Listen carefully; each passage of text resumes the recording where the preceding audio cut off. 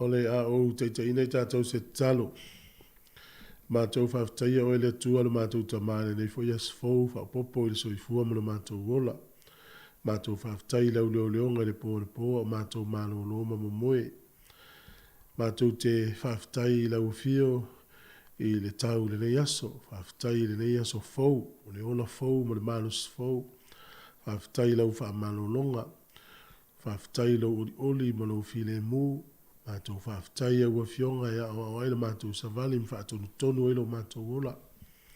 Mātou whaftai o nao le whaolutanga ia la ia Jesu Kiriso ilo na maliu malo na toi tū. Mātou whaftai fo i leola e whaavavau o e umana e fola fola. O mafoina e saunia mo i mātou. Mātou whaftai lu i tau o nei o langa. O lo savalia e lau whanau. A mātou te langona le malosi mai lau o fio. Ma fai ai o na mātou sāwa wali o na o wha malosi mai. Mātou whaftai le li ie. I lefu ia tunu ua mātou whai malo mana nofo ai. Whaftai lau pui puinga. I tō tele o lau tunu ua le pō na pōa o mamoe. Ia e maisi fōi la tō. Ia ua matangia i le whā. Mātou whātou tua lava sa e leo leo ma i pui lo la tō wola. Whaftai fōi la tō sa ngā lulue leo leonga ia i la tō.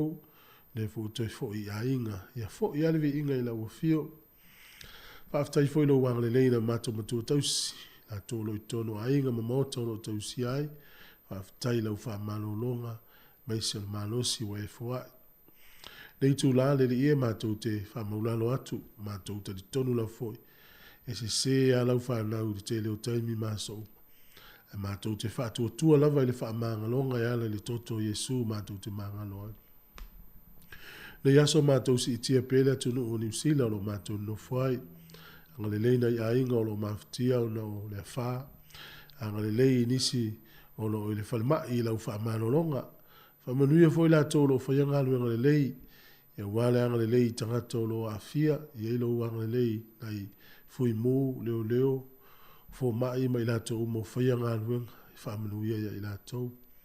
Sa talo fo ne yaso ya onga le whanau ya le mai soani I whamanuia le whanau o le poto ma le ata mai hanga le fo I whaia onga mai la tolo whaianga luenga le lei tō mana tua ya au na mawhari tua la tō fo inga luenga whai e pena I wala wina I la tō ia hanga le lei mana tua nei o mato matua tausi whamanuia ilo la tō soifua I maua pēle whamalo longa I la tō tino anga le lei fo I le ie o le amalanga leo leo I la tau ia la uma o le amalanga. Whaonga ina e whai malanga ai. Ma tau mana tua le malo ni usila I o na tai mai o I le pule. Ia unanga ese le malo o mesi o kompani ma pi sinisi. Whamnuia ie o tai ia le nei aturu. Ma tau mana tua fo le malo Samoa. Whaao e mesi o na tai mai o I le pule. Ia I lo wanga le lei whai pēr tangata anu uma. Ma tau tutalo mana tua lo no Israelu ia I lo wanga le lei. I ona te itai mo na tangata anu. Mana tua le lalo langi vevesi. Ukraine, Lucia, mātou te talo fo I le ie, mo Suria, mo Turkey, nei tangata o lo mawhatia o na o le mawhue. Ia I lo wanga le nei malo fie le mo le ie. Mātou mana tua fo I leo ke wisiano le lalo langi atoa, ia o lo sawaina o na lo suafa, le ie se ie anga le lei. Mātou mana tua I la tō lo au tawina mo lo fina ngalo, so o se a onga tusipa ia, la tau o lo tusia o vi inga o la tau o misionare fai evangelia o lo whea ngai man ngā luenga tālai. Ia anga le lei o la tau tiute mo la tau whaiva mo la tau wala wina.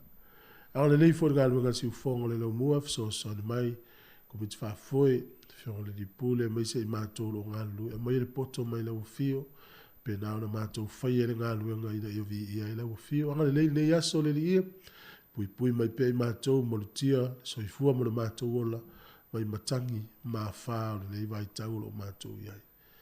Ia, fo I le vi inga I lau fio. O le tatalo lea, hea le lu suafa Jesu lo mātou li whāo. Amen, amen.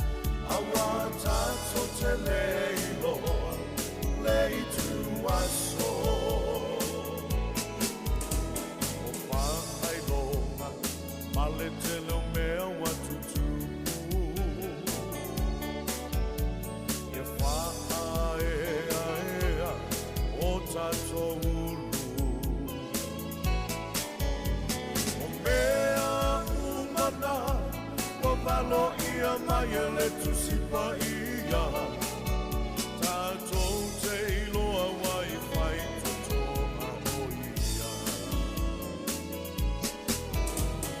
Soe walata mai o lona sotele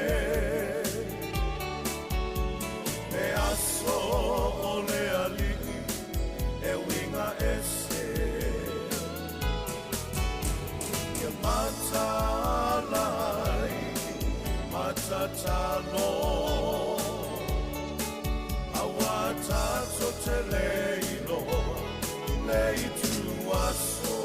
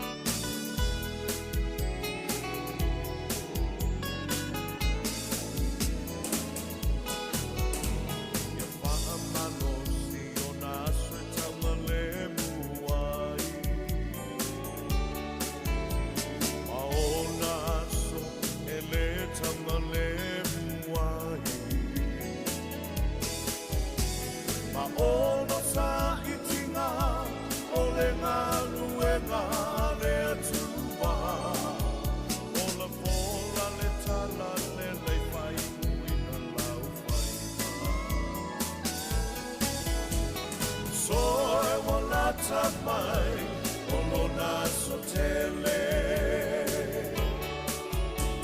Ne aso o le alii e winga ese Ia matalai matatalo Awa tato te leiloa leitu aso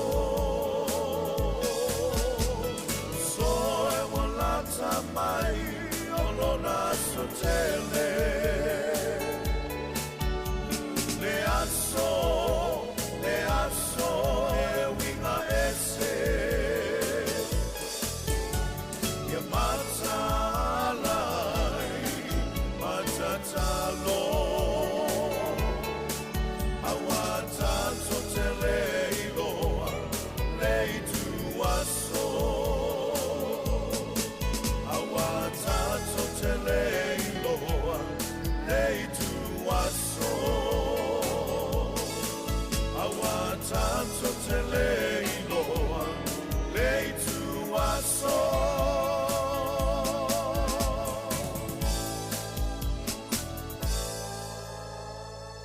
O le tautua le si ufafonga o le laumua o lo iai fo i le langolango a le New Zealand On Air.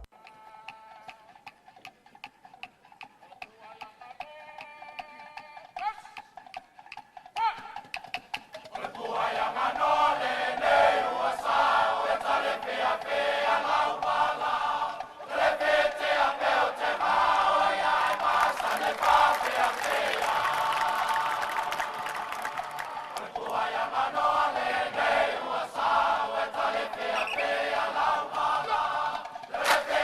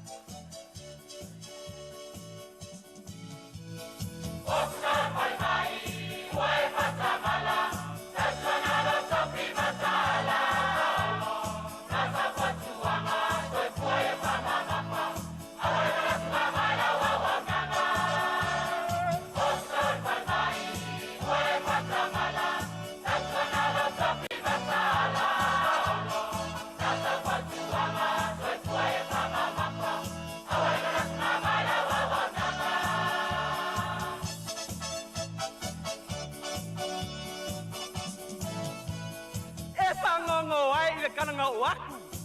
Ilau kapua inga. Pake iai le a inga kaua anga palela kai marakama a inga. Pale kōwanga lale ua ave I Amerika. Laka marapanga alu, ua se ua konga inga.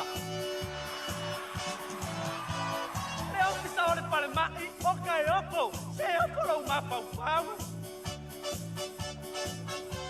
Pai mai wai kui se, ore kōwanga I baila au ore paile le ngau. Mai ua peanga o wape I loa inga. Se mangu ua lewanga o waso mai ma se pue pusinga.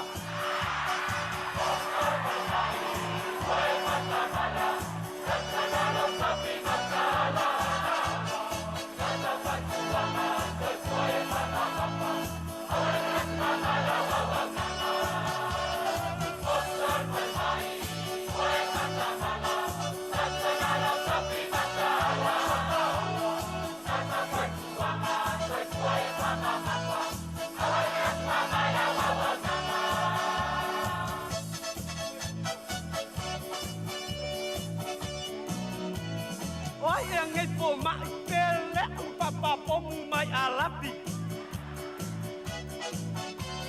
Se va ai lei pele o spai foi mai Iraqi. Pele ba nga o sama wai long pale ma. Sai ia maua ai makwai pa. E kalo pai le fionga I ko banga. Leilo lava pe ai ua urufia ni nganga leanga. Se mangua ko sau ma se vai se pa kau kala. Pe leo a mio pau ma mangeo ni mafua anga.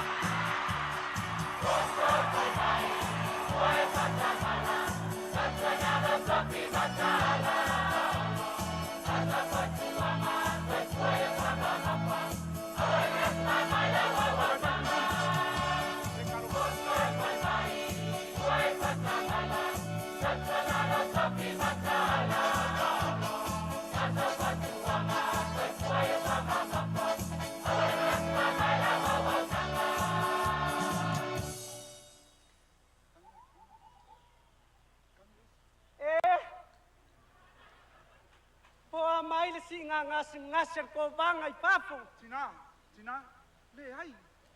Ele o ngasir ko banga. Ala e emer ko banga I longo foa. Oi. Ele o mai ko banga. Oi, le ai ala fianga ko banga man sio fola e emer lunga I o. Ele o longo ko ala ngai pai. Ala manga banga.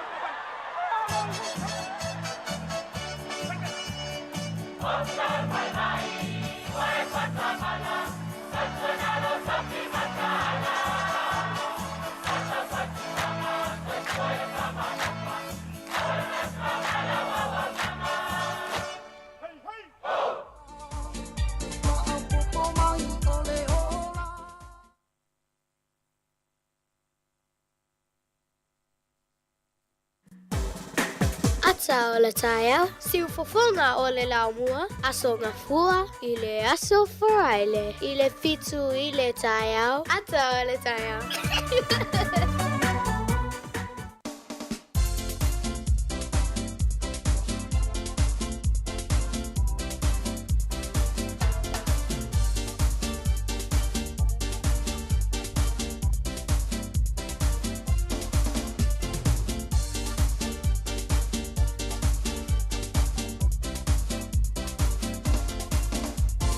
Ata, ata, ata, ata, ata, fifia, por calame ole ata.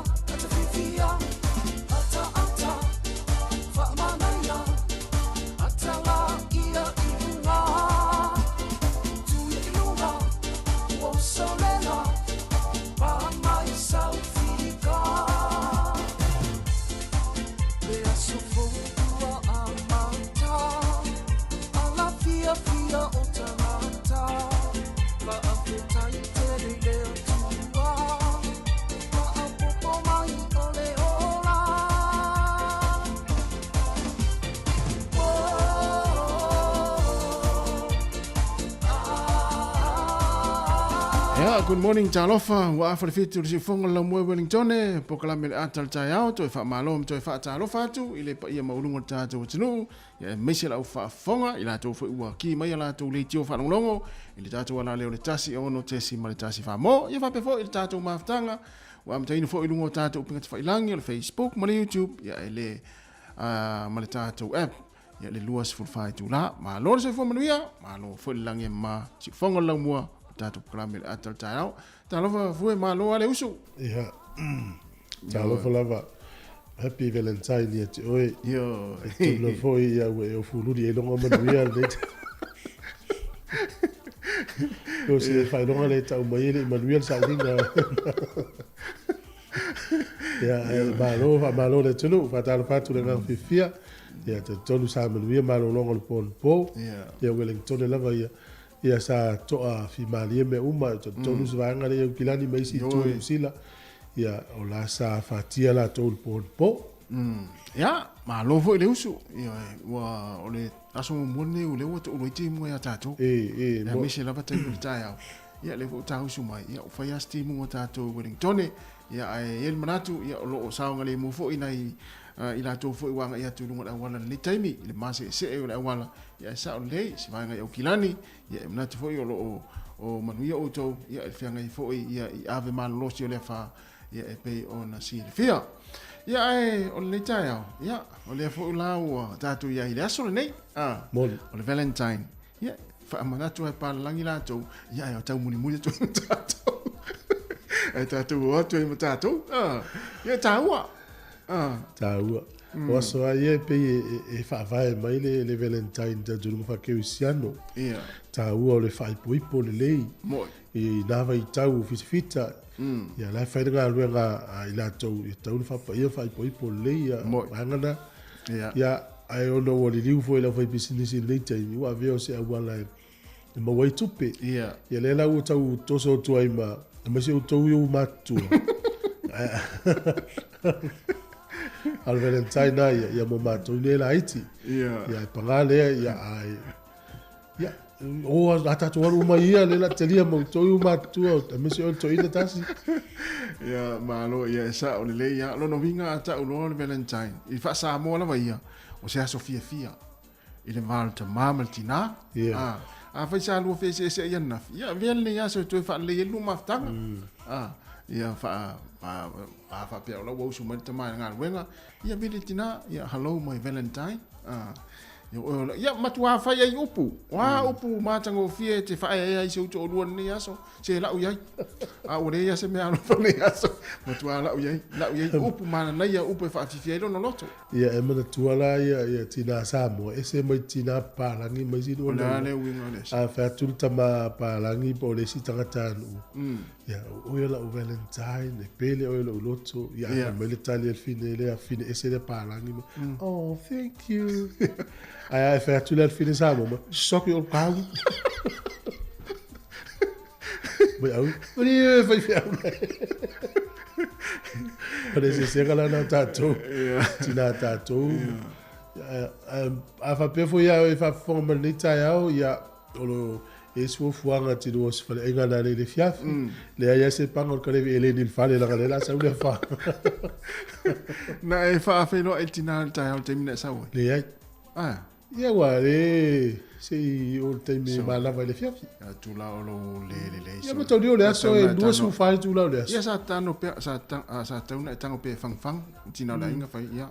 My Valentine. Ya, le la usul ngal wen. Pe foi wow. No tango fan nu ya le. Se o foi man be fa. My Valentine ya le la walu le. Ngal wen. E sa lo la u mo le. Tu mo fa to.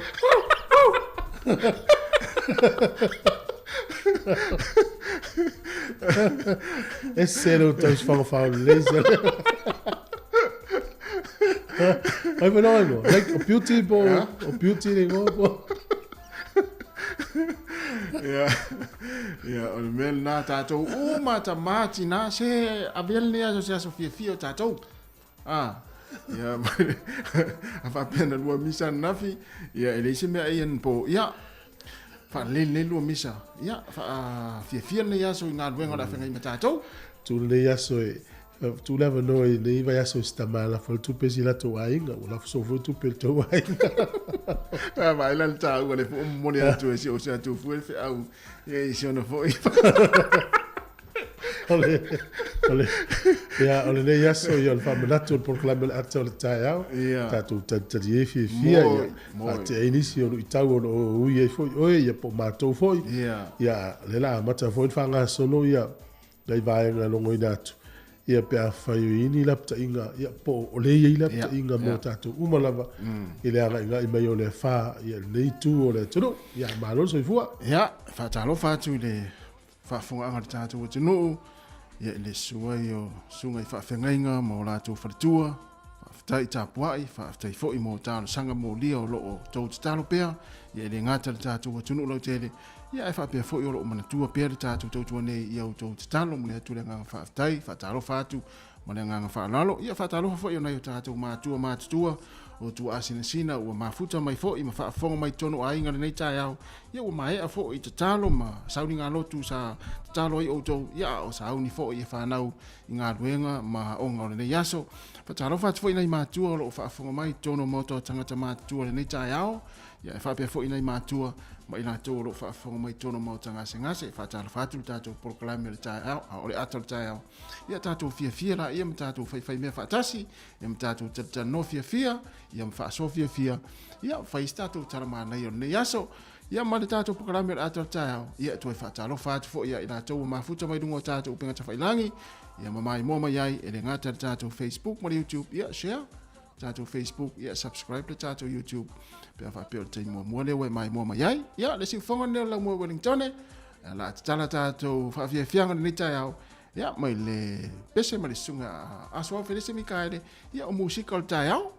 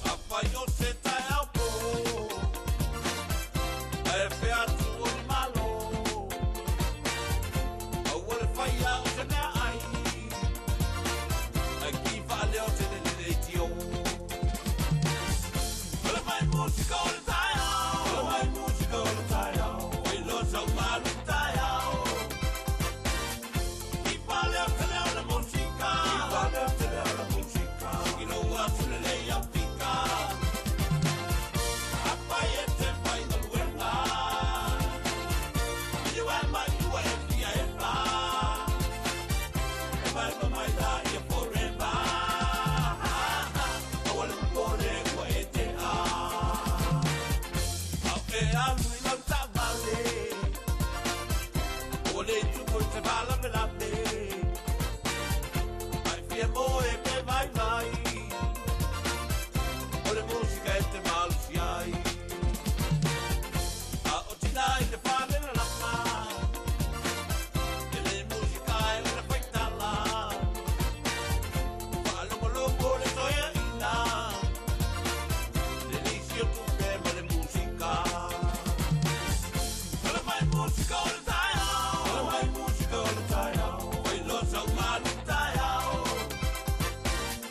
Ki pale au te leo la musica Ki pale au te leo la musica Ki no atu le lei au tika Apai e te whai no luenga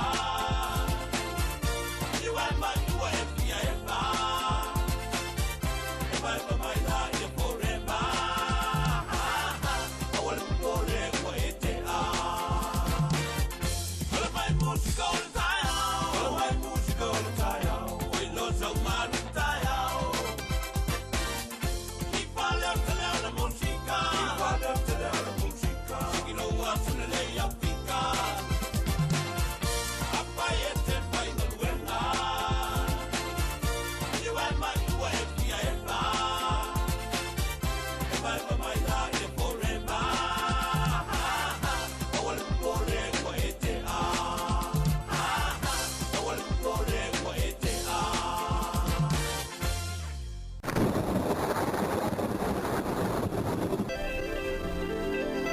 Ia whaatara whatu. Sumai whawhonga le tātou tala o le tau pēna whaalian official vai tau Wellington e. O le asole nei e timu, ma pe fo i Taeao, Stofi ma le asfreile. Le astona i le valo ia matanto i fo i mai winga langi le lei o le tau. O le aso sae, au o le aso sae, o le aso mfua ma le aso lua i langi le lei le tau. Le maunalo o le fua o le ea mawhanwhana e se fulu ma le ono o lo whamawina. Ia le sufitu le e vela. Ia manuia le nei aso i fuafuanga. Maua tu pea tala talanga o le awha o Gabriel. I le nei aso i le tātou proklame. Ia mo lātou e lafo lātou tupe. Ia manole anga lei. O le swing o le tupe o le ni Taeao, mo le aulaf tupe, mes tātou i Samoa. O le tupe Samoa leo wa whamawina i le so, ia e tasi le tāla New Zealand, mo le tupe Samoa e tāla ono se fulu ma le tolu sene, o le paangatonga tāla tolu se fulu ma le iwa sene, o le tupe Amerika, ia maloa le au Amerika le nfalitalonga nafi, ia malo fo il au tapuai. E ono se fulu ma le lua sene, ia le tupe Amerika, o le tupe Australia, e valu se fulu ma le iwa sene, o le tupe Fiti, tāla tolu se fulu ma le tasi sene, tasi le tāla New Zealand, mo le tupe Samoa le so, mo le fale tupe, tāla ono se fulu ma le tolu sene, tāla ono se fulu ma le tolu sene, manuia lava le lafo ina lau tupe, ia inga i Samoa.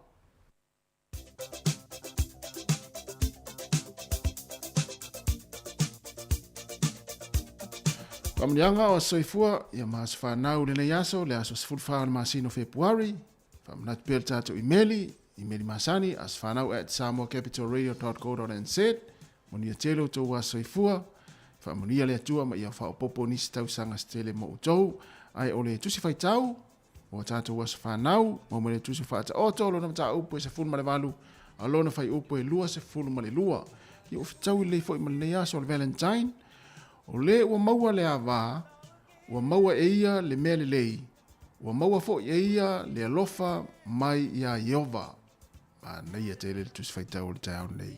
O le ua maua le awa, ua maua e ia le mea le lei, ua maua fo e ia le alofa mai ia Yehova. Fata oto e se fulu ma le walu, a lona whai upo e lua se fulu ma le lua, manu ia tele o tau wa soifua, i o le pese nei mo o tau.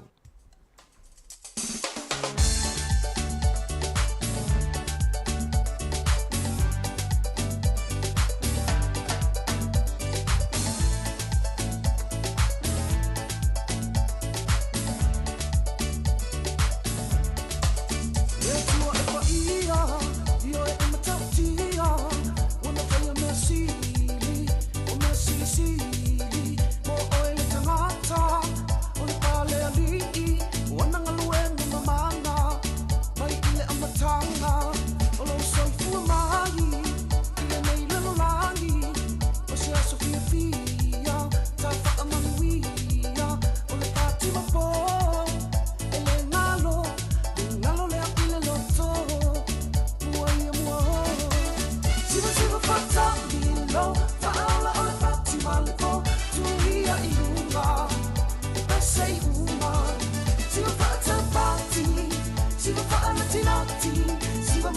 whapea, siwa mai whapea. Siwa whatamilo, whaala o le pati malepo, tuia I lunga, pese I uma. Siwa whatapati, siwa whaalatinati, siwa mai ai whapea, siwa mai whapea.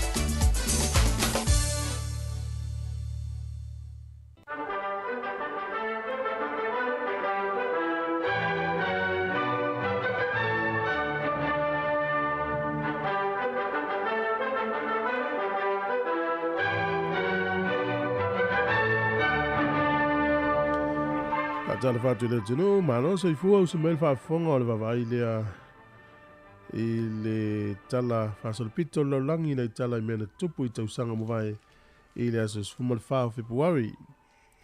O le so I le tausanga e lua fitu valu I fa momonga lo langi e fa pēn tangata waleina ai I e pēn fasalaina I le oti tangata lea o Saint Valentine. E mafua mai ia e pei o le tangata nei o le o si taulanga po o se whaifi au Roman priest. Sa ia whatautaia ia whaipoiponga ia I le nawai tau le lai pe e mafua mai le aso ni o le Valentine, e whangaina le tōtele, e mana tua ai le li whaifi au nei. Ia e fua i e ni funga la au, po ni mea lofa, ia i e pele ia i la tau. O le soile e tausanga e tasi ono ono tolu, o le nuu leo kānata, ia na avea ma se tasi o i tū malo o falani, pe na avea ma se tasi o paanga le nuu leo falani. O le soile tausanga tasi fitu fitu iwa, na tangata vale ina ai ia le lisi su e nuu leo Captain James Cook, e to tonu o le nuu o Hawaii, na tangata vale ina ai Captain James Cook i le soile tausanga tasi fitu fitu iwa. O le asole nei le tausanga e tasi iwa, tasi lima, ni whapea e lima se lau fita ni usila, na malanga atu i le taimi o le taua mua mua lalulangi mga lulu e tonu ai kupito, o le to tele lava i la tau o li i Maori, ma o le taimo mua fo i lea wa whao ngai ni usila, tangata whenua ia e fita lea Maori, e malanga i se taua. O le sol tausanga tasi iwa tasi valu, o le nuu o Rusia po Soviet Union, na latou whaangaina i le sol kalenda o le Gregorian calendar. O le sol tausanga tasi iwa lua wha o le company le nei o le IBM po le International Business Machines Corporation, na whaavaina i le sol. O le asole nei le tausanga tasi iwa fas fulurima, o nuu ia e iai ia Chile, Ecuador, Paraguay, ma Peru, na ofi atu i lalo le wha amalu a malo au wha atasi i le aso tonu lava le nei.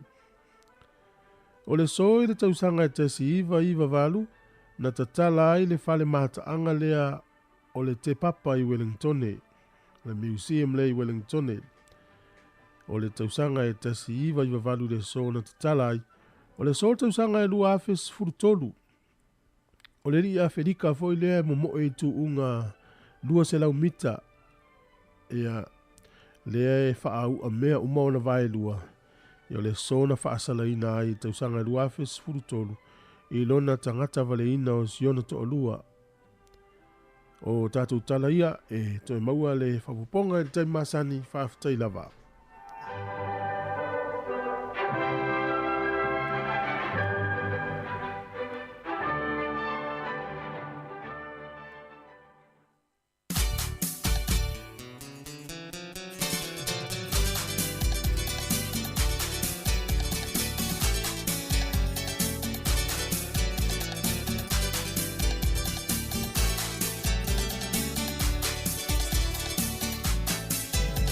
That's all.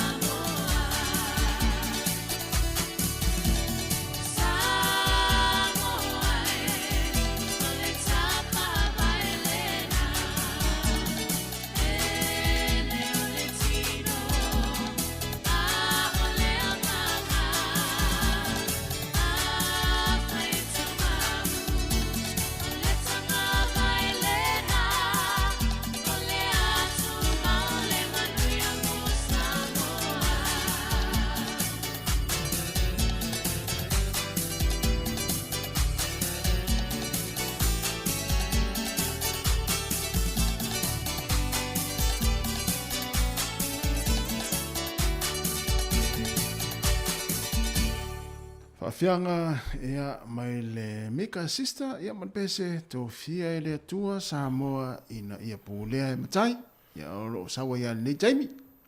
Ma lo lava. Ia ma lo le ala po a fa pele fa to amale fo mai ala songa ia. Manuia le ia se fa toa i le vao me o maftanga. Maftanga ia.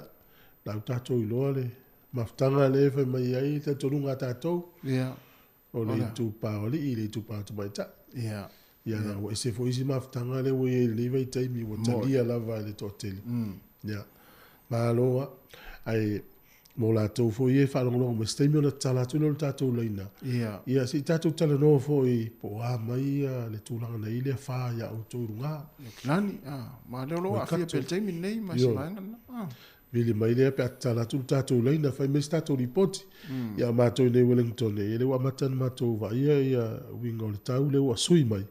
Ia o le foi la fa tu ina le tatou nei Wellington ma le vaenga le pito o lungo le moto i sauti. Ia maua i le me le vaenga le tapina pena. Mo tapina pena. Ia pe foi tau le tatal no so. O le ao le na me tapina pena i wa tu el pongsa. Ia. Wa ele si ainga na wa tu ngana pa u le la au lungo le fale. Fa tai ele i afaina le fale. O tele yo la au. Ia lai tu i la no tavale fa la va lungo la au. Ia na fa pela ia tau tele fia tal no i pen tu pois fa na visi ainga le stinam sian fa nau. To inga vaenga la fa pena ele mana o mia tato. Ia. Me le mana ia il tapina pena ia. Ua le mana tu mama tato i ni lapta inga au mai matu inatu. Fa tahua uma tato uma. Na mana ia alen tapa ia tfo ni Taeao le atale na mai. Ia ina isi ni i pito nu le Hawke's Bay. Iyo e. Wow, ama tfo no lo vai la to, ia tau sia o toi maui le vai. Nei tamai ngā lua fa vai taimi ia le vai tu foi fale na no foi. Ia o lai lo vai foi la to. Ia tau sia pen tatal nona. Ia. O le loto ai fa sa mo me se pe fa pe o tau le apo tau tau le. Ia. Ele me fai no fo pe va to lai a fa ina mai tata matua por tamai titi po ia. E mau ata to le loto fiso son. Ai ta tau lava ona va ai mo sa ngole mu tato. O no lo ye la to fa pito lava le ua fa nga lo fiso son. Ia ai le o te na ile fi of so so ni le si lo na tua oi ma ai le lo sa ngole mu te le yo me tu por so so ni le sta ta ya fa ile lo so i fu a me se le ya tu ya a no lo vai o lo ia i mo me o pu te tele fo ye tu lo la va ya lo vai la lo ya ma tala la ta puni ya e lo ale me tu le lo la va po le ale me tu ma ta la le ta to i me lo longa i nei usila ai va tu foi fama lo la to lo feo i loli wa o la to yo lo ia uta fo yo me ai mo ta mafa le mai mai la nei ba lo la vai na to na lo fe nga lo le nei ia me la to lo feo i va ia o le tele la va nga ya kilani la tapuni mo ta to Wellington ia le ai tamaiti o pe le ao io o mena le lo ni tamaiti e me la tapuni a nga me la le ani angi le fa ya kilani le ai tapuni Wellington le la va ya onga tato Wellington va mole ma lo si o da onga ia te stato tala pe uma tala fu tala mai Samoa le tala valu ia ai si mai fa fonga ia tato tala mai Samoa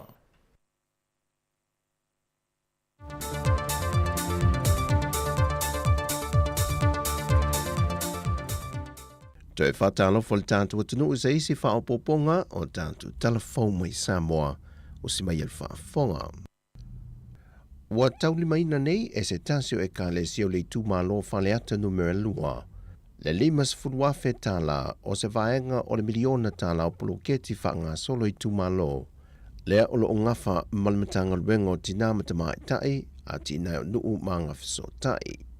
O lea limas furuafe tāla watu inatu i a whale ata numera lua. Na tau au atu e le teite fono o le fono whaavaya le tūmalo. E se tasio tālu sanga se e ka le sia. E ala le ele lima whale i e se fulu anga ele se fulu lo lātou la papoa. Tolu se lau na foa. Ma le lima se fulu o lau lau.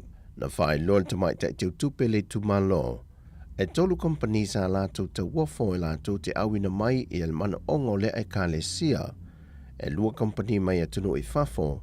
Ma le tasi i tutono Samoa peitai. Peitai na filifili le komiti o le fono whaavaya whaleata lua e tu inatu le company o lo ila tunu e le ngata e pa u ai tali tonuina foi nei lo company mai atunu i fafo. E le reporti mai le pepa le Savali na whaaftai e le whaafengainga o le e ka le sia le talia ino la latu tāna sanga ai o lo tālia foi tāna sanga mai isi whaengo le tūmalo e lalo lava le poloketi o le tasi le miliona tāla o lo tālia isi tāna sanga le tūmalo e lalo lava le poloketi le malo ua whaasa fuai le miliona tāla. O whaleata numero lua e whaase lau luas fululima afe tāla le tupe u whaamatu atu iai e lea e au fiai ma le limas furuafe tāla le u whaamatu e stasio vaengo tāna sanga mai le ka le sia le tūmalo e pei ona tau a au ina i le aso ana nafi lea fesoa soani. E ui ua whaamau nia mai Amerika Samoa siama fau e lua o le Covitis furuiva wai tutono lau whanua o le territory le PQ tasi tesi tasi, PQ tasi tesi tasi tesi lua wha, ma le CH tasi tesi tasi tesi tolu, and whae loa e le whauru lunga le soifua malo luina, e Dr. Aiono Alec Ekeroma, e leo whapapoleina i e le tula i maio ia siama, o lo o tāpena se tasi o vaenga o le tanga luenga le soifua malo luina, e whaia fiso o ta inga ma le malo New Zealand, e le mata i tuina o le siama fowe ale mai le COVID-19, ma o mai ai ilo tātou o te nuu. Sau noa ai ono, e sa ili ilinga e o atu le fitu se lau tangata e le whaama i le vaiaso. O lo palasi mau lalo le whai numero tangata e a afia, le fwoi na whaama wina le vaiaso n te nei, e le na o le toa lima tangata. Whania fwoi ai ono, e le o mai i ante e se whaalinga mai le soifua malo loina Amerika Samoa, i e siama wai te tonu o le territory. O sa auni le fiongol te mai tai pāle mea e whaata tia lunga laula wā whono tai tai o le Pasifika, e lana whontanga leo le au sui le whaai unga le masina le nei, o nā tunga lunga ia a fianga o atunu o le Pasifika, e le porkalame o le awina atu o tangata mai le Pasifika mō ngā luinga whaawai teimi New Zealand ma Australia.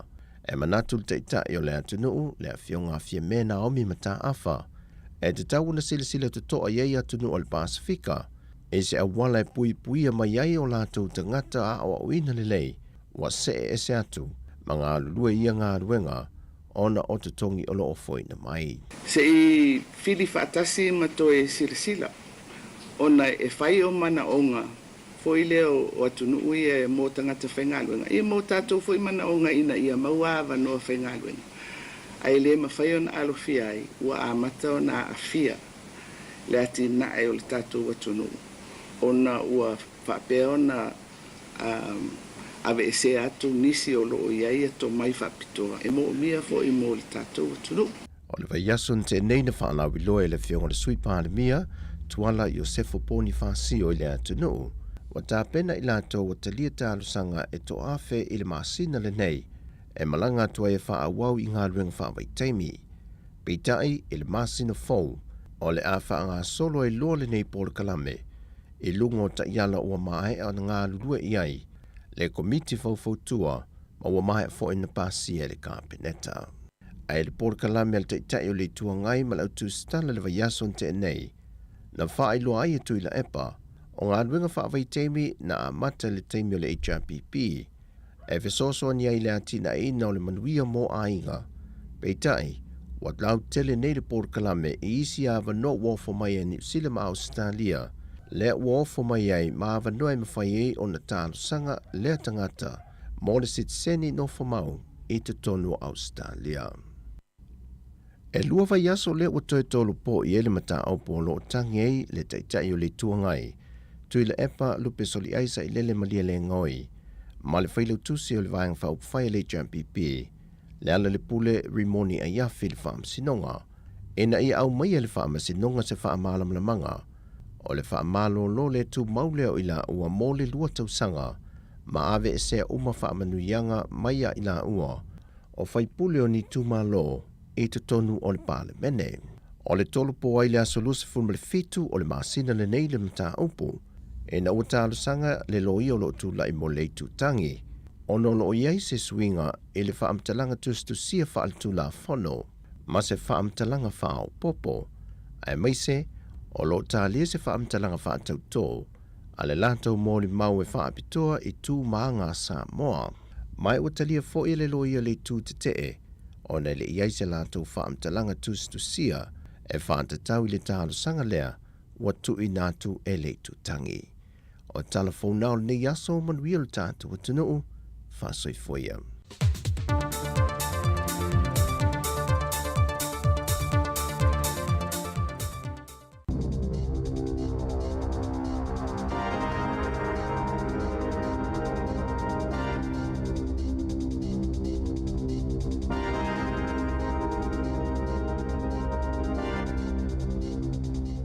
E whaatalo whātu I telefou le si ufongo le lo mua mai I Wellington.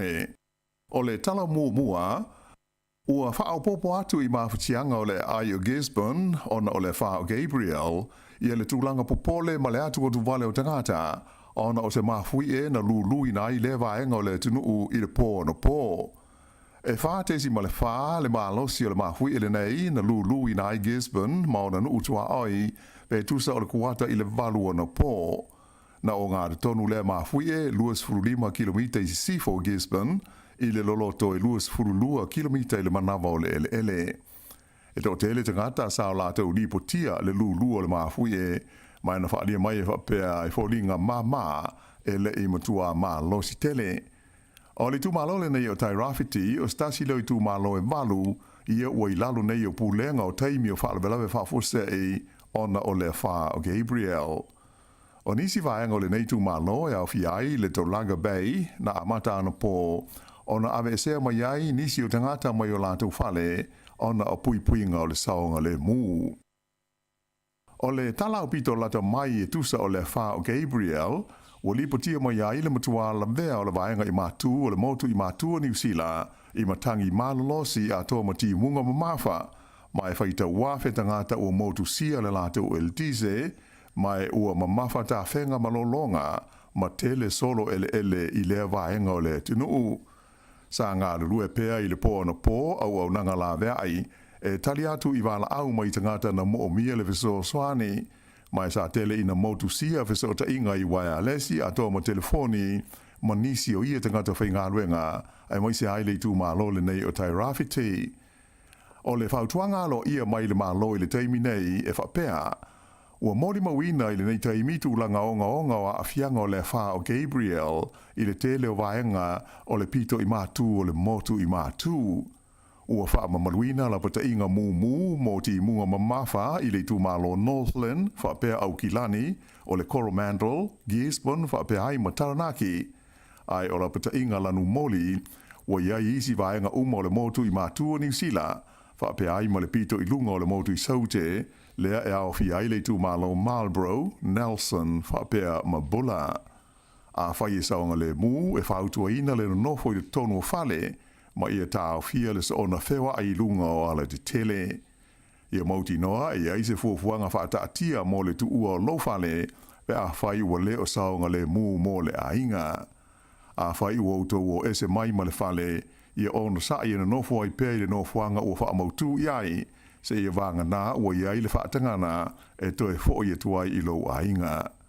Ia tau mamau ese mai ma vai o tāwhenga, ma aua ne iadu ai lau taawale I te tono vai o loo te tawhe. Si aki o tua oi ma o ainga pe a whai e mawhai o na whaia ma le saonga le mū, ma ia tau mawhai e maua li poti au pito lata mai o le talo le tau mai le med service, ma wha au pea, o na wha au ngā whautuanga mai pui ngā lau tele. Wha afso ta ai le telefoni numera tasi, pe a whai o iai se tūlanga e lamati ai I a lau saonga le mū. E o mai le tūlai fitu ona pō, ua lima la whai o tū mā loi le motu I mātū, o wha amamanu waipu lenga I teimi o wha alabelawe wha afuasei, ona o le mālolosi o matangi, ma le mamafa o ti munga mai le wha o Gabriel, lea na pā uai la au, ma motu sia ia waia ele tise. O I tumalo nei au fi ai Gisborne, tai rafiti, ma o Potki, ia ua wha au popo atu ia Northland, le peninsula o le Coromandel wha pe ai ma au Kilani, ma ua whaitau fia se furu awhe la whai o tangata, ua motu sia ia le lātou ele tise, ona ua whaalenga ina e le wha. E le ngata i mea ua whaatama ia i lau whanua, ai tele foi ia se awhaina o le ngata i whale ona o le maulunga o ngaru malolosi ua tai ai nuu tu matawhanga i le tala whatai i mātu sa sae. Pei taila, o le foi ua lipo tia mai le wha marua pulenga i teimi o wha lawelawa wha afose i le tu malo le Waikato, wha pēr ma whakatane i le tu malo le Bay of Plenty, ma i ei vaenga ua wha atonui nā i le avese o tangata mai o lātou whale, ona o tu langa lamatia i ta whenga malolonga i ia vaenga o le motu i mātū. O le tele o tāpeng nanga nei, sa whai fuafua ona o walo anga i le ono wha de tele o tu langa lolo wao le tau, i le malo losi o matangi, ma le mamafa o timunga a mata mai le vailuanga o le pōna pō, wha solo mai e lava i le Taeao ana lei la. I le isi vaenga o le tātou tala, e se furuma le 4 kilo kalama o le waila au whaasaina o le methamphetamine na maua e leo i se lātou o se whainga i se whale i au kilani i le vai aso na tenei. O ia waila au whaasaina ato ai mo se tino i tupe e wha se lau awhe tā la na maua e leo mai se whale Airbnb i au kilani. Whailoa mai e le li taita i leo Albi Alexander e talitonuina o le nei waila au whaasaina sa au mai a whaana nā mai le atunu o Mexico.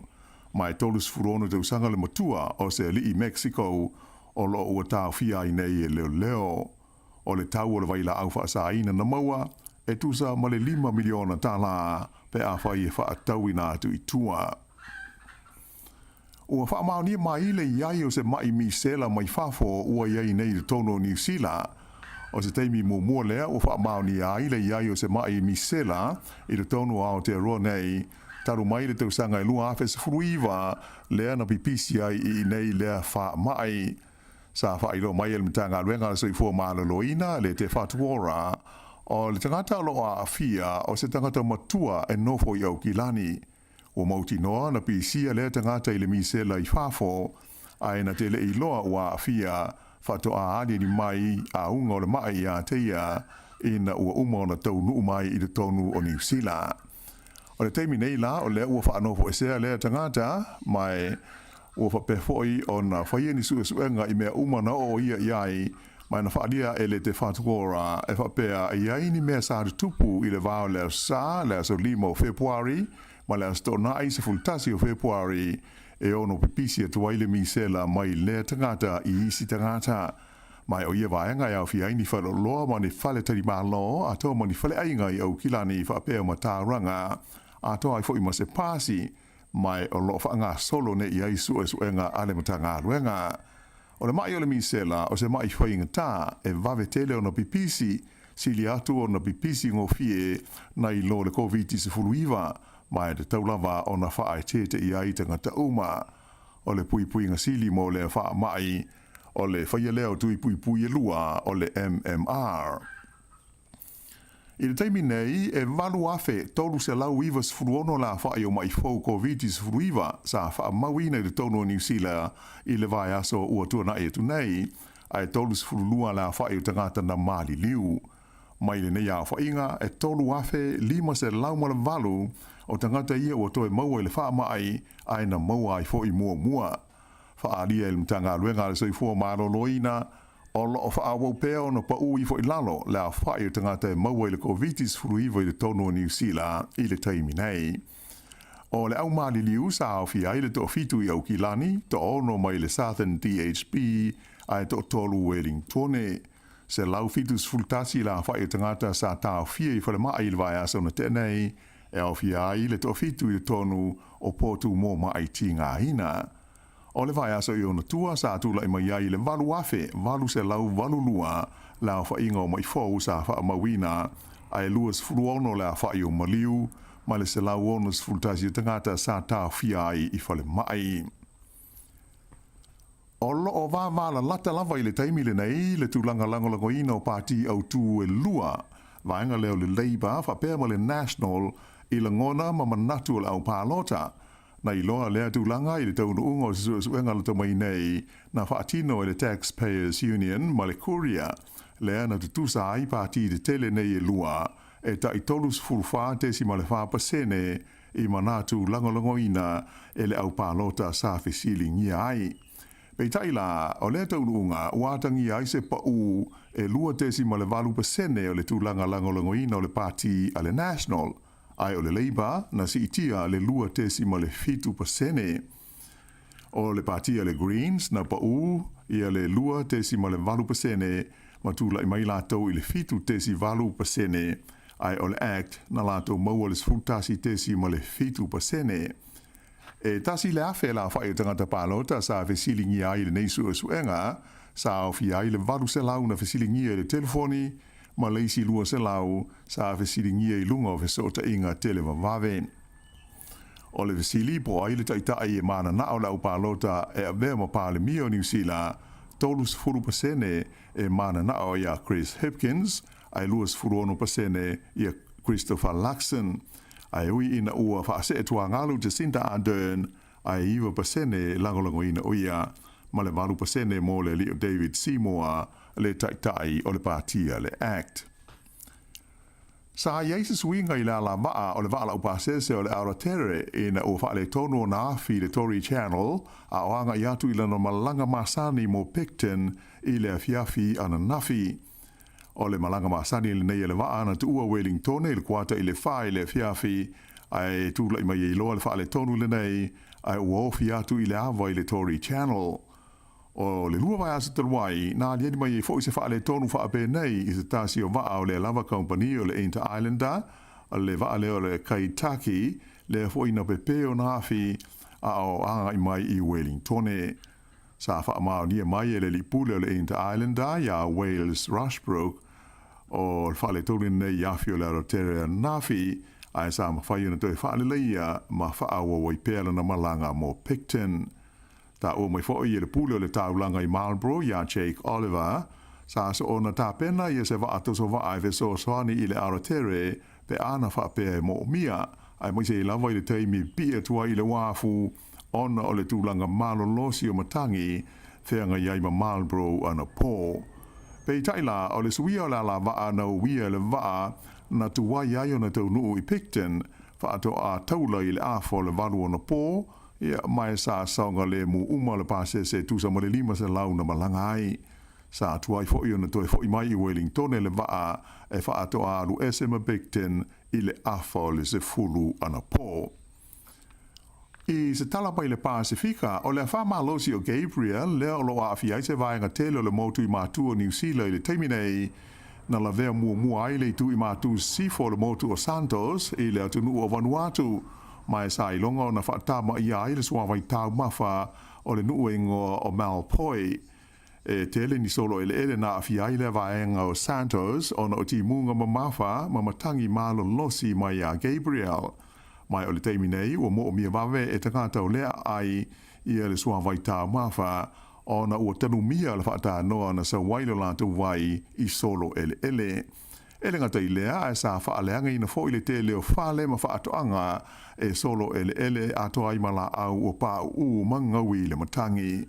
O li poti mai lea vaenga o Vanuatu na ta o mai ai le mo mia ele ngata o ni mea fufale ai au pito silio na mana o mia ia le sua vai tā mawha atoa mani mea ai. Sa whapena whoio nā fia le talawhatai sifo le tunu o New Caledonia i le nei e wha, mai sa wha maruaila pata inga mo ngaru maurulunga, e a fia ini tu malo se sfuru ono lea tunu i laso na nafi whape fhoi ma le so. E le ngata ia tunu, ai sa wia mai fhoi, ia le motu o Norfolk Island e le wha o Gabriel, a o le i wha atu mai i Aotearoa nei. O li poti la tamai i Norfolk Island, na ta awai ia le te ese mai o le wha, mai wi ina tele la au na pā u, ma mautu sia fo i le tise ma wha alea ngaina nisi mea, ai fo linga mai e le matua te le na ua, ia wha ina e pei o na mana tuai mua. Ia o le wha i unga le nā o telefou.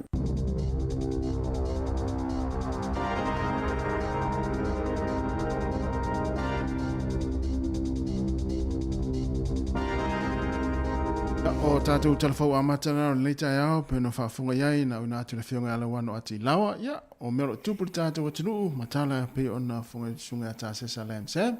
Whapongo telefone le tulai wale tau nei. Ia ale ua 20 minute o te ai nei le valu. Alo. Ole tele lava o tala o lo whawhonga mai le tunu, ia o la inga la foi, ia mo le wha. E le mai tauina foi i tala wha mau le nei aso, ma le amata mea nafi ma le pōna pō. To tele o a inga na lapta ia i Waikato, ma isi nuu ia fi i maukilani, isi vanga o kilani. Ina ia o ese mo la to a inga. Saonga le mu. E le o se mai whaingo fiel meno lapta ia o tato e o ese.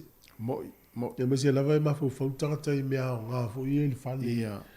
Ia wae, le utato i loa, o lo longa ina umatu nei au kilani. E o lua le au so e mea o ngā, matanga tala o tō whainga nua so. Sa o le. E ili sta maa lo le na latu e angal le atu mea ai. O latu, ia e so lai fo ili sta ngata ta avale sta maa lo na le lo longa na umatu nei. E le sina i tu e whainga tai tangata no ese. Ia o le whamtalanga le o mai e le vanga le pui ngol saunga le muni usi la. Wha mua lava le soifua. E le ola le tangata. Ia me whanai o a lava ni mea o ngā me se lava pepa le ainga. Le na tu tonu le ato i whaina ave e ia le o tu sfulau, pe whanau, o me o pepa o ngā umana e. Tauna isi vanga le leia e tu i wafa peo tato ainga. O le mea lava nai mo tapa i. O te tapa i le pe whanau. O le toina pe o mātou whanau ia. Vai le pe whanau le toina. Vai lona pe whanau ai. Tu se rua pe whanau. O le pe whanau lena e sau i malo pe whanau. Le whai lo pensione wai le taitai ale ua whai ona. Iso le pe whanau na e sau i au lo kapia so e wa aonga. Sa tu ue nalo tau sanga. Wene ia e sau me le au lo kapia aonga. So le staimina na ue lufu lima. Ale whato as furuvalu i pe whanau lea ono lo. Wale leila o lo kapia ala mo tua. Malo pe whanau faunia. Le whato ai ono sfuru. Ale ufa ono lima ia maue lau pension. Se lua lau pe whanau. Whasau le pe whanau o toina. Ai sao le ia. Wha mua mea o ngā. Io pe whanau. E wa ia na wa amata tau tap na wa fa me fa te inga tap e na nga tatu waina. O to ina o to la whanau. Ala lau te vai atu. Sole, e te tau ngapa le tatu pusi. Atu. Ole me fa le pusi. Ia mo il pusi al meola, e tau na ave. Ole ale nga le pusi tafe anga le la fai. Ese lo sa wai meola. Fai mea nga ave tu tonu ato. Ia makat, ma mea mafa pena. Ma tole ne Wellington ia le alava malu war tai nei. Ia mo la whangota, ia ele au ngantu alu sfai wal nei taimi. Ele au nga. Ta ua le usta i le i lapta ingala o mai ia. Si vahanga le ngata i fale, ia ma tato umalava. Ia foi tato Wellington. Ia. Ia e se si o malanga mai e fia tau mawhal pāua, e fai sinsila tu le tau o lea whāna. Sa ilo fia i pāua se e sau si o malanga. A sau foi su e oso e fia, avisan pāua pe ola na oso toi alma ia. Ia i oe vai atu nei le tau le lo wa. Alofa mai. A me se a fua no le se ngia na ronga, tani masa ni sau na lo pāua tu ia kilani. Le vato e alofa mai o le lo wa tau. Ala la tau. Fia aviso tau so pāua. Ia la tangi la o le lo wa tau o le tau a whāra me alofa i le tarata i o whāra. Ma le ia whamna tu Taeao, ma le si vaenga tāua. O le na lau na mai le whiunga lau ano nisi o vaenga pe ona o mai e le vaenga le pupingo saunga le mu. Ia wha tāua ia vaenga pe ona mai. Pe o le si vaenga le le te vai atu le o le awane i alu le taava le tono le vai. Ia sa o le Wha tāua awane i whapea wha ia se le ia sao al tatu fauiri o le vai. No vai na tamai nei atu lau al whae la vena na tupu i le vai le i lano. I le pasi le nanu tutunu. No vai atu na pue le tangata. I whae la viu whaisi le vatu. Ia.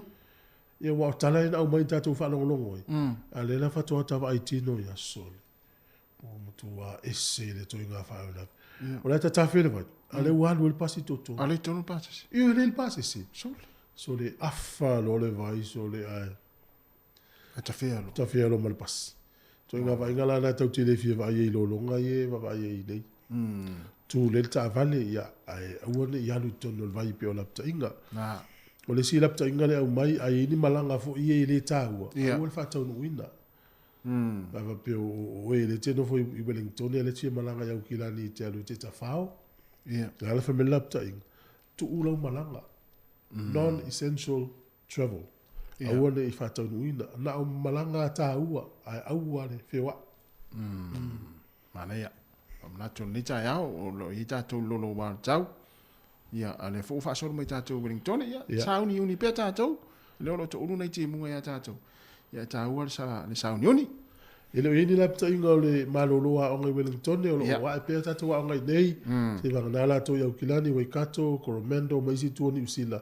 Whanongonongo pe la pta inga ina ia o tau. Ia mawai whautuanga le leit. Ai malo lava. Ioe. Alolo uspo.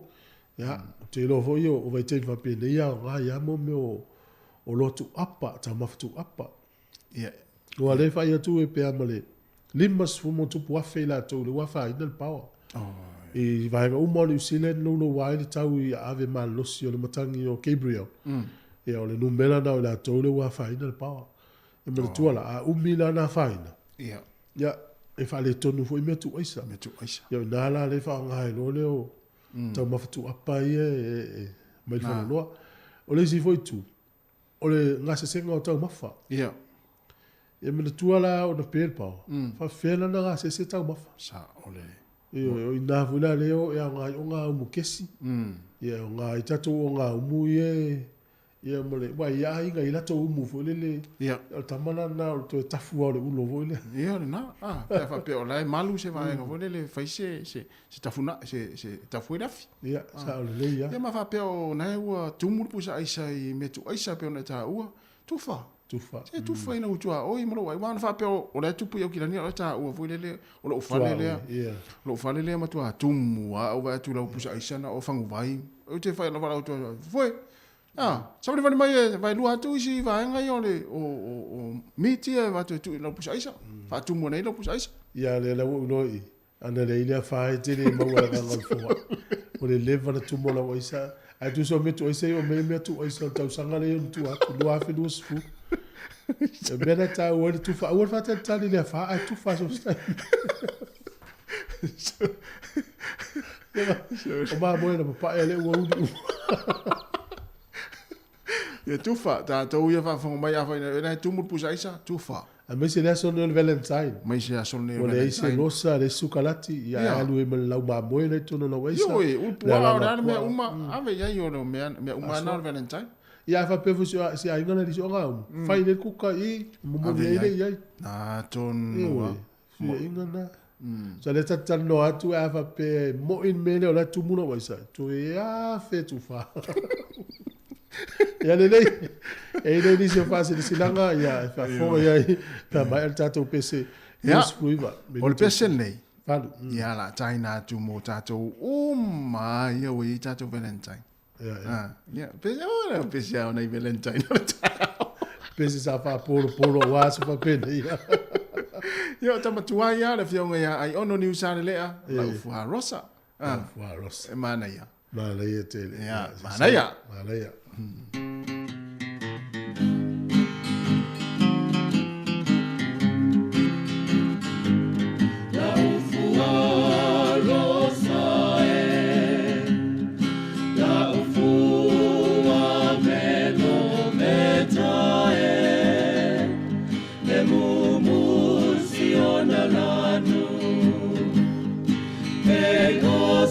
Susana, oi, Manu.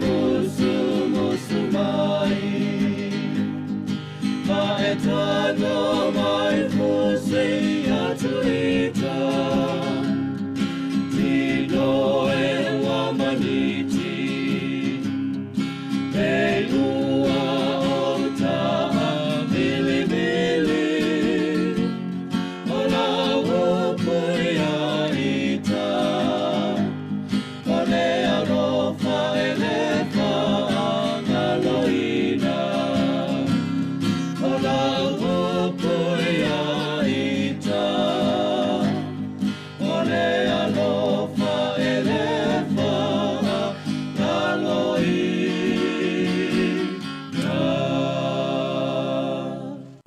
If you feel le digicel e whailo atu I matua, le whapitoa mo le toi fo i o whanau I le aonga I le nei tausanga. Whai mai e tolu sfulu awhi tā la le tau au whai o whailonga, o le a whai e ise I asfarai le taitasi. E te onu man malo ai I scholarship ta I awhi tā la, laptops, whapea voucher whaatau ai mea aonga tamaiti. Na o le lafo lava o sau top up luas fulta la pe sili atu ale digicel, pe fa o ngale ClickX, ma isi pa anga I lafo aise tu pe telefoni digicel. Moso o vanoa I le se I asfarai le taitasi. E ia inga o le nei whapitoa, seki a digicel. O le whaasisilanga tāua, e whaamana tuatu I le mamalo le tātou au whaafonga, e iaila wa ia te tau I lalo le tulafono o le Broadcasting Act tasiiwa valuiva, e whai e sau whaasea po o se whai tionga I mata upo, tau I whaasalalau ngai lunga le Samoa Capital Radio. O lo o au ili lalo le upenga o sota inga le pūlenga o whaasalalaunga, po le Broadcasting Standards Authority, bsa.gov.nz. A inga mo le whai o sau whaasea I se polkala me whaamanu alia I lau whaafonga anga. O lo o au fia I vaenga nei, o le ale te me mawhaiona whaise whaasea, o ai tu ainga polkala me mawhaiona o whaasea ai, o ai e whao o iai la o whaasea mō le taimi mua, whaftai. Malo whaftai, whao nisi o tātou whaasetilanga. O le whaasetilanga ne o le whono o le mawtanga whaifi au so whaatasi Wellington Polilua Manhattan Valley. I le awa tele ma le whaalono wala utoa I pa ia ma le mamalu. O le whatanuina le tātou whanutanga le board I le aso le neis fulwhao Februari. I le kalesia I whakasa Cannon Creek Polilua, se laus fulutasi Castor Crescent I Polilua. I le se fulu le Taeao nei, ta tala pele avanoa I so se whawhiangainga I fia mafuta mai, ma le whaalo lava whaftai sa nia lau a whono. E le whasisilanga ne o le whono le whionga o ngā ngai wholewao. Au te le ila asia, le ulu tau e pei o le tala I la mutu o le la oso o pō mao ma lo la fale tulu I tau e mua na o leu le iu lau niu na I le fale tua masanga na li liu waile mana o sa tilialo o le mari e toa. Wai whaingata ua tangata a tole vau e pei o le tala I le taua o le a ea I sae.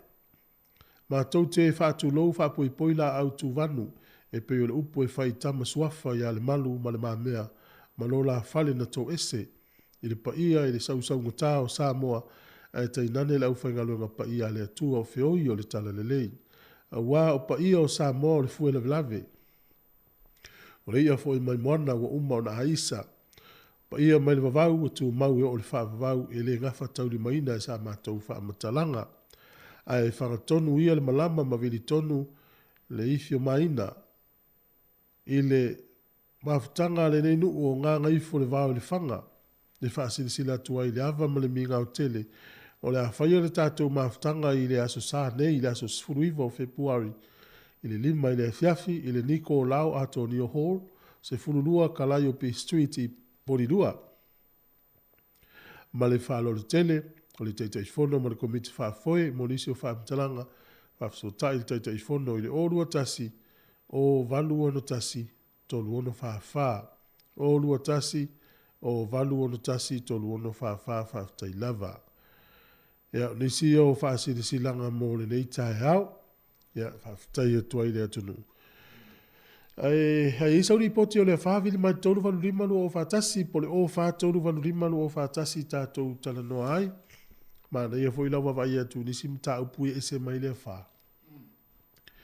E ini so ila tau le wala tolu ia le malo e sile sila. E mai se lava ia le wangolo le Dawn Radios fa inga isa fa itanga te Pasifika. O le ala sa ia ile fuafuanga le malo Ia le sa fai le fato isenga. O le la avele lu ia ila tolo fa ma boboina. Pe ia ma le ia sila pal mia fo. Pe le ala ngata tau na fa no fo mau nei tangata ia fa le tonu pe pai le New Zealand me se Trans-Pacifica. Le han tau sanga o mistau sanga fata pula. Use ova male sfulu ova masu fa fe ila tolo no fo fa so di tula fo no New Zealand. Ai e pe o le ele o maua la po le ale umi na no fo. Ia. O fa mo mo ia ele o maua ila to ia le sa o tonga pe o le sola fo le tai me covid i tui na fa. Tai me lo longa ia o lo ele o no fo le le tangata nei ona o le hafa ina o la to pepa. Pe le o tatau i le whaingama i le pale mia o iei nei o le sila i le tūla. Ia. E fua ie. I le isi a whaina tēno ni usila pe a ua lan whawhinga tai ni usila on wha mnofo mau stangata pe a whai o mau i mai. Tau lia le la anu e tupe toi fua mano no i le tausi. A o le vanga fo le mano no si o e whaingalwe. Pe la tauna tau no tu ui le awa no nei tangata. Wal mena le whawhinga tai al mano ni usila. Tau ta foi le na saua nei alu lo benefiti o lai. Ala ma wala ma no si tau na lo fenga lo na tongi la tax. E o na foi ta to ma no. Mena e o ta ya ma no tu ava no ta ta ya pangale ta si ya mo ya. Stali hipken si va. Ia fa pe se tu la fa pe na ya ta ona fa le su enga. Ave le fa mo tanga fo i o lai o nga i New Zealand. Tangata le lewe le le mi o tauruana sau nei mo ia la o vaso ia la le so lia tu la fono ala o sol tu la fono tangata na le tu wa tu lo ile vano e fai ia le mi so dia le tu la fono o to telefone nei tangata o vaso nei matua o nga ia le tu nu nei sa ia fo ia ni si matua ia pe ona ta ua no mau no fo mau ia fiule ai ngole o le to lu tu le fenga wenga Winsis benefit. Ja, na. Sao le ia. Me vena le fa tete vel malo ni usila ila to yo mai ta se. Ja. No mai se ile vana nei ya ona benefit. Nei fa ngalwe. Ia pe ile vana mai ma ia tausi so fo malo no. Ja. Ja, me vena mo mi ya la to pepa fo i me fa ma ia siaki pe montino o malo no si. Ja. Ele o ma ua fe fa unga le matala no atu i vai nga la sila i mano ni usila i me fa pea ya ale le tai ya ma no le toi 2 minuti na tane o le iva so le va o le tai mi so manu ia o ngal fa nau i hoi au fo nga le ya so fa ya fu la tu la ngol tau le ya o te lo ele toi o nga se fe wa ya va pea ya o tai mani o le asi le ainga o ai foi ni wo a mi se la to vule no fale ma o fai se pele swipi ma tal no ma fa passer il tim ava pe o el to ina ma to fa na wa ma to tu il melete no fo yo le se la au vule le la ngau no gol fale ya to no fai se ma to ngal ben ngai so na to no mo ya ta wa na se la le ya fa pe se la au fa pe na no mo lo fale ya te loa o Wellington na yo ma sani le malo si Savili ia sa a wa Savili o le fale la wa to ile tat fa longo to yo se la to 10 km li tula a Wellington ma sani ta to fa ta to Savili o se la se furu se la 10 km li tula o mi la pe o ma sani la au ine ile to uru Savili ia o matangia ma ya la iti la matu o matangia ya ai fia wala mai wala mai tatu lena vanga o kilani po la fo tu langolo ia la to po tatafe ni vai ia po lolo vai ni ainga ma vai fa pena mo ta no nga nei mastasi o so fo ye tala no mai tua sa ta no mai ia o to ale le timu le taimi nei le tula le sifo au kilani ia ala malo sin Savili ia o po le sa timu o ia ya na alo fatu por kalambe ya o na fa mala tua na le Taeao ya na fa fianga vai foi to tua le si fo le mo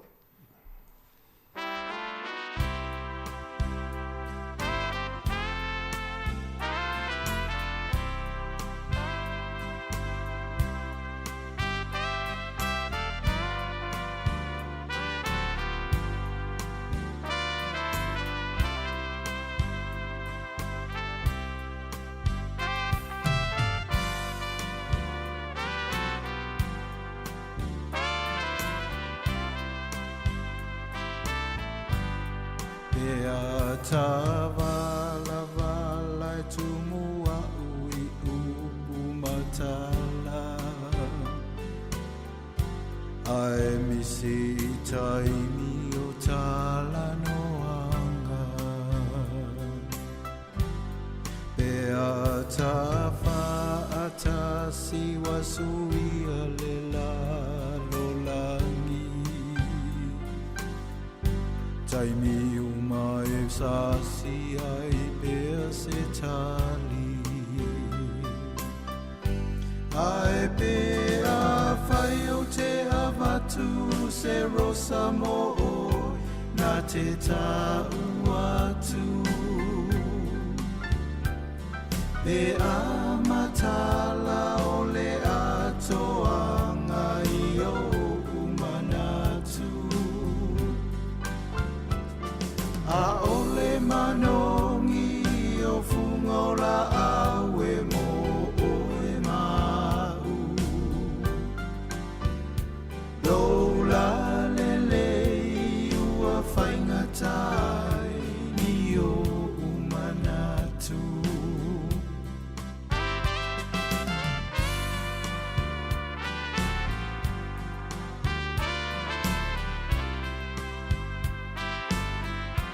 Lea masanina e sua mali e lonanga solonga Taimio e vaevanga mata faonga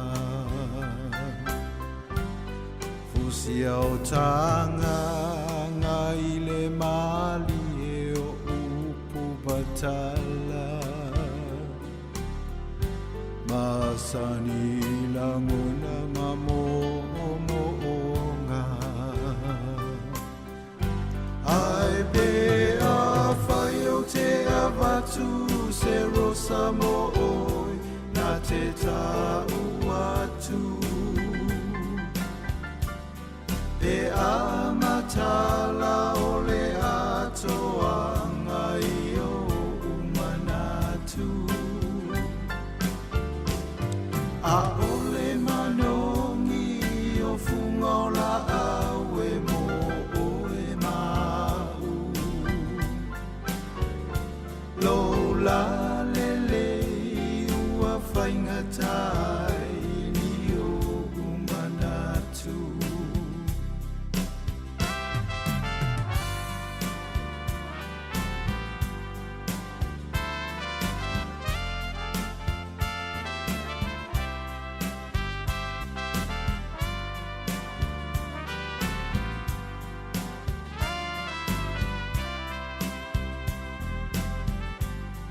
Ai pe a fai o te avatu se rosa mo oi Na te tau atu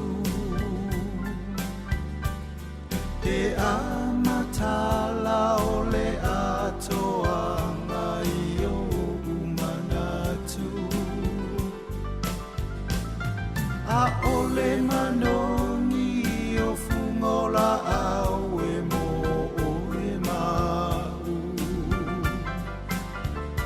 Lola lele ua whaingatai ni o umanatu Lola lele ua whaingatai ni o umanatu Si ufong malia le sunga ya lene sopoanga ia malipese o se rosa ia o ftawi le foi malle yaso ia umatual ne yaso ia tau tiri tu tera no se valentine ia fai malia le ne Taeao ia o ko le sa ia masfala vivela ia o mo te isi no matua po fiau su to ina timua el watu malosa o me no le fa tau me sa rosa sta la fa tai ia Ulam tosa mai maura tu pedi. O la tone na manu malo se ia tiji sal vasolente nei. Ia e lua ia la tone manu malo o tu pena la foi Samoa. O no mela ye I o le fitu tolu lima fitu rua tolu. Sa la foi ele tupe. Ia o le isi o le fitu lua tolu fitu tolu. Ia moala la ta i 5 se lau tāla. Ia tangata le malo o le tonga. Na la fono na tupe i tonga whaonga i le ClickX. Ia nai mau le awhi tāla. Ia o la ua i o top ups fui ta i lua sifu tāla na la fui Samoa. Ia le manu malo le ta i 5 se lau tāla. La tūna na malo le vasolen te nei. Ia o le numela i neni usila o le olua tasi o 5 tasi tolu lua 5 iwa. O le sinu mela o Australia, o le Samoa Australia sa la foi Samoa, o le ono tasi fa fitu tasi lua fa ya o la tona o man malo a le fa o le va yaso ya te ua vili mai ia Samoa stupe ya te u fa pesi se tato o le fa ni le sa o se tu pe le mfana la fo tu ya te te fo foi a fa pe o lo tona foi Samoa ya Aleu te vai mai le fai ne. Yeah. O te le vili mai o stupe. Yeah, so. Wa fa petalo fa si. O pe o lo uso le ne fa petalo fa si uso le a fatia ni usi la longa o Faigalotu po a fai ne le fale. Na tonua. Sa le. A fa pe o ele te no foi sa mo o le no foi ne ale te vili mai stupe tinana vai mai o fa. Ya o te. Uso. Ole, tu fori so le la te vai mai le fari a vili mai le tupe. Ia no fai mai rola ia. Man tua foi o fa fia no vile tu fa mai se ila fa mai la so sufa Valentine. Ia le la o. Ma te ai ma se o to lua le na tinga ina na fai ngo me ai te mina sa weni Samoa. Ia le na la tu fa mai aso full file misi pe ala mara utara le na fai le fa mau. Fa tu le fa mau le la telefoni la utara na fai. Na fai mai ia le aso sufa la fa mai tu pe te lua i male. Se o to lua fai se lua. Ia va ia te mina le no fai atu te le lo isi a fai le sufa. Ia fai mai lo. Ia le tio me tonu ana mana fai ngo ia forfola. E fa matai ia tatu ai ngo forfola. Ia e musua ia le sima ia yo nai o fe ngai o to mana matangi mana fa. La fo mai ele vai so le. Ia o le si fa mo ia mai. O na ia li fui mu ma le tau foi la tu le fai nga luenga. Fui mu mai la tu le ami. O le ala e isi li fui mu le sa tanu mia i se fale le tau sa ili. Ia. O le si li fui mu le na manua. Ia o na fai nga luenga nei. Talo fai. Ma le tua i oi. O la mo moi le tatou ia la o na tangata i fai nga luenga. A wale la vea ina o le to tele la ia fatia i le fa. Ia ai pangale. Ai watu e fai nga luenga. Ia le wa fi so nis. Ma le fa atino ina o tiutio na ia fo ia. Ia tingana lo wale tau ia yo fai nga luenga. Sa o le ia tele o taimi tele na fai tio i tatou ina ia fo ia unanga. Le tua ia tu ma mo sosoani ia ele rona tatou me ia tup. Ia mo. Ma nuia ia fa mo nga mata le Taeao. Ya, te tonu na minute ia na fa fongole telefone la taliva. Ya se mo so ta inga mala pepe ya la tatu pese le. Ele ngalo le tamale utasi le Valentine. Uso me fo le Taeao ya. Fa no atu le pula le uso. Fo le ngale manuel sa di na fia so ya. Le me silia le no malo si male ola. Ia se to vatu sina pese familia. Ia tatu fa so ia e alwal ne ia so na pese al Valentine. Na ma tu al Valentine ia o ma fo nei tau sang. Ia o tu te pole la telefone ana o ia tu le tau ana wa tu fu fe mata tu pese Valentine ia le fa mo tu e pista di tafo le. Ia ele se me o ia ku tamasa ni fo ia na sa wa tau wat. Ia ele o to iba minuto tale. Ia si va na tatu pese na.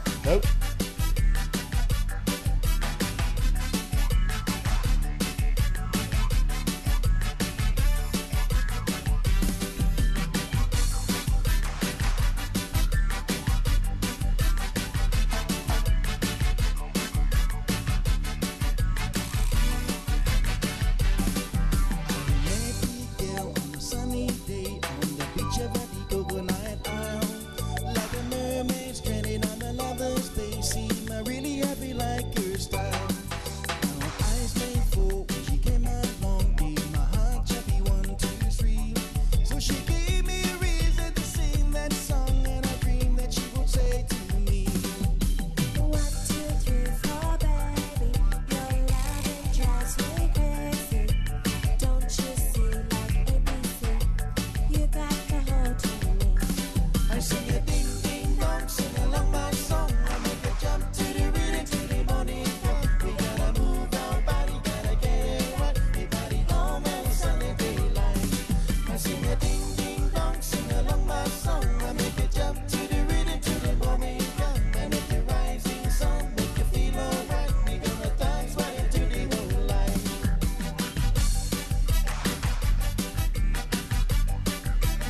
Ya, toi fa o tu tatu pesen na ya ona le u mo tatu so tainga ya ma le fionga ya le tele tala ile ya wa fo ise report ya wa fo fa fo mail tatu tunu ile unanga tatu company telefoni ya manisha unanga ya ale tatu company ya fa tal fatu manga fa lalo le fionga le tele ya fa fa ya tu kama manga na le tenga le Taeao ya fa tal fatu foi pa anga tatu pokala me le la mo tonu lo manuia o tau a whenga ei fo ia tātou i motu i matu.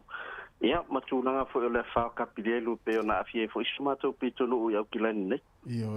Ia vai atua ma le alofa i le whenga ei fo o le tau pitonu ia e le ngāta i timunga o le mana losi o saviri. Ia, o ha mai lana nei taimi i leo pepe i tau pitonu. Ia, o leua tau mapu mai fo i nei le Taeao. Ia, na o sina saviri lai titi fo i e pe o ana po le na matua wa ia i le malo se ro matangi i le po ana po ia manei va veao ia o le ala ele o mai lo le po me o le o te amali atu mamato e fa so solo atu le tu salti ia po le tu langa vo le na ona mapu te isia ia ona to e sa fo le ai o lo manuia mato so mato fale ia ta tono lo fa pena fo ia nisio na ia inga lunga ia kilani nei au le vaenga le fa longa tu pe sa tele na afia ia o la vaenga fo le lunga i Northland ma matulanga fa pena ia talo sia le o ia nisio o manunu a fo pe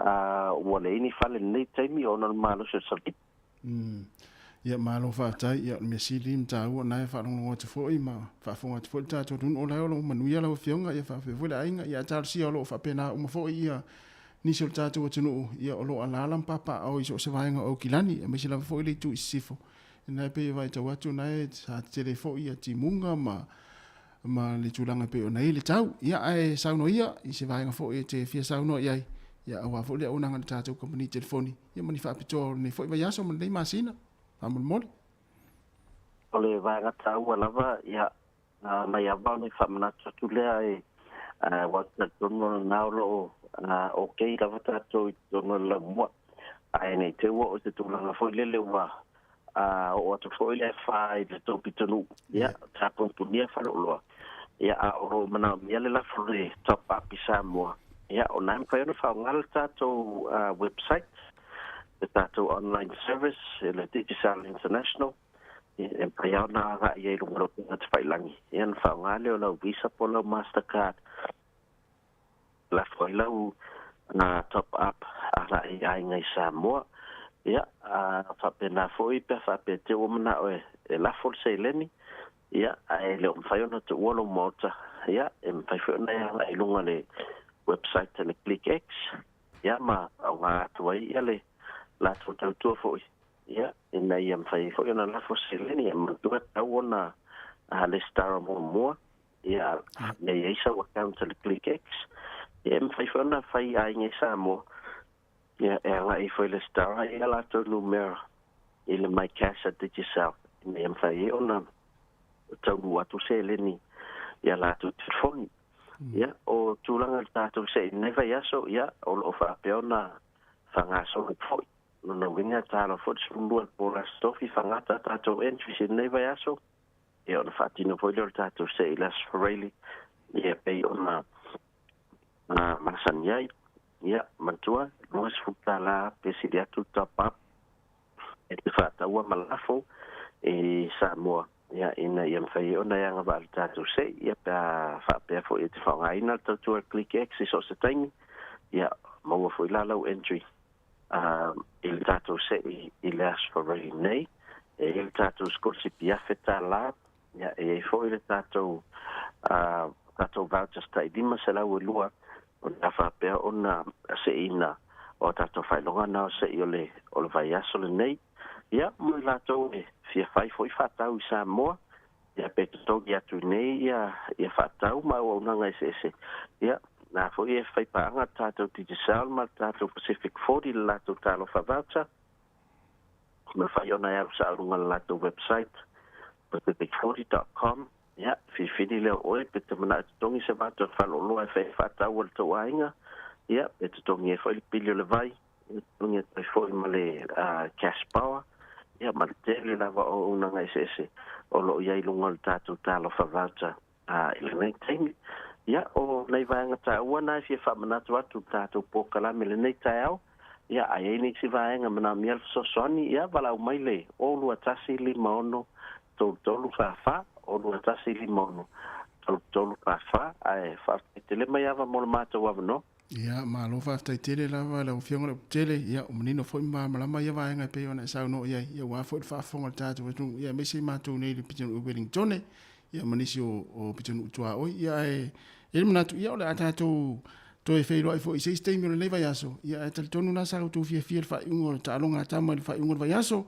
ia no ta longa fa vela ia o lele amataina ia ta msang ia ma lo fo ta po fa yo ata la na nation ia lo no ia fa fo is fa tala wa lo la wi mai ela to au ia ai le fa ma sa ma fa to ai lo le te mi fo ye ama ta mo ye ta msang ia to te vo le ni se ta to fa la ga fa ta lo ngo chumo fa ki ma lo la fa po ma lo fa tele la vai lo fionga ia manuia fo nga luenga ma fo ngale afenga ia ile ne yaso fa tele la va ia fa tai soi fo ia sai fo la fionga ia lo tele tala ile ia o le sur tatu kamni telefoni ia le titi sa ia vaenga fo ie fia no fsi le fia fo tatu tunu ia wa fo le unanga ia to anga la fo top up ia na ia lu tatu sei ia mo fo ina so so ni tau peli ia i fa ungo va yaso ia ole ua to tasi minute ona ta lo leo le tula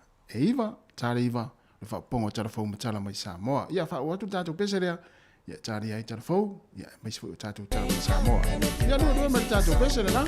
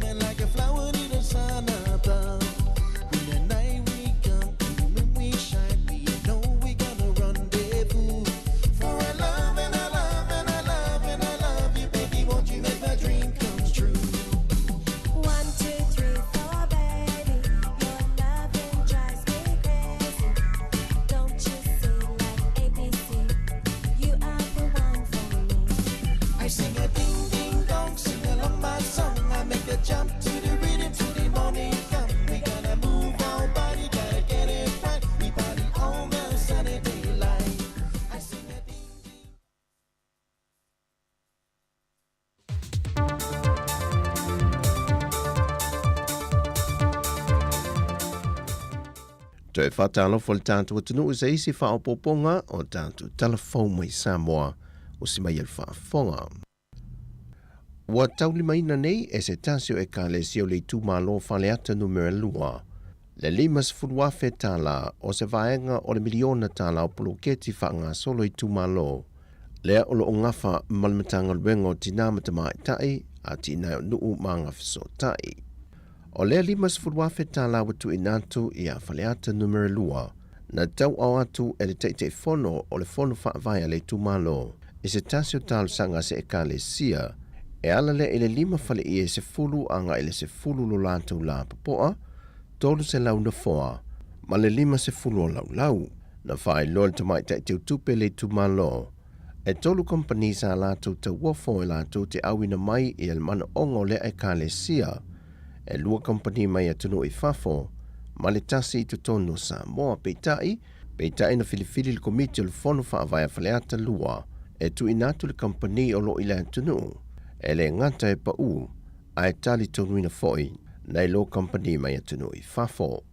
E le reporti mai le pepa le Savali, na whaaftai e le whaafengainga o le e ka le sia, le talia ino le lātu tāna sanga, ai o lo talia fo i tāna sanga mai isi vaengo le tūmalo, e lalo lava le poloketi o le tasi le miliona tāla, o lo talia isi tāna sanga le tūmalo, e lalo lava le poloketi le malo, ua whaasa fuai le miliona tāla.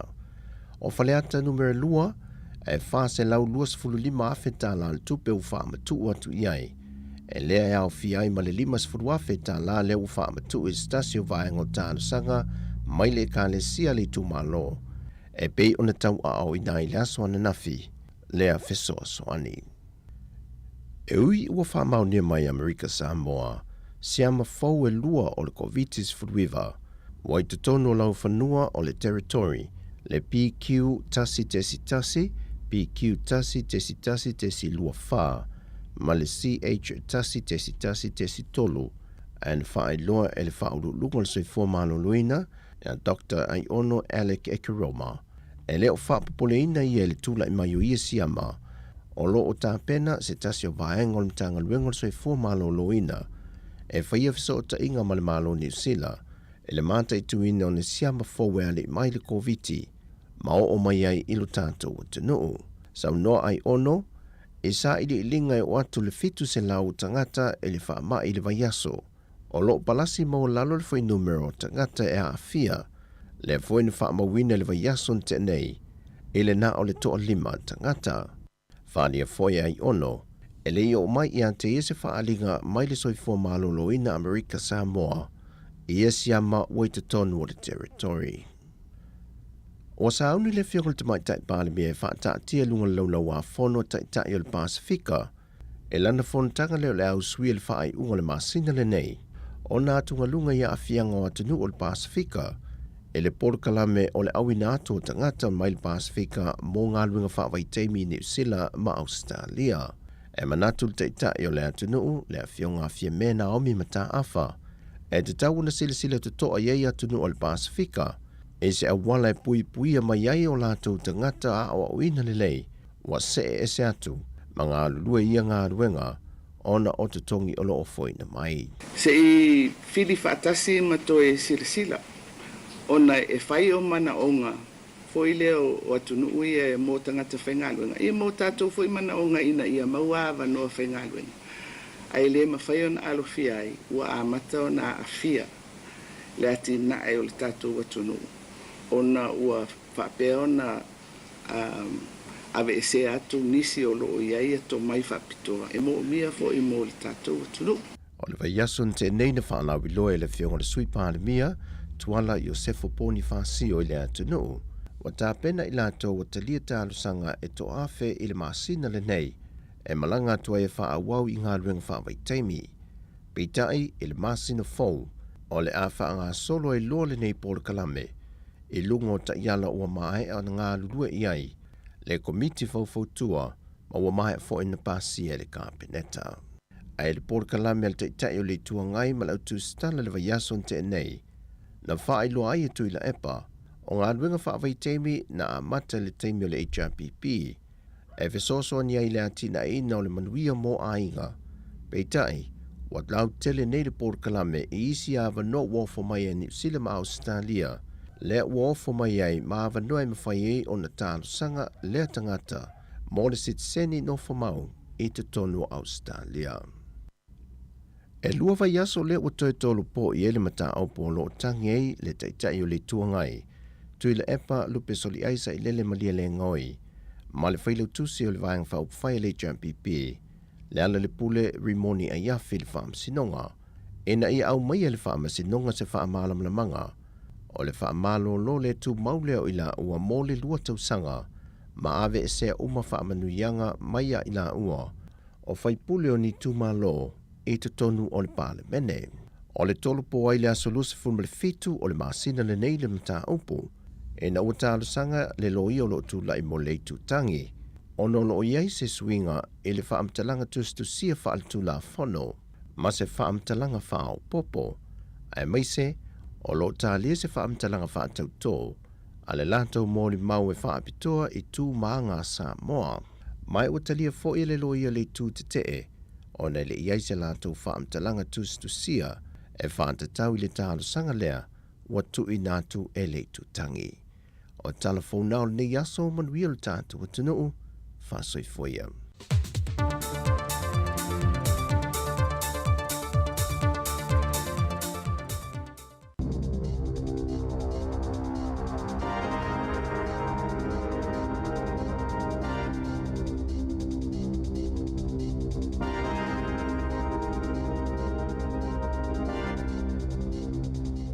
E whaatalofa atu I telefou le si ufongo le lo mua mai I Wellington. O le tala mua ua whaailo mai le malo ia le isi vai ngā tupe whaau popo se fulu matasi te si ma le 5 miliona tala. E lango ma fesoa soni ai I tu malo na whaina I ta whenga malolonga ia Januari. A toa ai fwoi malatou whengai ma mawhitianga ona o le wha malo si o Gabriel. O le lipa le mia ia Chris Hopkins na saunoa e whaasila sila mai le nei whaai unga le kapeneta. Ina ua mai a le lato fontanga na whaia I lungo ala o fesota inga tele wawawe le asoana nafi. E le ima whaia na malanga mai I Wellington e le li mia mo le fono masani e le kapeneta ona o le tau fia o malanga walele o le Air New Zealand mai au kilani. O le vai ngā tupela e pei ona pasia le maloi le asoana nafi mo le neifeso soani whaau popo e awhi ai le 4 miliona tala mo whalapo tonga au tū o lo iai e lātou whengainga ma le malo e whaatino ai I a lātou Pol Kalame veso soani. E 4 miliona tala mo le Pol Kalame o sootanga ma tangata lutele po le Community Connectors. 2 miliona tala mo whalapo tonga tūma oti e le aini o lātou sootanga ma le malo. Le aita pula ai le tolu afe 5 se lau tala mo le whalapo tonga e tasi. E tasi le miliona tala o le awhata wai mea ai mo whalapo tonga I olo tu whainatu mea tau mawha mo tangata I mana o mia. Ma le awha miliona tala e veso soni ai mo mana onga whaapitoa o tangata I le ato toa le mahalosi. Sa ta ua fo ele li palemia ia Chris Hopkins ua matua te le atu le manao na ilo le sele ni sa wha nganga le malo. Whailo mai foi ele min stau la tina ilo tele ia ka Mel Sepuloni. E tele whalabo tonga o tali atu I mana onga o tangata o na ololonga ma ta whenga mua. Ma wadi ni mai le matua mana o mio le neifiso soani e se vaenga tele o tangata o na o tūlanga whaale tonu o le tau e pe o na awhia ai nei ia se vaenga tele o le motu I mātū. E silia I le luas fulli maafe la whae o tangata ua ave I ai le fiso soani e pe o me ai o lava o vai la au matongo fitinga whaafo mai ia mai se o moenga ma whale wha mautu I ai le totele ua wha lenga ina o lātou whale. Totele tangata ua le ai ni whale, le ai mani tamale ma ua whengai nei ma le tele o whaingatai le nei vai taimi I le toe hae ai o whanau I a onga. O le nei fisosoani le malo o wha apopo atu lea I lana fisosoani wha abitoa 5 miliona tala lea sa wha ilo mai le vai asa teruai e lango ai pisi nisi le tonu le tu malo au kilani sa I longa na whaina ona o lolonga mata whenga. Ua wha apopo atu I mawhatianga o le ai o Gisborne ona o le wha o Gabriel ia le tūlanga popole ma le atu o tu vale o tangata ona o se mafui e na lului na I le vaenga o le tunuu I le pō no pō. E wha tesi ma le wha le malosi o le mafui e le nei na lului na I Gisborne ma o na nuu tua oi pe tusa o le kuata I le valu o no pō. Na o ngā tonu le mafui e 25 kilomita I sifo Gisborne I le loloto e 22 kilomita I le manawa o le ele. E tō tele tangata sa o lātou li potia le lulu o le mafui e mai na whaalia mai e whapea e wholinga mā e le I matua mā losi tele. O le tu malo le nei o tai rafiti o stasi leo I tu malo e malu ia ua I lalo nei o pūlenga o taimi o whaalabelawe whaafose e ona o le wha o Gabriel. O nisi vaenga o le nei tu malo e au fiai le Tolaga Bay na amata ana po ona ave esea mai ai nisi o tangata mai o lātou whale ona o puipuinga o le saonga le mū. O le tala o pito lata mai e tusa o le wha o Gabriel, o li potia mai ai le matua la vea o le vaenga I mātū o le motu I mātua New Zealand I matangi malolosi a toa mati munga mamafa, mai whaita wafe tangata o motu sia le lata o Eldize, mai ua mamafa ta whenga malolonga, ma tele solo ele I lea vaenga o le tunuu. Sa ngā lulu e pēa I le pō na pō au nanga la vea ai, e tali atu I wala au mai tangata na mo o mia le viso soani, mai sa tele ina motu sia viso ta inga I wirelessi a toa ma telefoni, ma nisi o ia tangata whainga ruenga, ai mai se ai le tu malo le nei o tai rafiti. O le whautuanga lo ia mai le malo I le teimi nei e whapea, ua mori mawina I le nei taimi tu langa onga o a fianga o le wha o Gabriel I le tele o vaenga o le pito I mātū o le motu I mātū. ua whaamamaluina la pata inga mū mo ti munga mamafa i le tūmalo Northland whaapea au Kilani o le Coromandel, Gisborne whaapea ai Mataranaki. Ai o la pata inga lanu moli ua iai isi vaenga uma o le motu i mātua New Zealand whaapea ai ma le pito i lunga o le motu i saute lea e au fi ai le tūmalo Marlborough, Nelson whaapea Mabula. A whai e saonga le mū e whautua ina le nofo i le tonu o whale ma ia tāo fia le sa ona whewa ai lunga o ala te tele. Ia mauti noa e ai se fuafuanga whaataatia mo le tu ua o lofale pe a whai ua le o saonga le mū mo le ainga. A whai ua utou o ese mai ma le whale ia ona sa ia na nofo ai pēi le nofuanga ua wha mautu iai se ia vanga nā ua iai le whaatangana e toe fo ia tuai i lo ainga. Ia tau mamau ese mai ma vai o tāwhenga ma aua na ianu ai lau taamane i te tono vai o loo te tafe. Si aki o tua oi mau ainga pe a whai e mawhai o na whaia ma le saonga le mū, ma ia tau mawhai e maua li poti au pito lata mai o le talo le tau mai le med service ma wha au pea o na wha au ngā whautuanga mai pui pui ngā lau tele. Wha afso ta ai le telefoni numera tasi pe a whai o iai se tūlanga e lamati ai i a lau saonga le mū. E o mai le tu lai fitu ona po ua lima la whai o tu mā loi le motu i mātu o wha amamanu waipu le ngai teimi o wha la belewe wha fuasei ona o le mālolosi o matangi ma le mamafa o ti munga mai le wha o Gabriel lea na pā uai la au ma motu sia ia waia el tise. O i tu malo nei au fi ai Gisborne, Tairafiti ma o Potaki ia ua wha au popo atu i a Northland le peninsula o le Coromandel wha pe ai ma au Kilani ma ua whaitau fia se furu awhe la whai o tangata ua motu sia ia le lātou elitise ona ua wha lenga ina e le wha.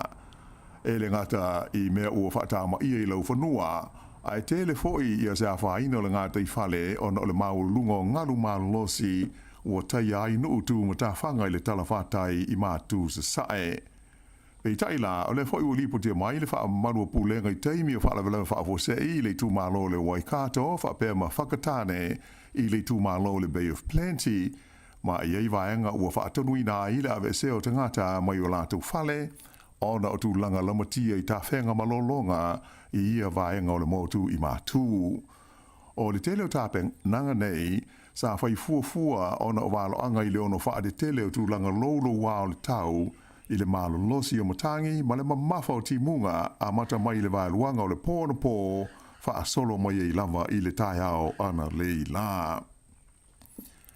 I le isi vaenga o le tātou tala, e se furu mo le 4 kilo kalama o le waila au wha saina o le methamphetamine na maua e leo i se lātou o se whainga i se whale i au Kilani i le vai aso na tenei.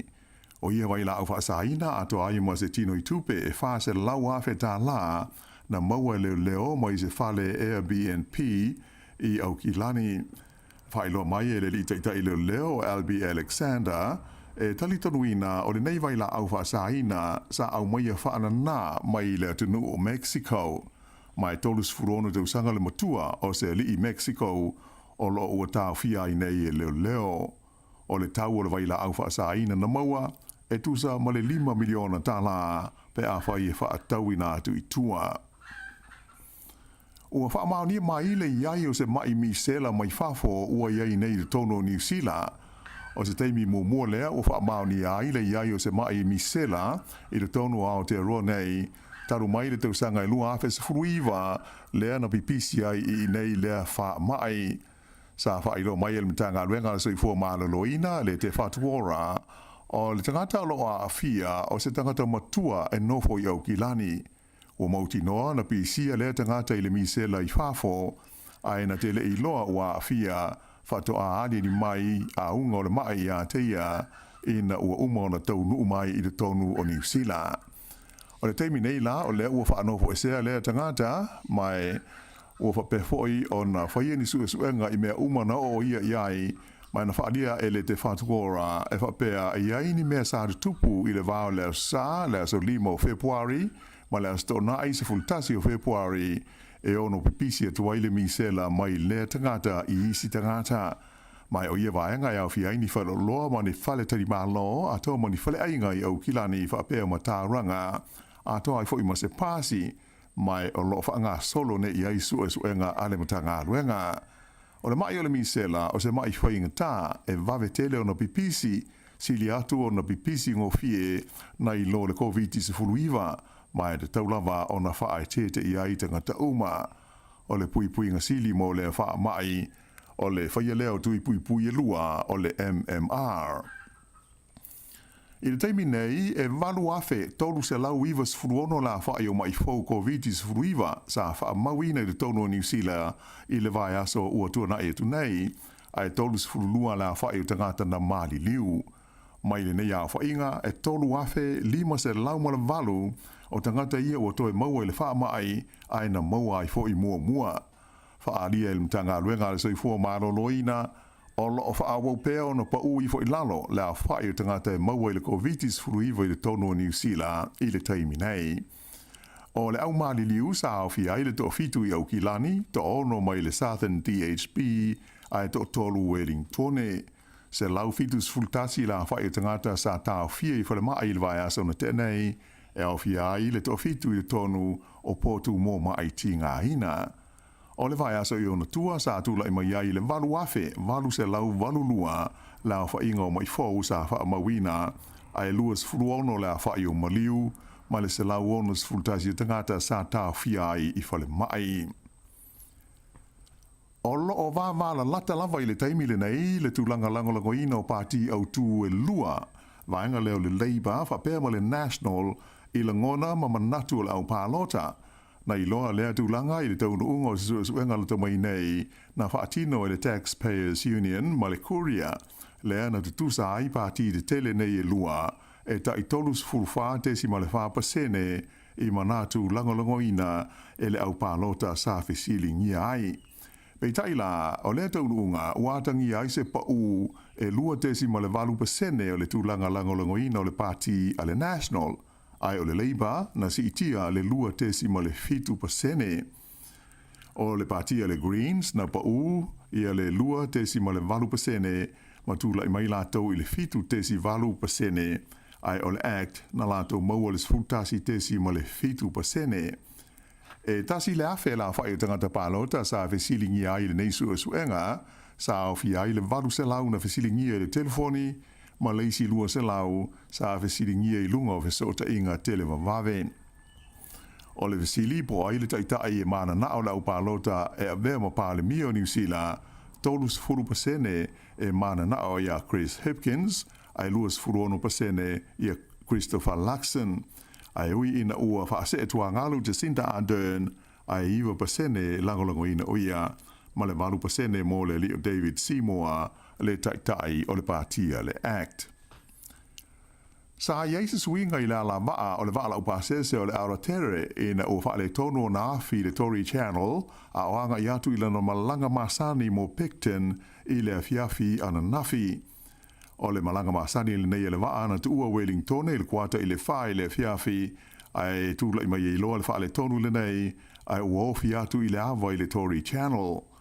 O le lua vai asa taruai, nā lieni mai e fo i se wha le tonu wha ape nei i se tasi o waa o le lava company o le Inter Islander, le waa le o le Kaitaki, le fo i na pepe o nafi a o anga i mai i Wellington. Sa wha mao nia mai e le lipule o le Inter Islander, ia Wales Rushbrook, o le wha le tonu nei iafi o le Aotearoa nafi, ai sa ma whai una toi wha le leia ma wha awa wai pēla na malanga mo Picton. Ta o mai fo i le pule o le taulanga i Marlborough ia Jake Oliver sa so ona ta pena ia se va atoso va ai so soani i le Aotearoa pe ana fa pe mo mia ai mo se lava i le taimi pia tua i le wafu ona o le tulanga malolosi o matangi feanga ia i Marlborough ana po pe taila o le suia o la va ana wia le va na tuwa ia i ona taunu i Picton fa ato a taula i le afo le valu ona po ia mai sa saunga le mu uma le pase se tu sa mole lima se lau na malanga ai sa tuai fo i ona toi fo i mai i Wellington le va e fa ato a lu SM Picton i le afo le se fulu ana po. I se tala pai le Pasifika o le fa malosi o Gabriel le o lo a fi ai se vai nga tele le motu i matu o New Zealand le teminei na la vea mua ai le tu i mātu sifo le motu o Santos i le atunu o Vanuatu mai sa i longa o na whaatama i ai le suawai tau mawha o le nuengo o Malpoi. E tele ni solo ele na afiai le vaenga o Santos o na o ti munga mamafa mamatangi malo losi mai a Gabriel. Mai o le teimi nei ua mo o mia wawe e tangata o lea ai i le suawai tau mawha o na ua tanu mia le whaata noa na sa wailo lātou wai i solo ele. Ele ngata i lea e sa whaaleanga ina fo i le te leo whale ma whaatoanga e solo ele ato ai mala au o pa u mangawi le matangi. O li poti mai lea vaenga o Vanuatu na ta o mai ai le mo mia ele ngata o ni mea fufale ai au pito silio na mana o mia i le sua vai tā mawha atoa mani mea ai. Sa whape nā fo na fia le talawhatai sifo le tunu o New Caledonia i le nei e wha mai sa wha manuaila pata inga mo ngaru maurulunga e a fia ini tu malo se sfuru ono lea tunu i laso na nafi whape fo i male so. E le ngata ia tunu ai sa wia mai foi i le motu o Norfolk Island e le wha o Gabriel a o le i wha atu mai i Aotearoa nei. O li poti le tamai i Norfolk Island na ta awai ia le te ese mai o le wha mai wi ina tele la au na pa u ma motu sia foi le tise ma wha le ngaina nisi mea ai fo linga mai e le matua te le na ua ia wha ina e pei o na mana tuai mua. Ia o le wha iunga le nā o telefou.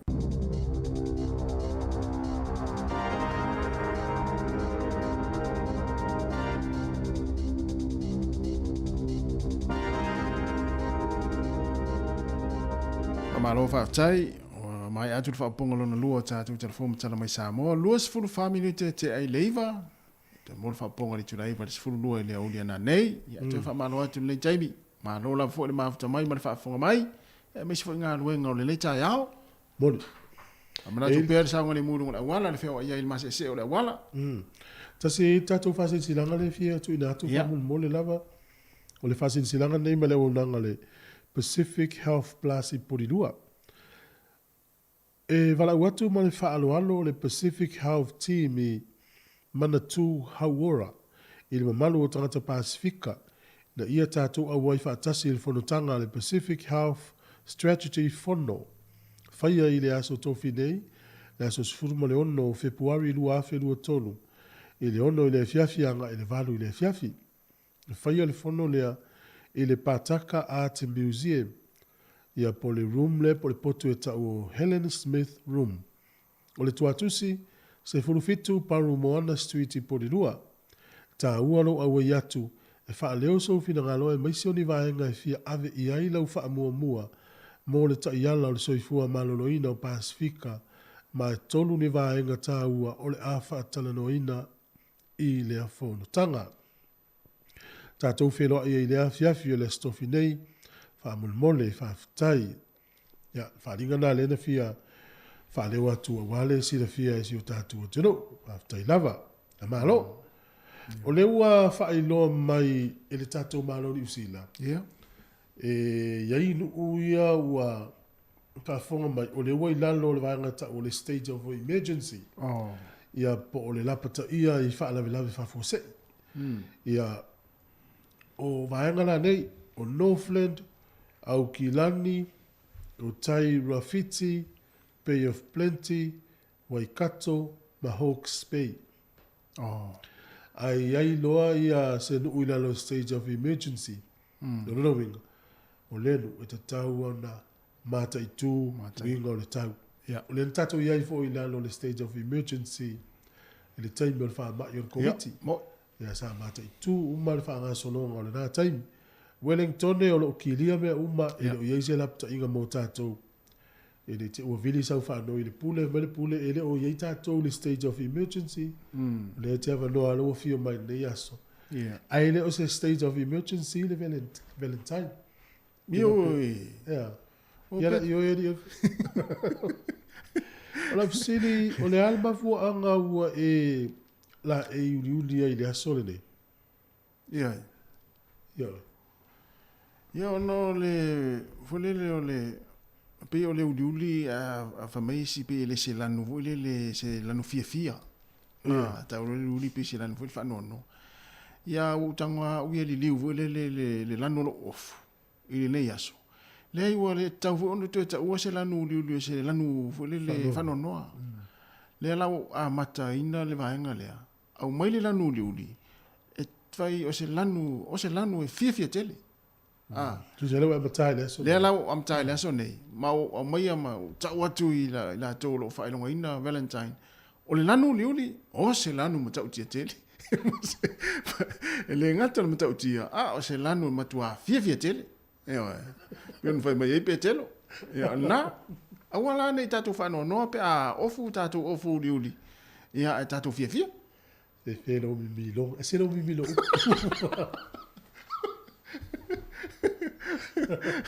Se lo mi bien milo me va pale ni. Ele a fai na ofu liuli le so. Le so le nei o le Valentine. Yo. Wa tasi alwa tata liuli ofu tata. Ya. O le tangata whanau noa. Nā tonu noa wai maua. Le yas. O le mea lo tele. A whapea o lantari o lea. I o le alme la mawhai. O la ofisini voi la te oi. O le ale mea ua ofu mai le ofu. Pe e lei solo au tafa. O le so, o le aso, le Valentine. Le ntatala noa nafi. O le ale winga. Le ale winga. Po le ale mea ofu mai le lanu na pe se. Pe o le lanu le fuani we. Alo siri la e fasa. Ha? E fasa. Lo na ngalo ta o mai mai mori atu se fe awili. Pole ni matua la talia ngala no ponto.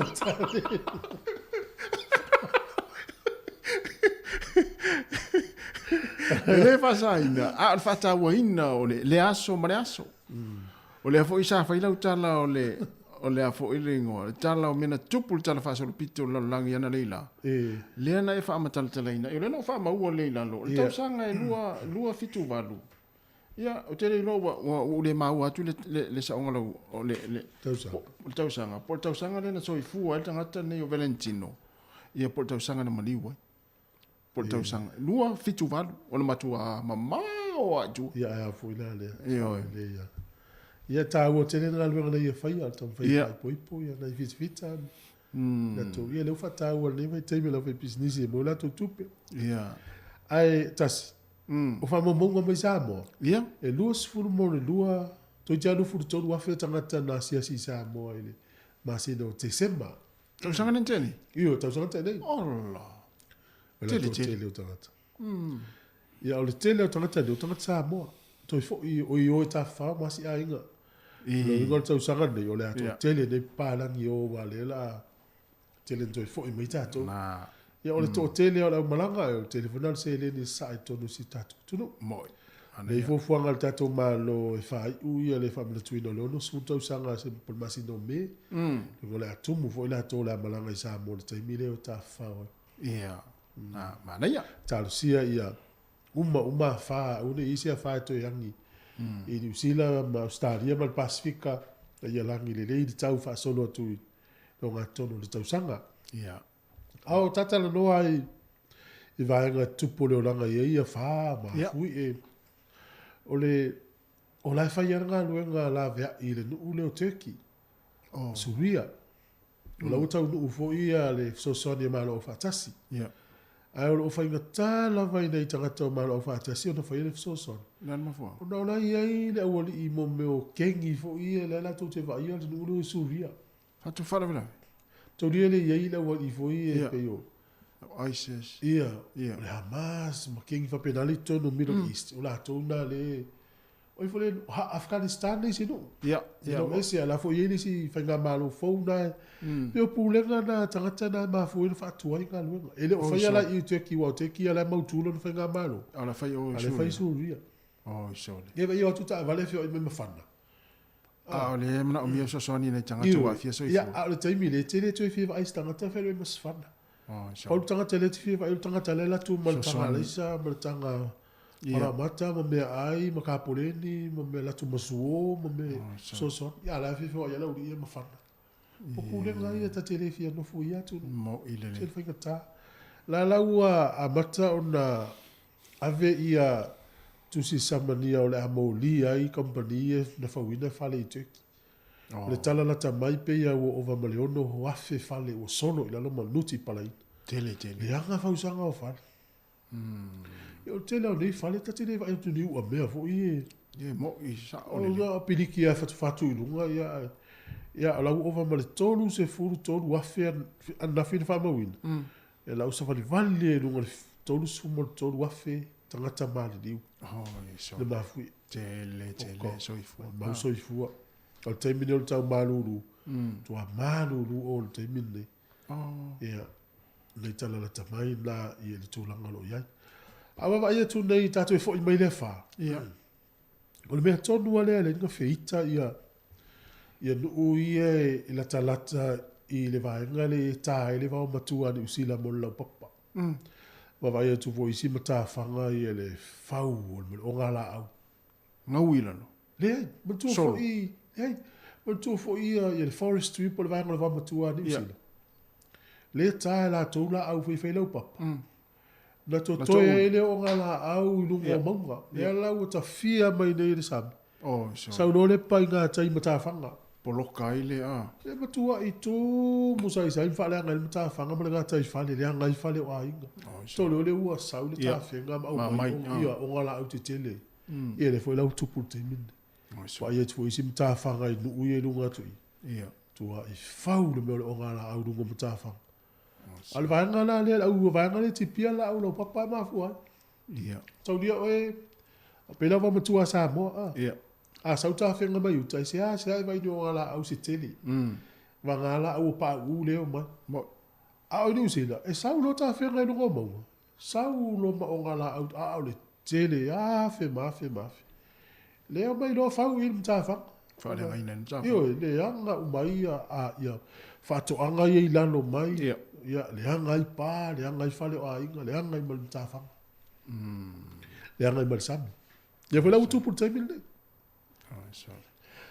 Ai toi fa fonga mai o tau ia lala i nuu ia po i tu malo nei wai te tele ia nana ta watu le nuu ia te tele la ia fiai au kilani Northland tai Rafiti Bay of Plenty Waikato ma Hawke's Bay a fai o lala i ia ua avea nei o tau ia wai lalo o tau le vaenga ta o le state of emergency ia po wa iai lalo o i tu malo po nuu ua iai nei whaalawe lave whafusei mai tau ona o tau utangia le lei fautuanga ma le malo ma o tau. Ana ia ona i whamanatu nā pia whape ona i tene i sila fia ia le whaasilanga nā malo. Moi.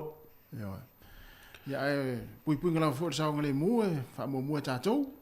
Sa o le lei. Mai tātou Wellington e o lo amata foi on whaatimu man le taimi. Ai o le pe o lis fautuanga le au mai. E le o iai tātou ila lo le state of emergency Wellington. Ai la vea tātou ila lo le tāpena pena. Tāpena pena e tua le pongsa lua. E iai mo meo solonga palapala. E ono tupu. A ono te tele ti munga. Solo ile o palapala. Solo mai le o maunga. Lona winga. E fua iai feo inga. Ma tātou e no fo ila lo au vai maunga. Ne Wellington. O le isi mea le lapta iai tātou nei. Au e te alun malai wa alele siaki lei lau imeli o alun malanga le te malanga ai. Mo le si vaenga le lapta iai tātou nei. Au ale malanga, ai loa le tā ua le malanga. Alfa tainga o tā ua, awa pele te fuafua sa malanga iau pilani se lua tu ngā tāla maseisi te lua wheiloa i se menu ngā. Ai tu sol whaatolu le, lela alu lau whaatolu e te le i mau altangata le almo mua le mau ai tu e sau. Toi alu, me le maua toi sau. Ale o toi sau ni te malanga nei. Le whela toi alu, ele i lope maua tangata na lotu utala. Ele te tauna o malanga lea. Ele ton tau te. Fatole umia lau fai upu, on mea tau ana e masene fa mai o le maua. O le maua. Wai. Apa fa upu o fai upu. Mela tau malanga ele ton tau. E mo ilanga transfer to pele account.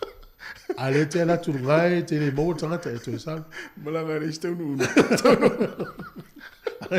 Ai ni vai ga malanga pa pena o ta pena te fiwa su tangata no tu tala ele mo. Ya o fa to nu ina na malanga. Ale ya lu malo si ya lu time ya lu benzini ya lu tupi. La ti gai bleu. La usta ia. Wa tawano whanongo tangata na sauai. Tangata o i mawhatianga whapea, o le austa ia la. Tei te whai ate o le uso whamanatu mai. Tai mo mole wa tari es fo tuanga so. Ma lo ngā lue, ia te utoro ngā lue whafonga mai toro ngā lue ngai me se fo i siwainga leo lo ngā lue whafo. Whamanatu te pere saonga le mu ia o tolo ngai ngā lue ngai whafo. Ia lera o la usta ia le. Tu ala lo fo se uso le ia no tangata na sawa i leo langa sa. Le fo i no la ile. Ile fo i o langa. Le lo fo mesunga fa mai patu ya tasi e ole mimi lo. Ia wa tasi fo nal tangata sa o lai fo. Mo me volo le tu anu sau. La fo tu pe ali va ia tangata lai. Sawe o te lo tu ele na tapa. Ia.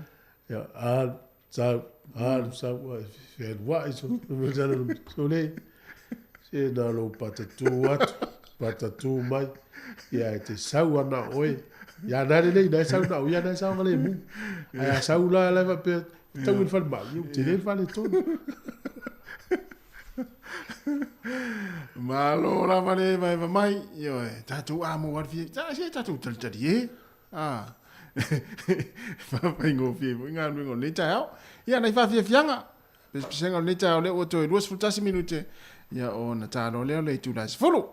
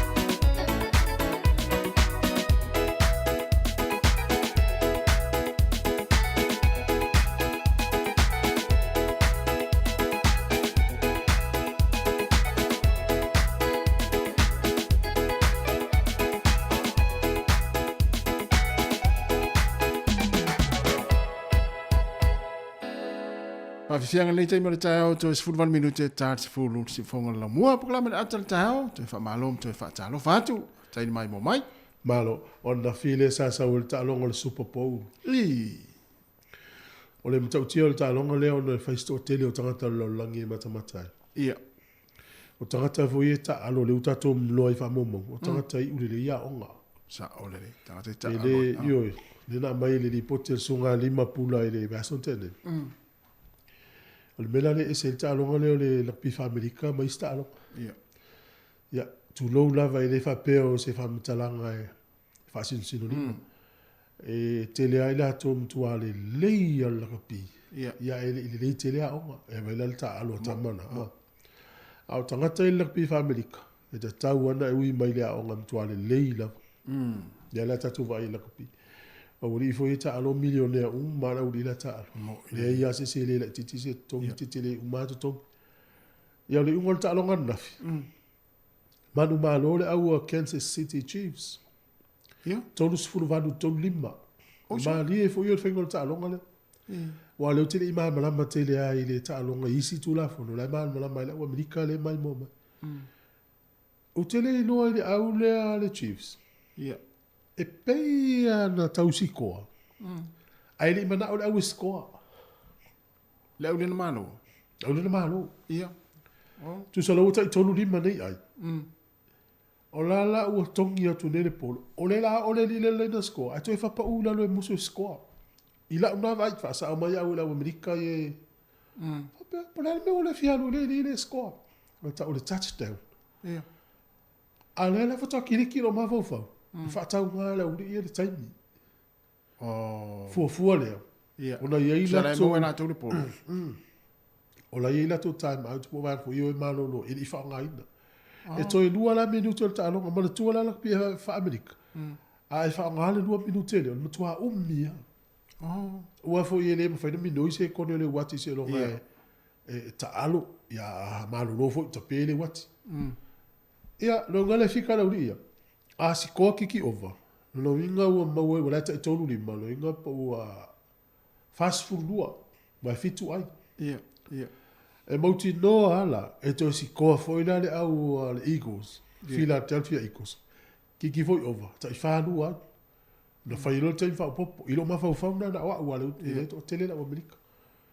Lopo mena na le mana o i skoa. Ne whataritania toso a se ia umaritai. Whato a kiki lo polo na mano lo tolu vanu. I le tolu lima. E se foi whaingol ta along. Ia. E i sialo Samoa na le ta alo ile au le Chiefs e wingi na tangata so sa ato le ta alo so le na fa ia Smith Schuster ia le o lo na ngora ta o chuchu ia o le al Samoa le o tore mai la ta le sa ta alo tu foi wa to tele Samoa na ia pe to lu na le ma si de ti la va ia tu ia le la ua champagne el tausanga le ile au le Kansas City. Ia no vai atu. Ele ina e tongi ele polo. Ia. O Patrick Mahomes, o le ina o Cristiano tangata. Mena fia le aule Chiefs o stamana, le lei o tamale a pisi afa. Tino, le tiki ele stino. Na la vea nafi. Ai na wha marusi e ta alo. Na la vea le vai. Tu sa la o le tala la uri ia ta mai ta alonga lakpi fa Amerika.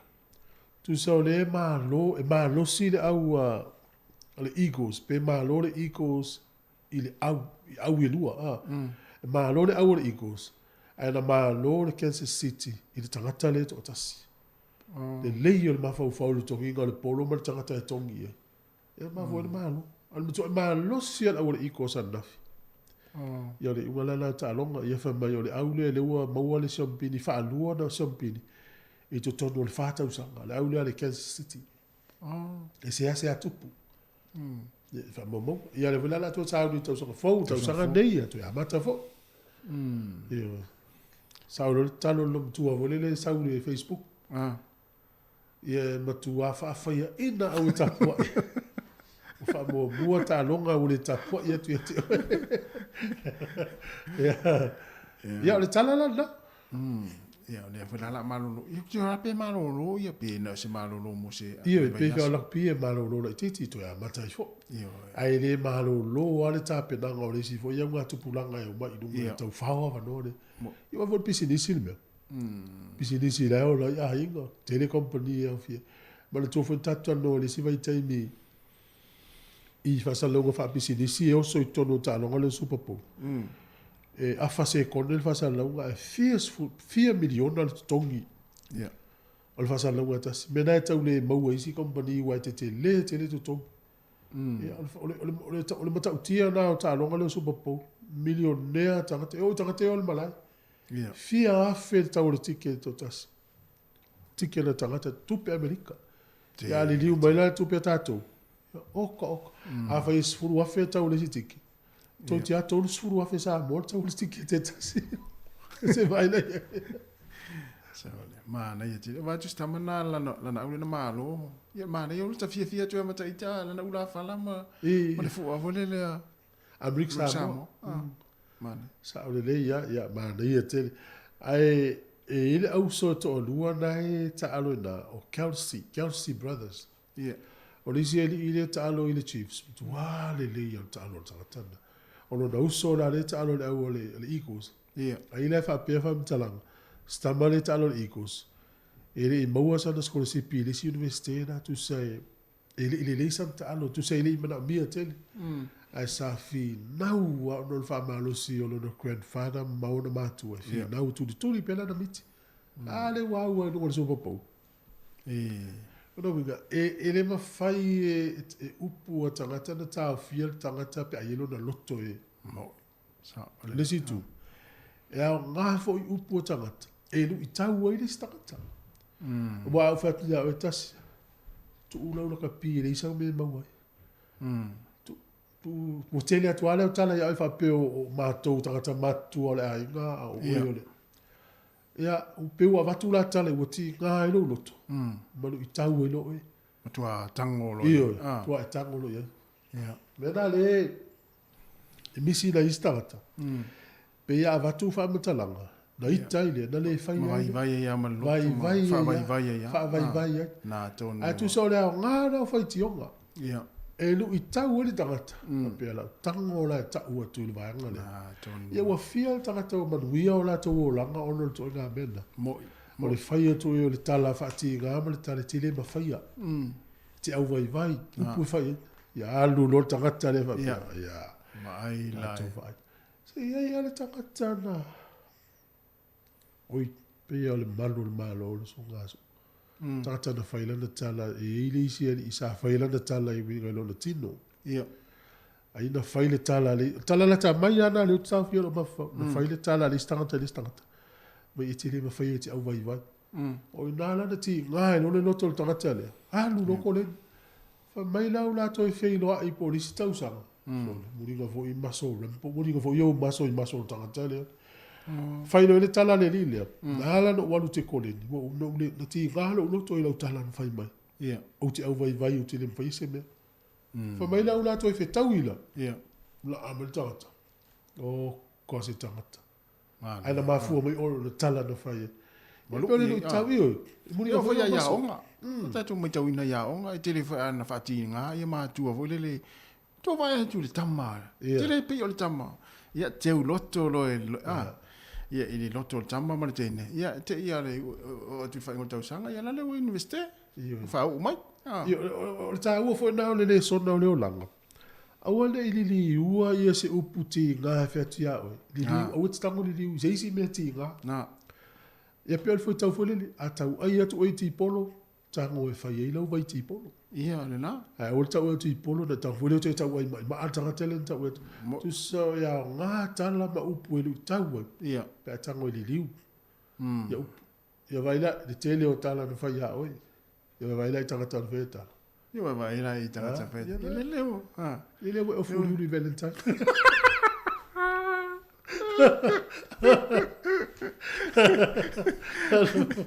Ma il tuo tele la fai. Ia la dele. No, tino i va. Te dal pas. Ia le ai, mo mi se pas. Tau fai a oi tasi ala utala. No, sa o tou fai ata. Ai le mawhaina whaapale ni tupe ualu ma le mele ua iai. E whai si tele o mea ualu. Ai le isi a whaina o le mawalo fia. Se sa tanoanga e whaautu alo tala I mo meo se eleni. Ia te taria so se mea te taria wae mawhai o no whaalongo mausta I tangata saola mai ai leo langa. I le whaina usta I mau whaalongo tangata I ola I leo langa. A wae la te le lango naina. Se vanga nā tangata saola ai ma whaile le mau oi pupua ngā ma whainga tā ma le loto. No whaalongo le iai. Lea lau te taria o mea umata no mai ai. Lea lau taria. Al porkalame al pule ngā nua porinua. Lea sa uni mai nei tāle se fulu. Tāle se fulu. Al porkalame al pule ngā nua porinua. O le sumatasi al porkalame le soi fua malaloina. Ia le aso ne o le Valentine tasi. Ioi. A whapea le uru whafsanga I le lau te lua tina na le fiafi. Ia. Le asa utala e whai ai I le lua Valentine. Ia, te whai sao ia. O le aso le nei. Ia o le aso e whapitoa mo tā ua. Tā mafutanga. Ia nai te ino. Ia o se o vui whatau waa ia naua e o lo naua e manui ai. A voi wa e ia. Ia le tafia fia. Ia. Ai me tine tango usu el pese chau whaidu. O lo vale ua.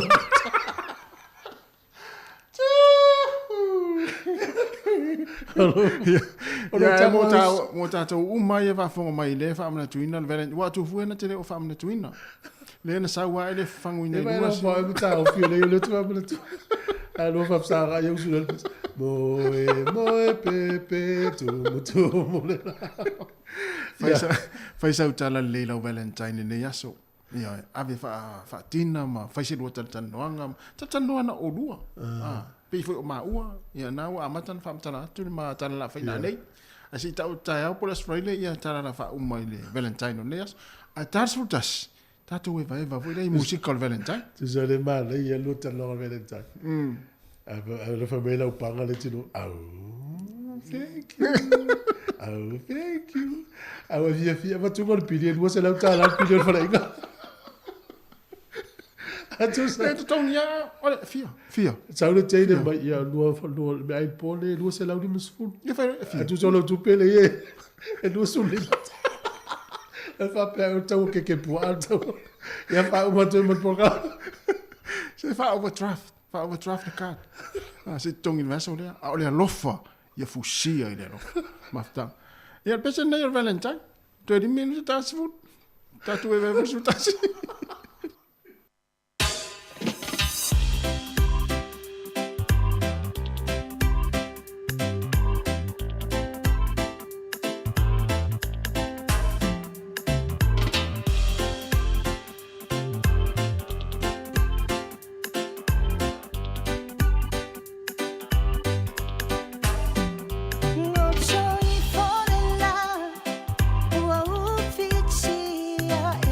Pongi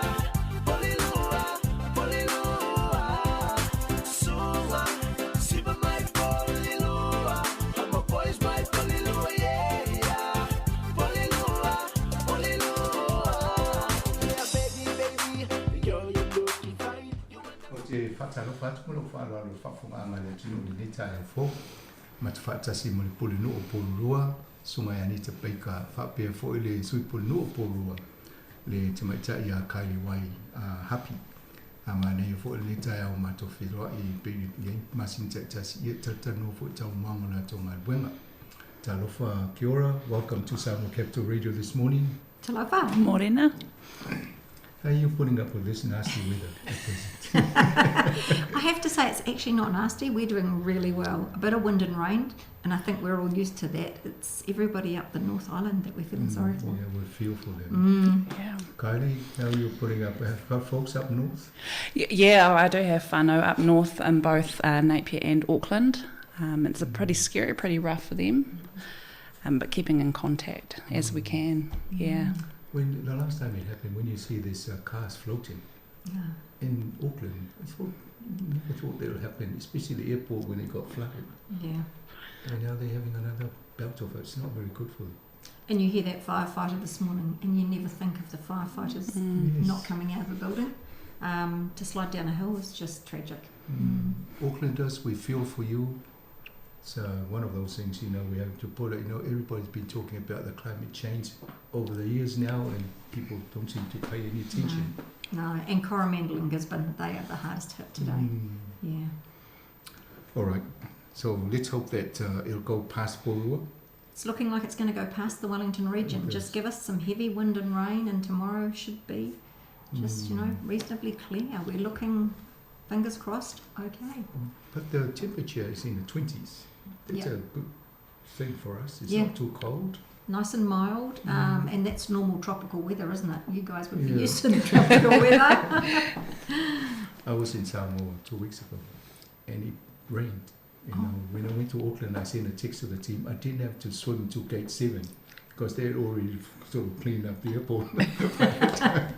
But when I got to Samoa, it rained from 6 in the evening to 6 in the morning. Oh, wow. And then the sun comes out. It's unique. We don't mind if it's the evening, do you? You've got a nice day.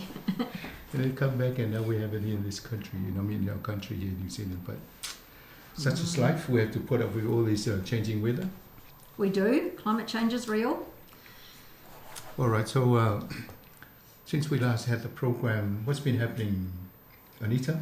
Would you like to cover through this? Yes, Is that probably yes. the best way to Okay. go? Obviously, we've had Christmas. We've all had a reasonable break.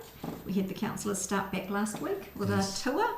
And I think before Christmas we discussed with residents that Bothamley Park was getting the upgrade. So that's started. The pine trees are going to be cut along Cannons Creek Park, which will help with the sun for those houses already in there. And the trees in Bothamley Park will be coming down for the wastewater pipes, which all helps towards our sewer treatment, obviously. So that there's 15 or 16 spots in Bothamley where the pipe comes out of the stream. So in the long run, that stream will go back to being lovely and not having sewage in it. Right.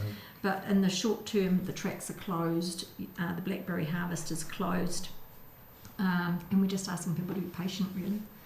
The work will be amazing when it's finished. So what's the timeline for the job there? Unfortunately, there's a couple of years in there, so they're going to open and close that track at different times, but it seems to be a 2-year process.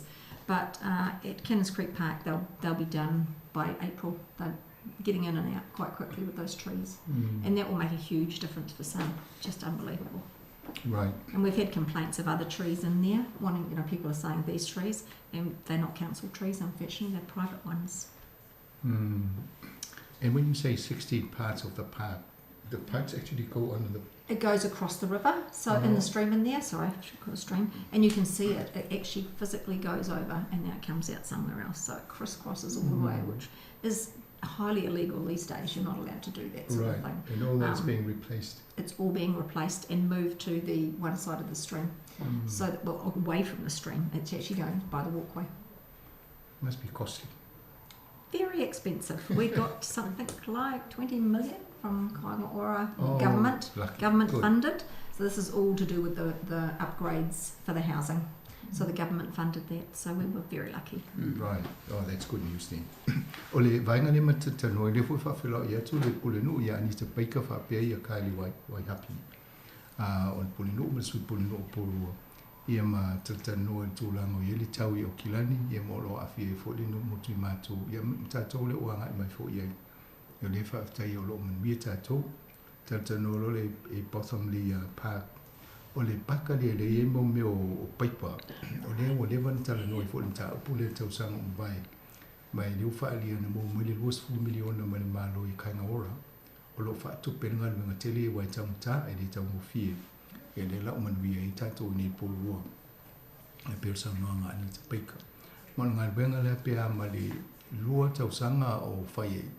Ia mai le fo e fa madulu watu pule no I auto la fie I le singa benga fai mo fie e va ngo o le paka o ila o la tu ilalo ia mi se ia pai polo o lunga ele vai tafena ia I pista mai vai ia pai polo o alu ia o le tu ta tanga te ni sa tu la fon ma vai nga o mai o le tawanga I lunga benga ina ia to fa tu langa ni dei. Thank you for that. When it's all finished, then it should be lovely. Yeah? Oh, it'll be fantastic, and it'll be the spine. The council will be able to concentrate on a walking and cycling path. Right. And it really is the jewel in the crown for Porirua. It's better than Whanarea because it's ours. Well, let's have a nice celebration when it's all done. Absolutely. 2 years' time. Looking forward to that. And Tita Bay Beach management plan. Yes, this has absolutely been an ongoing thing. So we got the cars off the beach at Titahi Bay, obviously, and you would have seen this week we've had motorbikes that have been removed by the police because they've been racing around over there, so they confiscated 6 bikes. But we're doing consultation about what's going to happen on that end of the beach. At the south end, we've already put a barrier in so that people can't get cars on the beach. So boaties will have to get a FEB, which is connected to an app. And the toilets and the playgrounds at Arnold Park, we're having consultation on that to see what people want at Toreti Hall as well. So it's all about what's happening in the bay. So this is the first stage. The second stage will be next year.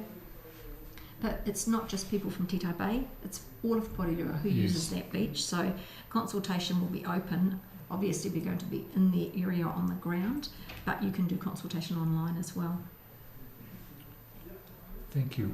Ole vainga le tana noi ole Tita Bay Beach, ole tong ta whanga le po.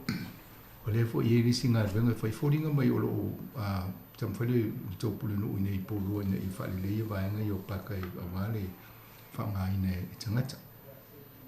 Mai rea la o whai whoringa ruenga I le Tita Bay Beach. Ia isi vaenga I o lo wawa I le Toreti Hall, mo o tō māsani I vaenga I o le paka lea.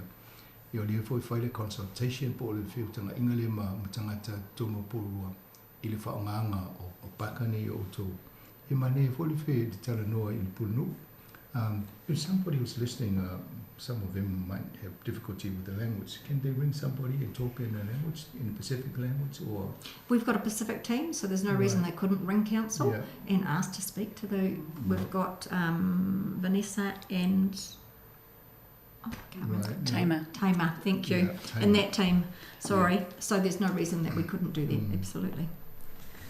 Yeah, because you're consulting, you need some feedback. That's right. The use of some of this. Absolutely. And there will be documents at the library and things like that, so they'll be able to pick them up there.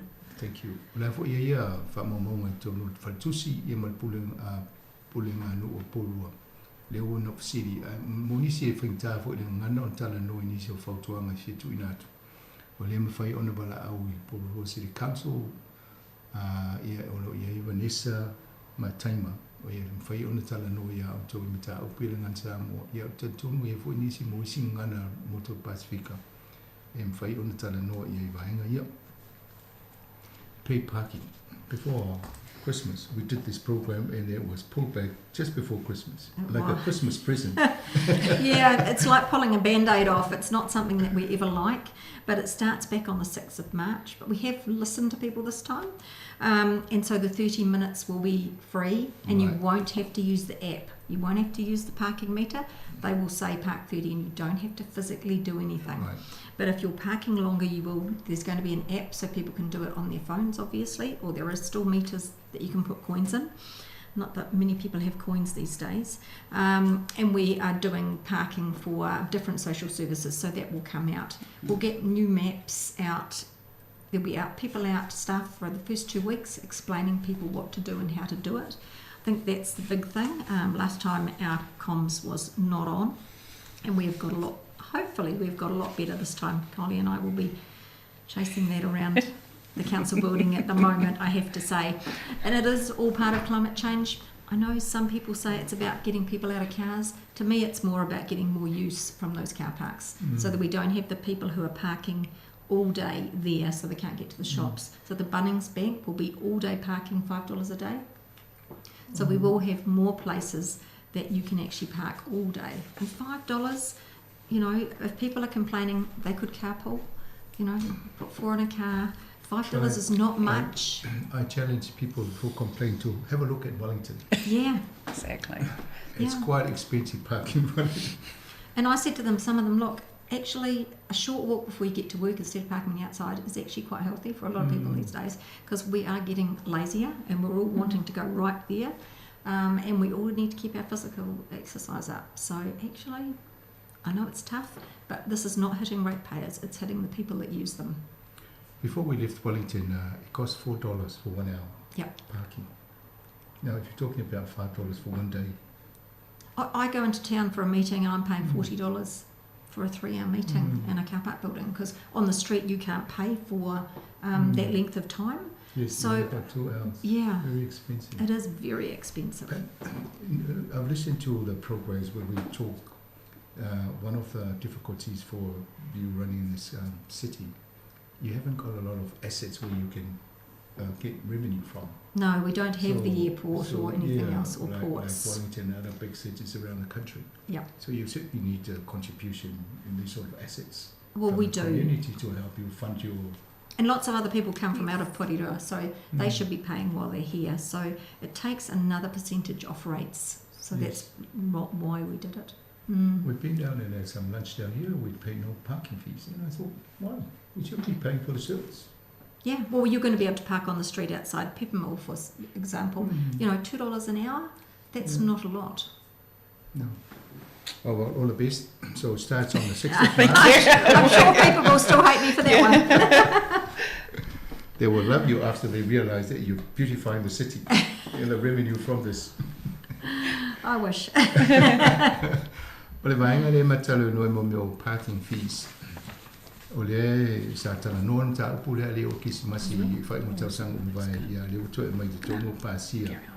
E a fu mai la sumo aso no mati. O na te tongi e paka I tongo CTP po le vaenga le fai mo meu le to city taulanga ni Purua. O lo ye pele avano le tos full minute mo e le tongi se paka e free. Ai a umaloa ia na amatalole ia na tongi tupe o le lima tala le whanganga e a fo I mutanga te tongi pakai. Mai o le si vaenga sa le fifi il to tele o le whaongale o le app ia le ufa mai le pulino e le whaonga fo se app le tos full minute le mo e la toa pakai le tau whai. Ia ai toa whaonga pe a pakai si taimi siri atu. Ia ma te tongi na o le alana matutala no vo imfatu stu sai pakai tongo Wellington. I le tangata, pe a fofo I nei pōrua. Ia e pe o na maua fo I te tanango mai. I le tele ni a se ta pōrua e maua ni tupe. O isi e vaenga, ia ana o tangata e whaamale paka e hawhia I le o tangata o mai pōrua. Ia ma tupe na so swali fo ina ia whaale ia ngā luenga ma o nang whapea I tonu pule ngā nu. So I've just done a little sales pitch for you. Thank you. Doing a comparison with how we've been treated in Wellington and compare with here. Emergency preparedness now with this sort of events.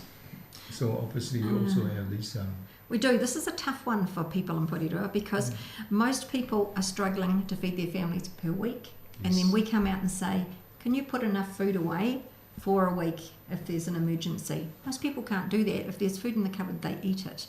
And we discussed, the CEO and I discussed this with Barbara Edmonds yesterday about we have to have a better way because we know during COVID we fed, so many people because they couldn't get out. So if emergency strikes, it's the same problem for us, but actually we're not going to have stores of food. So we're sort of saying even one tin a week, if you could try and store that somewhere, if you've got 4 tins over a month, and just do something because we are not going to be able to provide food if there isn't a major earthquake or things like that. So people do need to realise that actually, or even if rice in a container, those sort of things, they need to have some kind of food to be able to eat if there's an emergency. And like in this weather, if you know your street floods regularly, don't park on that street. Move your car before the rain comes. We're getting the same places that are flooding and people are leaving their cars each time. But we're saying have an emergency kit ready or speak to your family, know you can go to your neighbours or friends up the road if something happens, because in a big quake that will happen. And we will be relying on our neighbours. Do you know everyone in your street? I said that to Phil last night.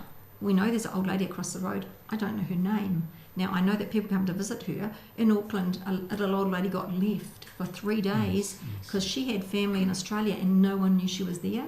So we do have to get smart. We know that in Flemington and Pukerua Bay, those groups are really tight. They have got street wardens. They will be great. Right. But on this side, and in Taeao Bay and Whitby that thinks that nothing happens, none of us are organised.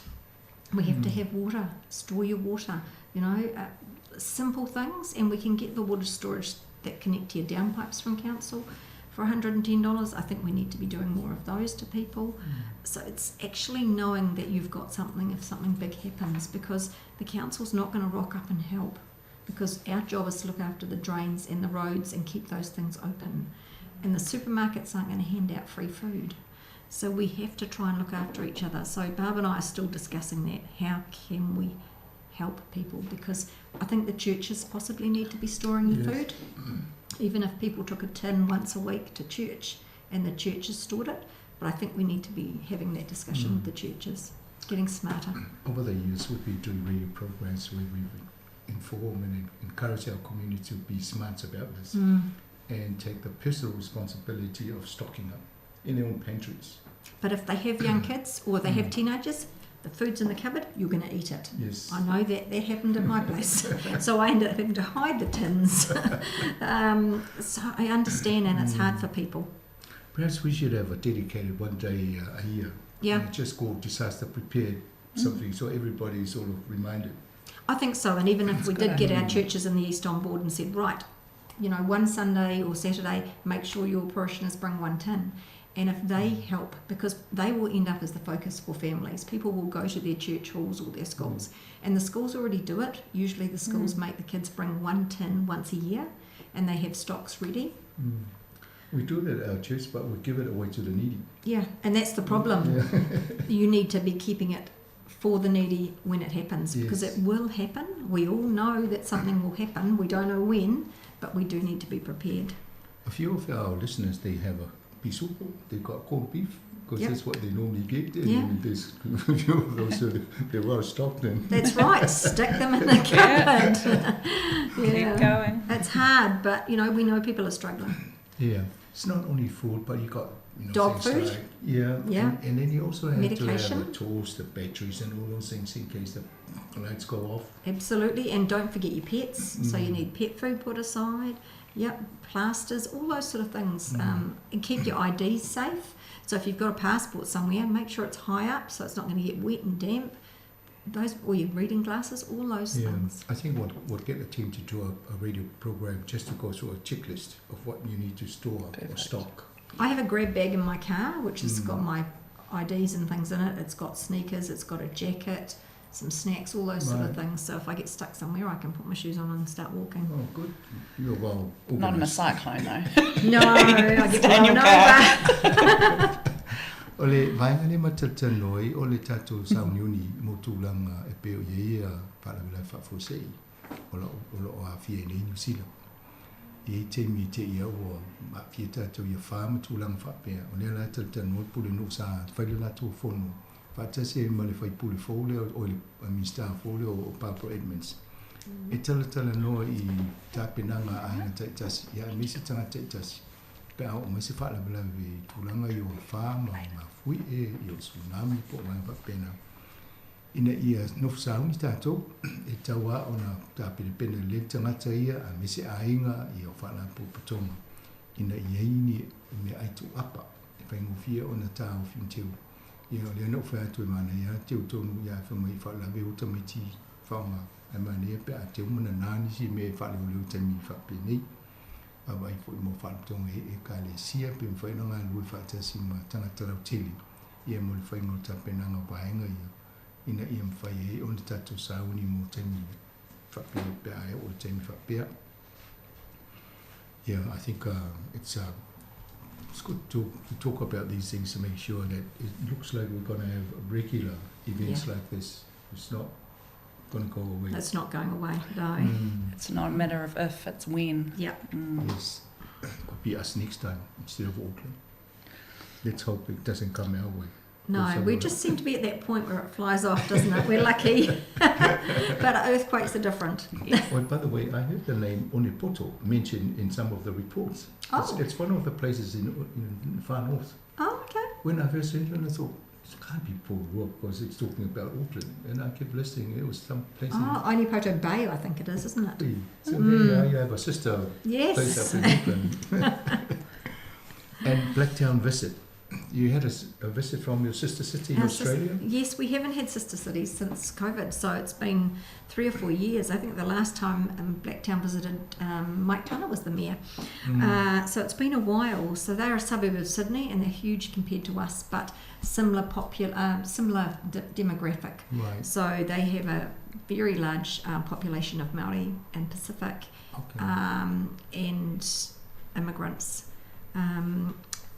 And so they've been with us since 1984. This is actually the first time I've actually personally met them. I don't remember meeting them previously. They seem to think they had met me, but I'm sure I was away for the last one. But we showed them around the city and did things at the marae and took them on a bus tour and things like that.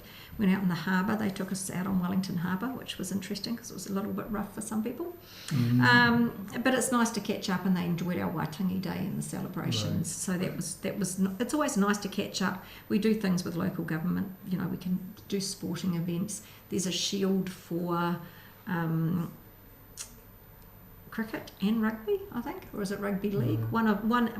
Either or both. And so they come in the Porirua Shield and the Blacktown Shield. So we've never been visiting for either of those. They usually come for it. We don't. Seems a lot to just go for a day of watching some sport. So yeah, we keep our budgets low for those sort of things. But we also have Japan, Nishio in Japan, and we have had them over, but that would have been 10 years ago. Right. So I think everybody with COVID has just been locked down. So it was actually quite nice to see them. And the 40th celebration is next year in Blacktown. Right. 40 years of... So the delegation, they fund themselves when they come? They fund themselves, and they can get funding if we want to visit them. They seem to have a lot of government funding they get for these relationships, and they have a number of these relationships. And the amount of money they actually get from government was really interesting compared to what we do. And they have rate rises, well, they're not allowed rate rises, they've got to sit at like 3. So they were horrified at the rates that New Zealand pays. And what we have to charge for, whereas they don't look after that. And the mayor had received $297 million the week he left, and they were putting in 3 swimming pools, an arts centre, all funded by government. Everything had just been given to them. So it just shows how the economy it works differently. Australia is quite far more, it's bigger than ours, and then, it's just like our churches here. You know, our little sister is just like a church. You fund everything. Yeah. Comes here to Puru City Council, you'll fund quite a bit out of your community. Yes, yeah, and you're right, the churches do fund it all here, which is our residents that are funding it, isn't it? Yes. So over there they have huge money coming in from government. So that was quite interesting, having a discussion about those sort of things. Yeah. Well, I think we should go more often to Australia than them coming here. Well, mind you, they're getting funded too. They're getting funded to come here. Yeah, we haven't been there yet. Well, I certainly haven't been. I'd turned down the visits previously with Nick Leggett, so looks like next year. And what are the other benefits that the councils get from these sort of relationships? Well, cultural, obviously, and educational as well, because we have art. They gifted us a piece of art for the mayor's office that's gone up on the wall. Because they have such a big Maori population, they had a group there that had come with them. Not a big delegation this time, but they had their Maori wardens that had come, some of them, and they met up with the Maori wardens here. They brought youth ambassadors, and we didn't have any youth ambassadors. So, it's just seeing how someone else runs a country from that point of view, or their city. Be good if they bring an envelope with money to help them. Yes, that would have been nice. Where they suggested that we might like to take a large delegation, and I said, well, if you're paying for it. And they said, oh, yeah, we pay for everything. And I thought, wow, it's different cities work different ways because we don't. Blacktown visit. Ole vaingale matatano nei ole ele na fo ile whainga paanga le al pulenga no pōrua. Ia male vaingale Australia ta o Blacktown e la talata i Sydney. E ia la to malanga ia a umana siasi mai nei o atfole o pōrua i o.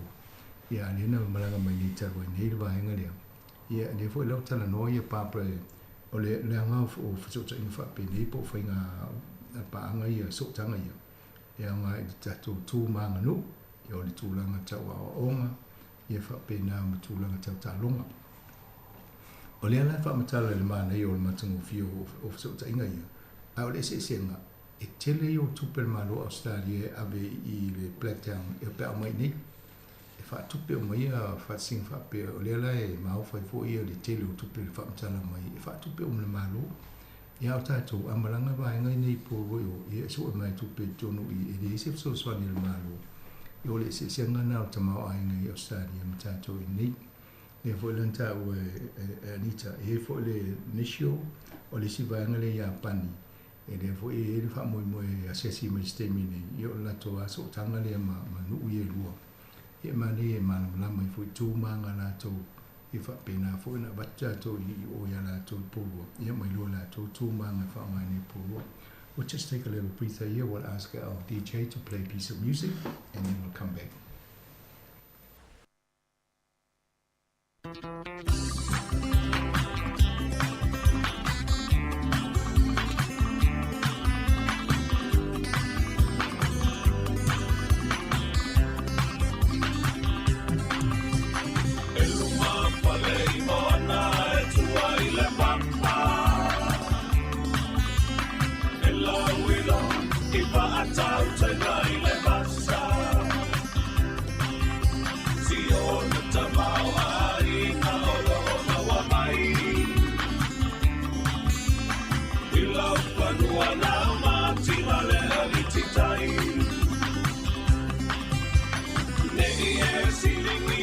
Samoa boy, o talana o le lalulangi e te silapia. Ai ngai le tai e ua e matali, o le toto o e tausia le pela pani.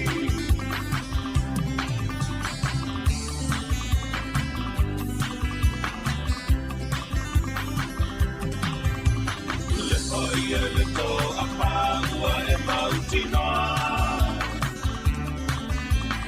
Uso ali I pa a pea lo mali e toa Susu mai sa ua atoa o utapau Ai pola pui pui e puti mahau a pau Le I e silingia I ta Samoa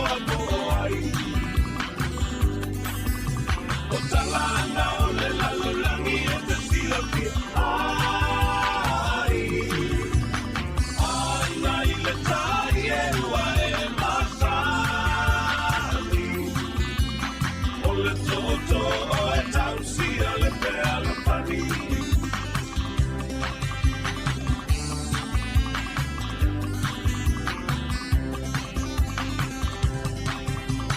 Nei tau ma te sio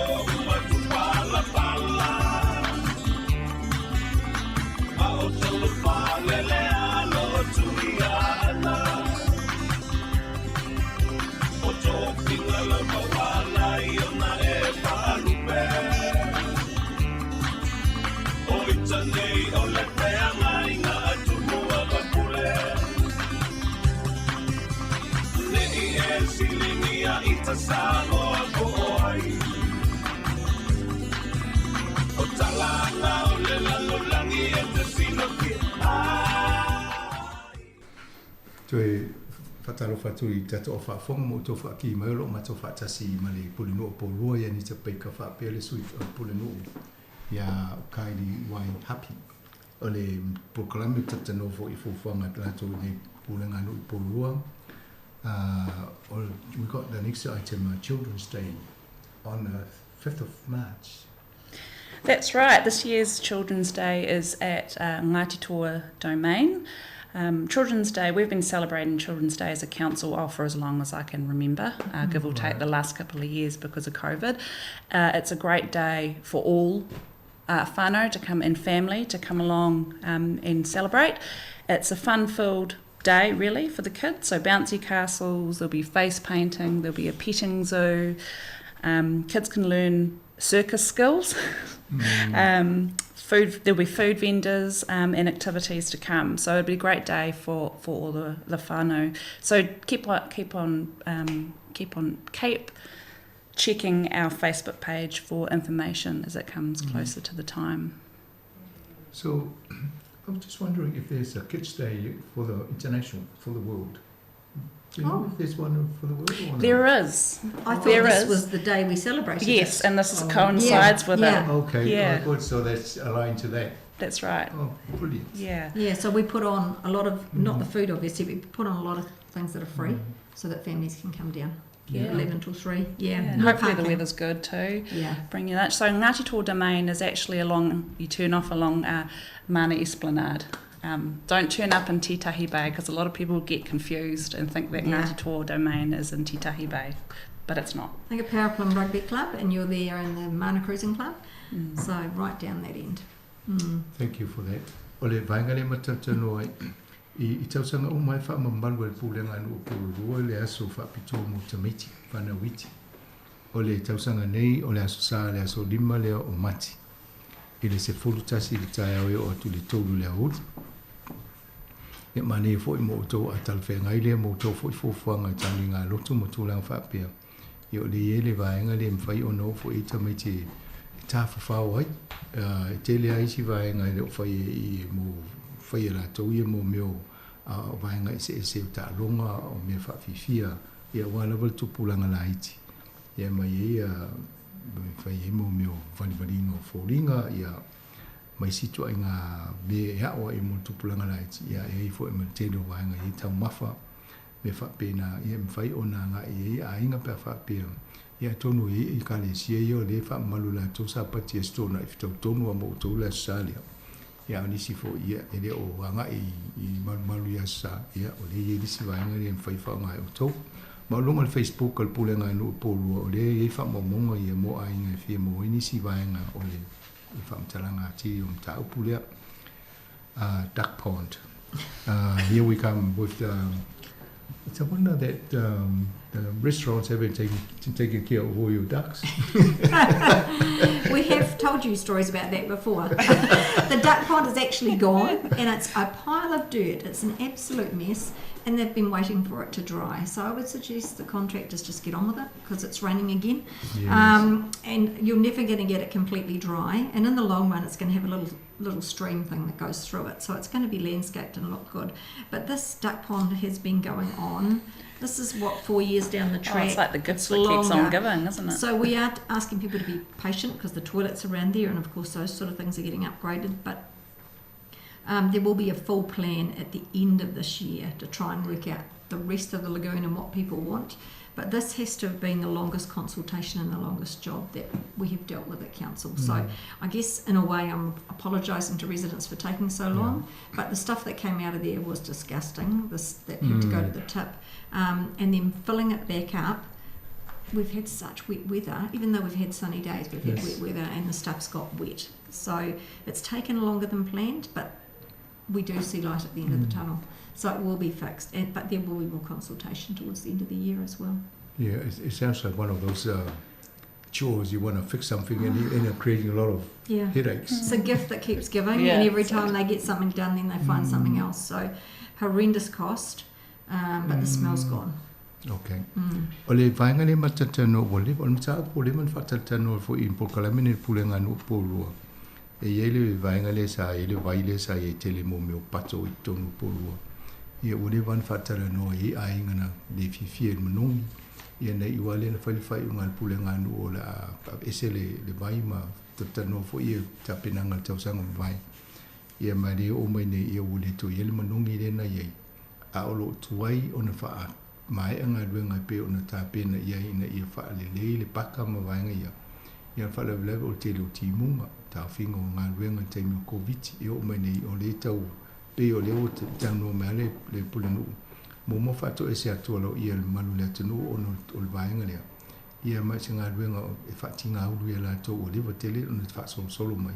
Ia le tele aisi vaenga e whaima wha lawe utoa ia na maea.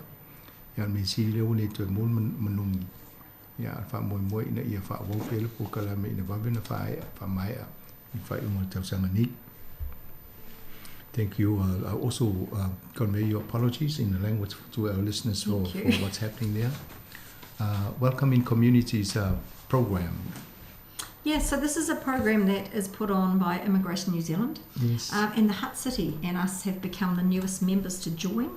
It's actually funded by them, so we get a staff member for half time. Okay. So, actually funded. So I can't even tell you what their plan is that they're actually going to do, but it's all to do with new residents and welcoming, settling into the city.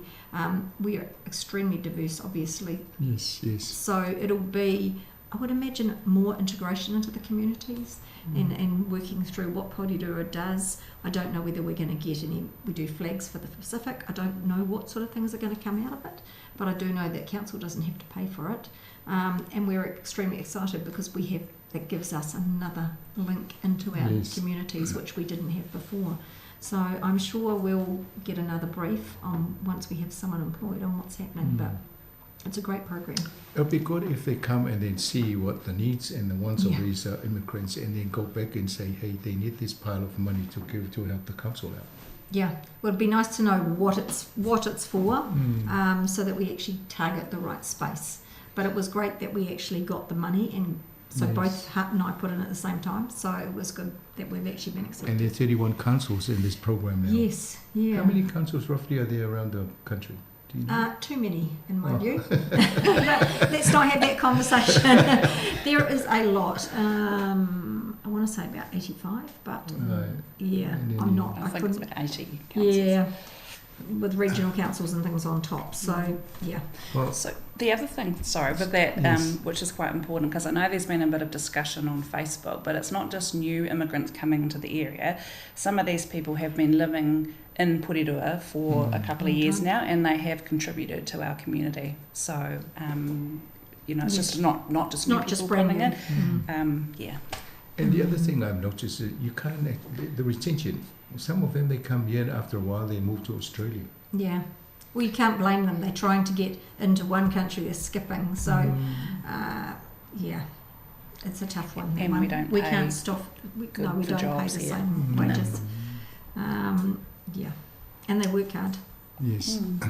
Ole vainga le tala no le e vainga le ta o le polkalame ale immigration po le vainga le vai fo tanga te manga inga e o mai mau ne New Zealand. E la polkalame le wa mai tanga ta fainga venga mai le immigration e ngalua I le pulenga no polua. Le fo o ye mfata se to mai Hat Valley. Ia mai tolsu tasi pulenga no pipi le polkalame le malo. Inga rupoi whaatasi ina ia le leile wa ainga o tangata whai mai I tonu New Zealand nei. I tonu lama nei pōrua tō tele tangata whai mai vaenga se o laulangi e tātou moto Pasifika mai sinu. I o la tōla i o le whaatau I le pōkala mele malo. Ina I o maima wa ai le leina I tangata I whaapitau le o whiangai malato. Ia ma whaini se fōfuanga le malo e tusai malato fōi fōfuanga. Am to Italia le le pulenga no polo e mese le pulenu ia le tulanga le so santele lato. Yeah, I guess it's a nice scheme in the sense that it also helps you deal with some of the issues that you've been dealing with in the council. Well, it does, and having someone from immigration gives a budget exactly. to it. So that's the nice bit, because we do struggle with budgeting and how we want to do things. Right. So yeah, it all helps when government puts some money in. All right, thank you. So what are the issues? The weather at the moment. The weather, recycling bins are out, and obviously they're not very secure in the wind. So as Kylie said, put something heavy on top of them. Yeah. Pick up the rubbish that's flying around. Yesterday, a man walked out in front of me with a bag, and he was on Grays Road collecting all the rubbish that had blown around, just with a stick, just out of the blue. These people are doing it. So because the number of people, especially down in Porirua, that just throw their rubbish straight out of the car is just appalling outside these takeaway shops. It all ends up in our harbour. So we ask people to secure those cities. I think it's in Japan where you get fined for fined. throwing up. Singapore. Singapore. Yeah, you get put in prison for putting chewing gum on the... Lucky I don't eat chewing gum.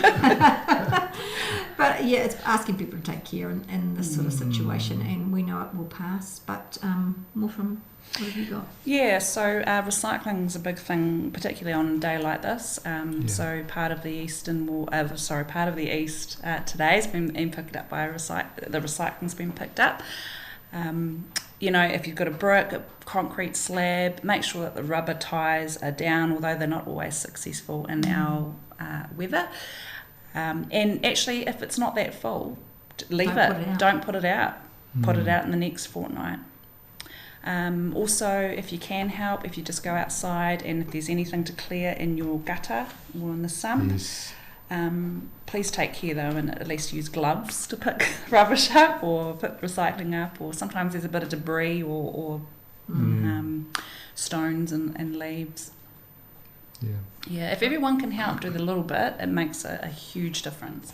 We know a resident in Seaver's Grove that has been helping doing this for over 20 years now, and she said that it's made a huge difference every time. Yeah. When I drove to work this morning, I came through Johnsonville, the back road, from Karui to here, and there was big council truck, you know, with the extended out, and was cleaning out the.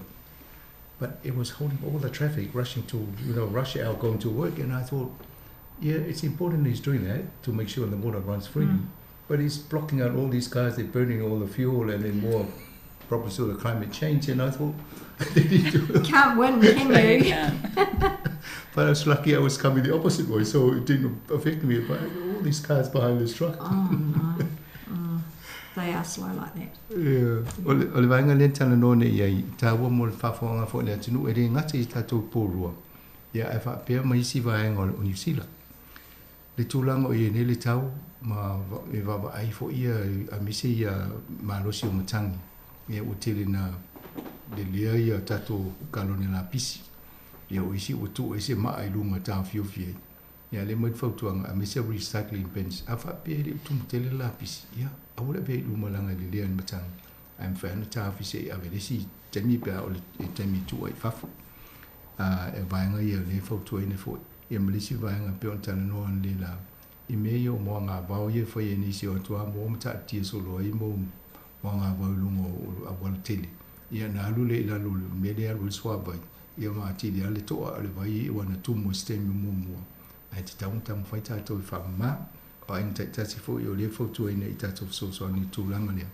Ia wāne le saunga le mō tātou ma tiu manga. Ia mo le anga I luma. Thank you for that, ladies.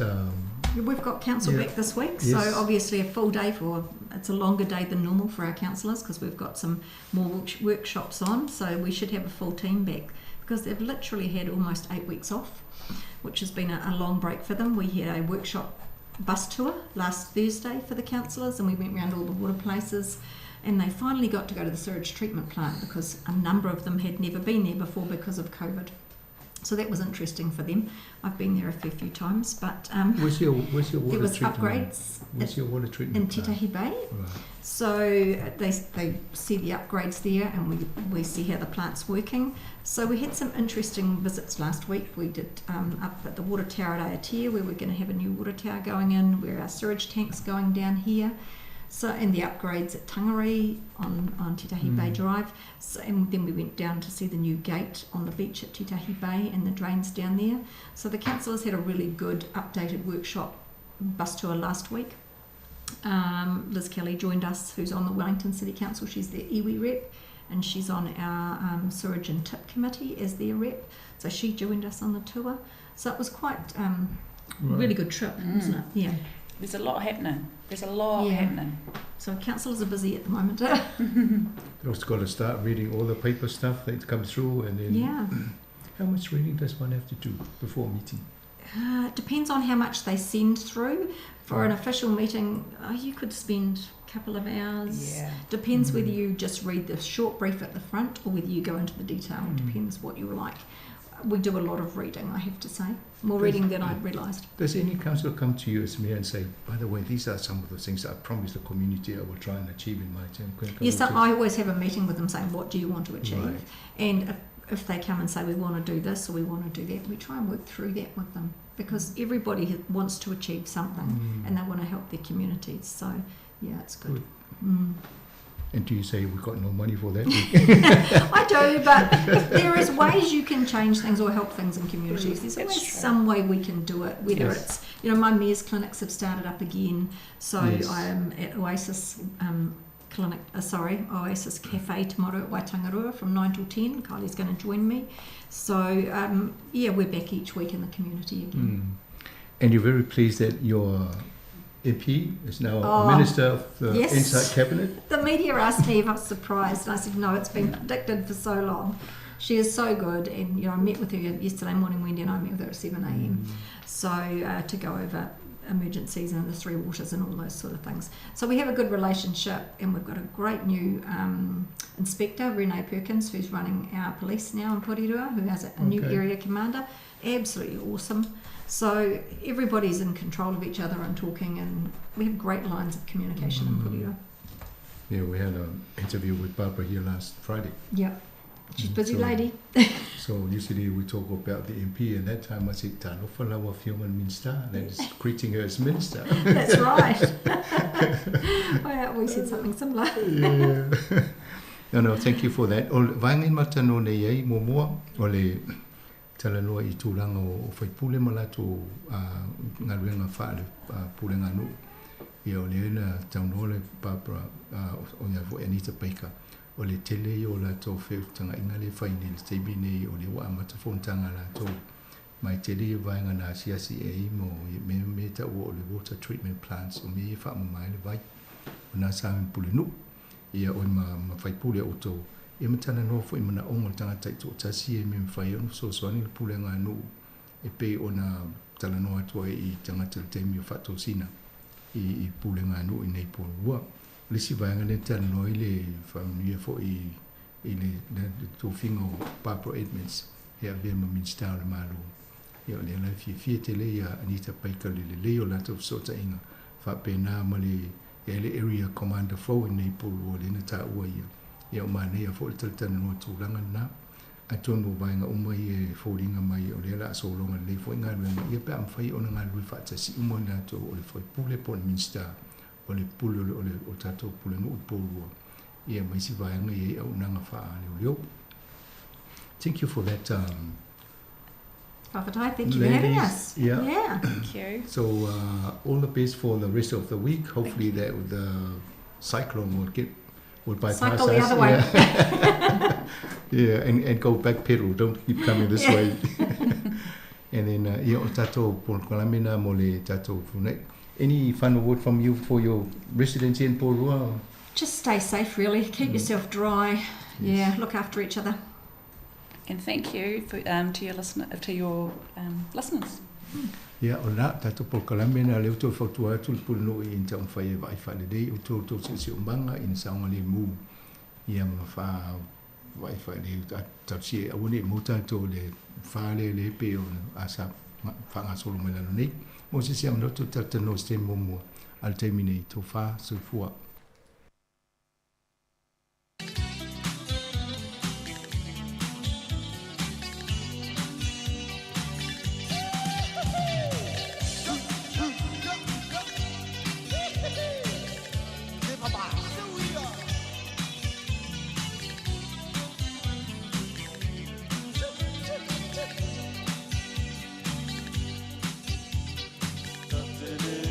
Mana tua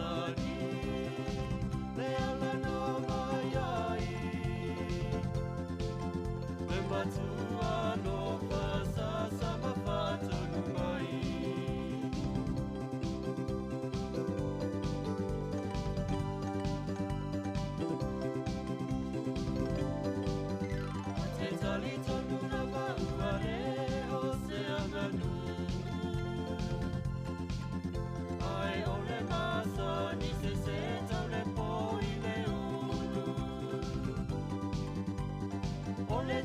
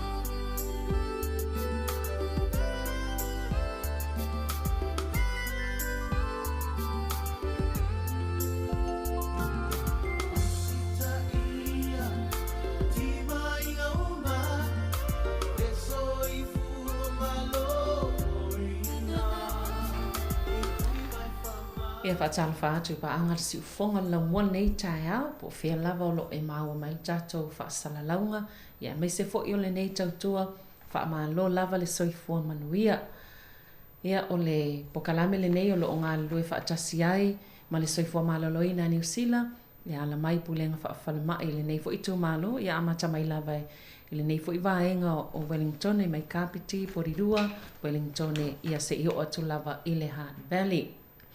Ia o leo mātou tala noe nei Taeao ma le sunga. Ia vesi le lua toi lolo, ia whaapea fo'i hana hara.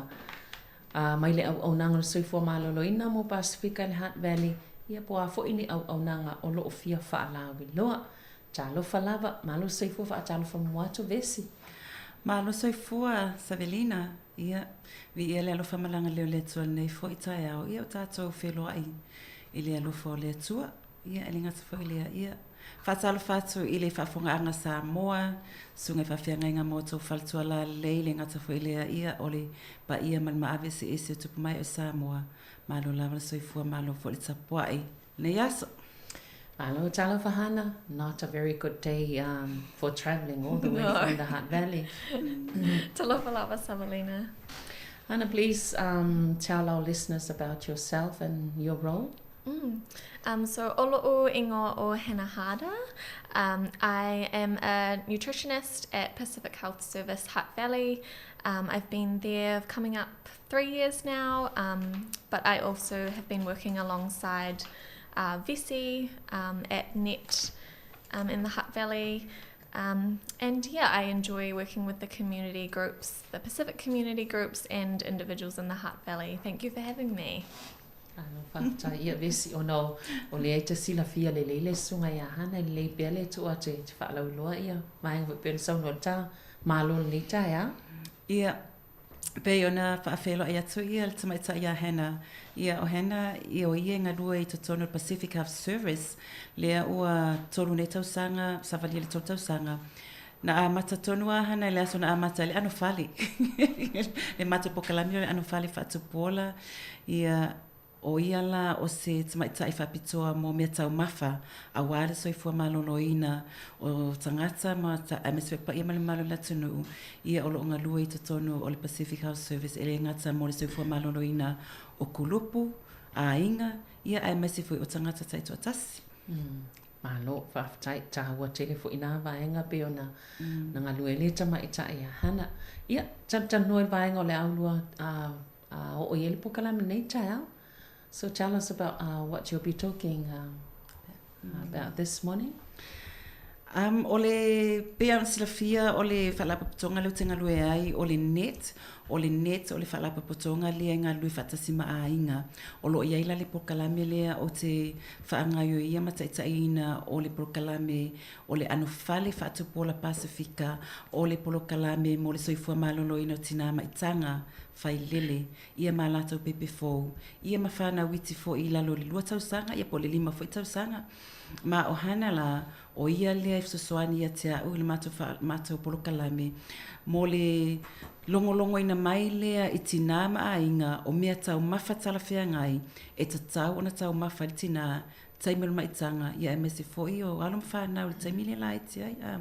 So la tatia Hannah, I was just saying that how you got involved with the program. You know, you are a nutritionist and you give advice on the food that's appropriate and healthy for the mums and the families. So to you. That would be good. Yeah. Yeah. Cool. So, would you like me to discuss a few things that we talk about? Yes, according to our list, we sure. talk about pregnancy, nutrition. So, so you are the expert, so I'll leave it to you and I'll just translate it. Sure, I'll try and keep my answers short. So one of the things that I like to talk about with our Pacifica mums in Anofale, we cover a little bit of pregnancy nutrition.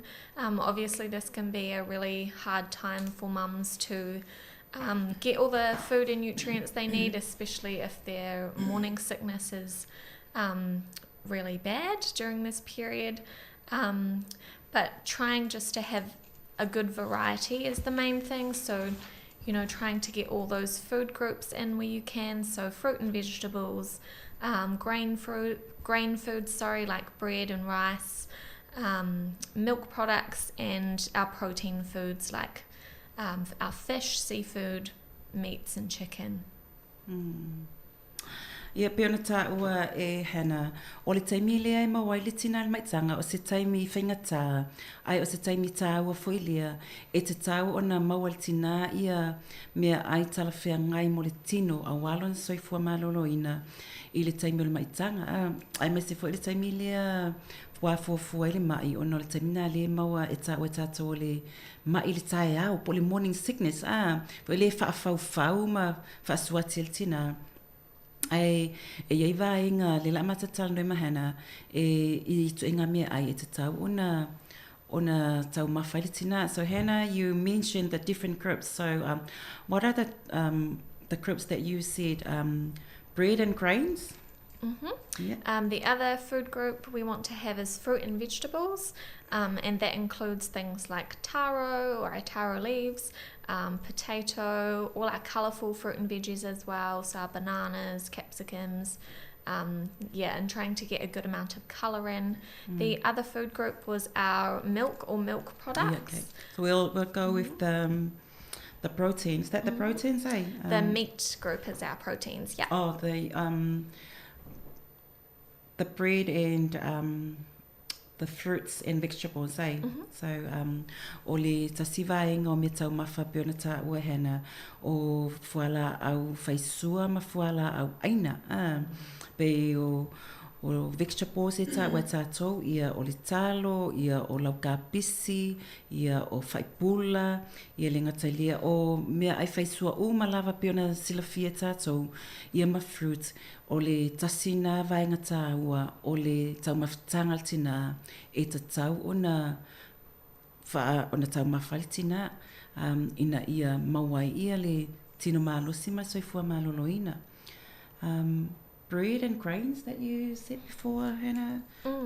What kind of bread?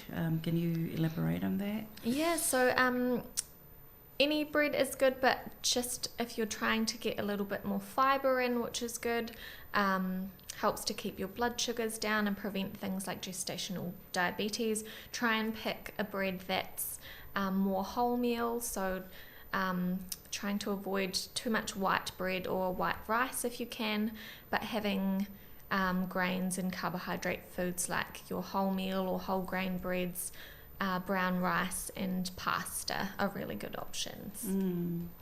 Ia pe ona taua e hana o tulanga le whalaua ma meo fatu while o pe o laisa ma mea ai whapena pe o le e ao ngā i le tino ai o tātou fia lava i le whalaua pai ai pe ona taua e hana e tamwhai fo ilea e tau mawha i le alaisa ena ia po o le whalaua ena ia po o ai tamwhai fo ile ta e whaititi le tau mawha i le whalaua pai.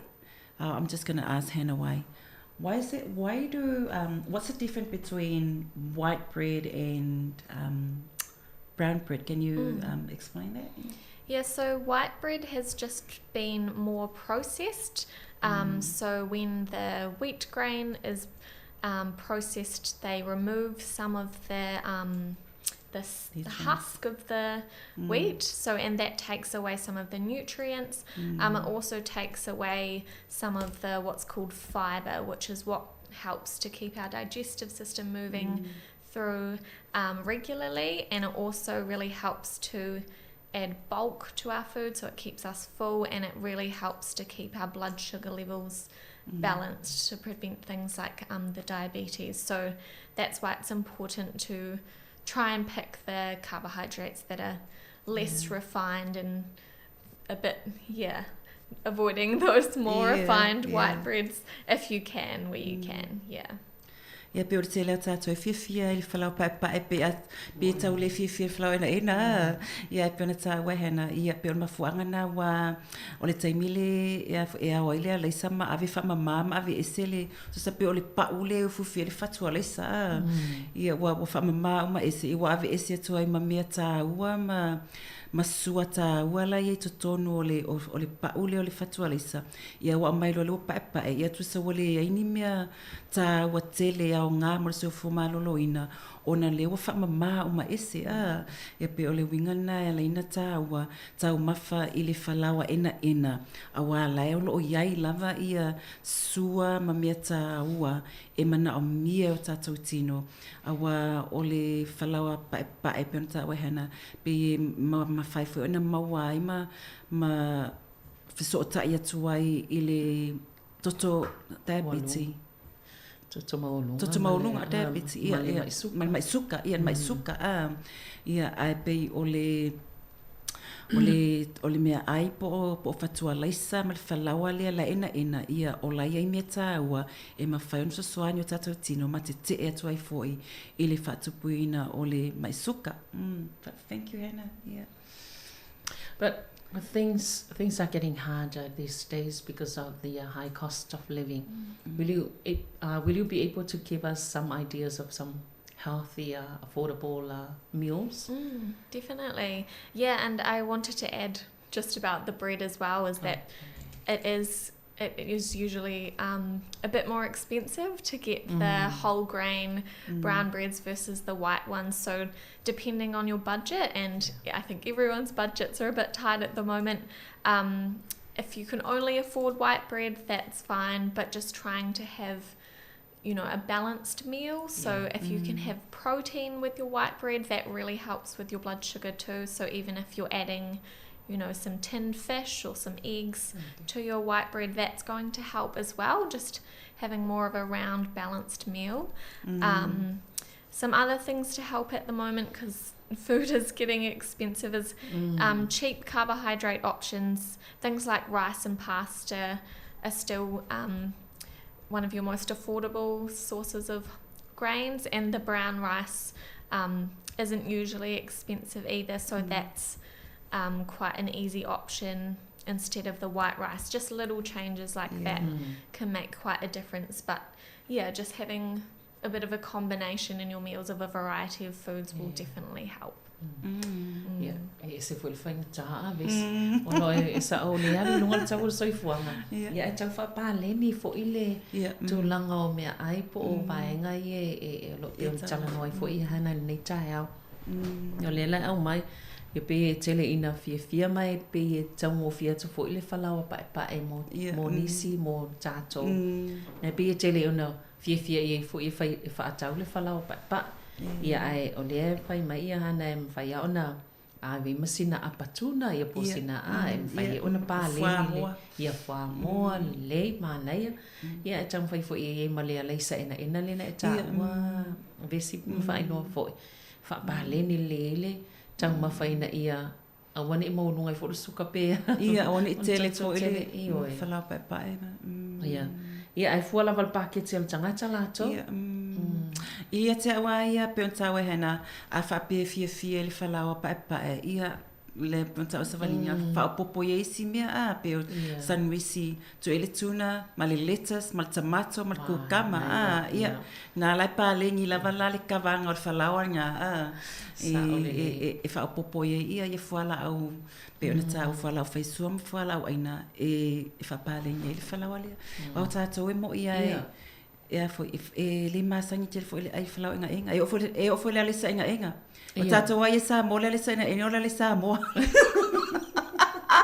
yeah, and I was just saying in Samoa we feed our chickens with brown rice, so when I see people eating brown rice I'm like I'm not a chicken, okay.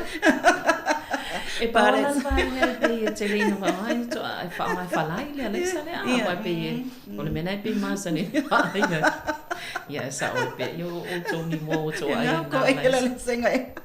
but that's the mindset of some people when they look at the brown rice is for chickens. So but we forget that it's got more nutrients. Being alu tato le senga inga lai tele ia le suata wa e tato na tato tama faina e nga mo tato tino ia. Okay, so let's come back to things to avoid during pregnancy. Can you tell us about that? Yeah, so when it comes to food, there are a few things just to be more careful about when you're pregnant, because your immunity is lowered a little bit, and food poisoning can be a little bit more risky when you're pregnant because it's not just affecting you but also potentially your baby. So things like soft cheeses, soft eggs, so just trying to make sure your cooked foods are cooked to really hot. Things like your raw fish or seafood, avoid those because they're just a bit more risky during pregnancy, but you can have them if they're cooked, so making sure they're cooked really well. I think the big ones during pregnancy are alcohol, drugs and smoking. So alcohol puts your baby at risk of health issues like what's called fetal alcohol spectrum disorder, which can cause damage to the baby's growing brain and some growth issues as well. But I think, you know, if you're struggling with those things, it's really important to reach out to someone like your midwife or your GP or even, you know, your well-trained nurse, one of your healthcare providers, because there is support out there and, you know, you don't have to struggle by yourself. Coming back to food, just even things like caffeine during pregnancy, just limiting that, you know, trying not to have 5 cups of coffee a day like you might have usually, but trying to limit that to around 2 cups a day, just because the caffeine in the coffee, that's high amounts have been linked to low birth weight, and even if you're trying to get pregnant, it's been linked to lower fertility as well. Those are sort of the main ones that you want to look out for, but there's also a really good list of things to avoid on the MPI website. Sorry, that was a really long answer. That's okay. I remember it all. Pensa uwe hena beneficiaria ia Savelina. Po o ani mea ai te tau ona alofia e tina le taimur maitanga ia penata ua hena ia o mea ai ia taimur maitanga tusa e ia vaenga lo tino fo e te atu fa mai ai e o lo taimi te maua le maitanga pe ua maua lalo lava ia puipuinga le lo tino ono le sui atoa ia lo tino mai faingo fi foi ona maua ile mea le ole food poison po le ole o nai mea ai pe mea le tulanga le tala no mai ia hana ole ai mea ai o tau mawhai mea ai fo i mea ai ele i le leile kokaina pe le i vela le fo i a whai fua moa ia a whai te fia tau mawhai fua moa fo i le awhakuka ia e te tau ona kuka le leile fua moa e matua vela le le ngata i leo mea ai yota ia mea ai sami ia e whautua ina awane i tue tau mawhai mea ai oka po o mea ai sami fo ilia pe o maso pa ua au mea ai fo ina e le fifi tato tau mawhai po tui te mila maitanga ona e mawhai ona a fi ai oe i se mai i te mila maitanga ia le ngata fo ilia o le situlanga o mea o awa o ona fuala au fasaina tapaa ia mato te le whai atu e au le whaia ai o le whautuanga lava ia mai i le ofisa soi fua malolo ina mafua mai ona su enga e iai ia le afianga o le pepe o lo ilo manawa pe a whai te tau mawhaina ia awa o ona mafua la au fasaina ia por tapaa fo i wao mea umalawa tau mawhaitina e alu umalawa i tonu le pepe ia a whai te ona e luna winga o la fo ua whapena fo i ia le tamaititi tono lo manawa ia le ngata i wai e ia to inga whaamaina e mawhai ona mawai ia tamaiti mafua mai awa o ona mafua la o ona fo ilia e whanau mai nei tamaiti pe whale tonu i o lato fōringa e te loa lava i nei tamaitina pe wale ni furufuru mata mani whingale o ese ala to fōringa o nei mafua maltulanga na i le ngata fo ilia ia o le kofe o le keifin po le vaila au le tono le kofe ia a whaisa 5 ia i po kofe le Taeao ia te mawhawhau e iwa mo ova maalosi fo ia i tauna ia le swinga ona e mawhai ona a fia i le mamafa o le pepe ia pe mawhai fo ona a fia i le tūlanga lea o o le mawal maitanga e mawhauna a fia ai oe ia e lenga tawailia ia a whai o lo o tau wivi ma tūlanga le i fuala au ma tūlanga le tapaa me whapena ia tala nois tangata e mawhai o na maua toi susoani a le o le fua mai o le ainga ia o le fua mai whatosanga ia po nisi fo o tangata lo ngā lulue i le i tūtau soi fua mai lolo ina a wā ia susoani mo o le tina ia ma le ainga atoa. Malo, a pe le sivainga le mo me o tau mawhai a sami a e a fo i. Mwhai lawan tau mawhai whaavela le. Whaavela, mai matua e bevela lava a. E o fo mea ai fo i whaavela whape o tutoe ni mea ai anafi. Ia na malamalo Taeao whape o wai alatua a melpusa e sapia lai okay ale. E te tauna toi whaavela le lei mea aina ia matua pupuna le lei po se supopo le a wale wha ama whanawhanaina. Ia matua whaavela lava. Toi tu le tono le ulo tu le o ngā o. Wa pe o mena le ta wai rim. E o nā ai ma o no mea ai le. Okay, let's come to preventing and managing gestational diabetes. Would you like to talk more about that? Yeah, so we talked a little bit about it before, but gestational diabetes is a bit different from type 1 and type 2. So it's a type of diabetes that you will only get during pregnancy. And for most mums, it tends to go away after the end of their pregnancy. And because when you're pregnant, insulin, which is what helps your body to absorb the sugar, the pregnancy hormones during pregnancy make it harder for the insulin to work. But I mean, some simple things that you can do to prevent it or manage it are just little things like staying active, you know, and just low impact, easy exercise like walking or swimming is really important just to help that insulin to work a bit better. And then things like, you know, making sure you've got that fiber like we talked about before. So trying to have, you know, a bit more brown rice or a bit more fruit and vegetables, just to help those blood sugars to stay balanced, having some protein like some meat or fish in your meals. Yeah, those are sort of the main ones, and just trying to limit the more refined foods like your, you know, lollies and cakes and biscuits, the things that have the high sugar levels. Peona fisilingia Savelina ia le tulanga lea o le gestation diabetes o le maisuka lea e maua i le tina e mawhauna awhia le tina i le taimi o le maitanga e ese mai le maisuka fo le masani le tasipo le lua ai peona tawe hana tu so o le tele ala tina e maua i le maisuka le taimi o le maitanga e uma le maitanga wa whanau toi tea a o isi taimi o isi tina e mawai loa wale tea mai o le tūlanga fula le whai tete le taimi le maitanga ina ia mawhai ona ngai yoi fo ilia whaineo exercise savali vali ia pe a au ai le ngata fo ilia ia o mea ai ia pe ona ta ua ia le whalawa ena o fuala au aina mata ia mafuala au aina faisua vegetables ma fruit ia le ngata fo ia male alisa ina len pentawa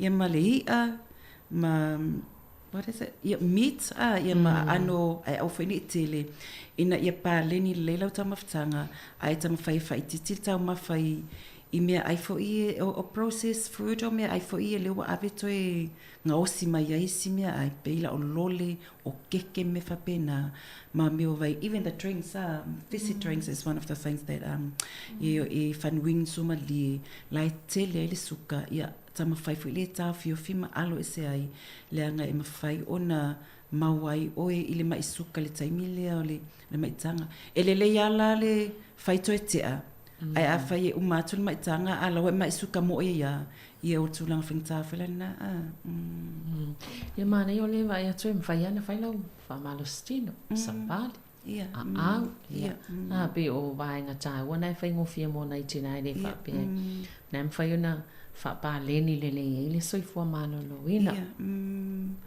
We're just Savalina was saying that it's quite good that you can still stay active, like swimming and walking, do low impact exercise.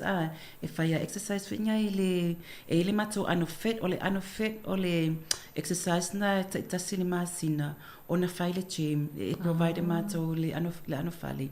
I free lesi to tongi if I more exercise more ele mako personal trainer or qualify if I exercise ole aunga lava ia avatu ai se fa onga pos fa te inga tina ia na vale ola to ia fa tai ia e pe ole au lava le exercise esel taua wala nga yo ele tino atua ai le ola ngona tele se tinga ia mal sval ia le fingo fina fa ia Okay, preventing and managing constipation. Can you elaborate more about that?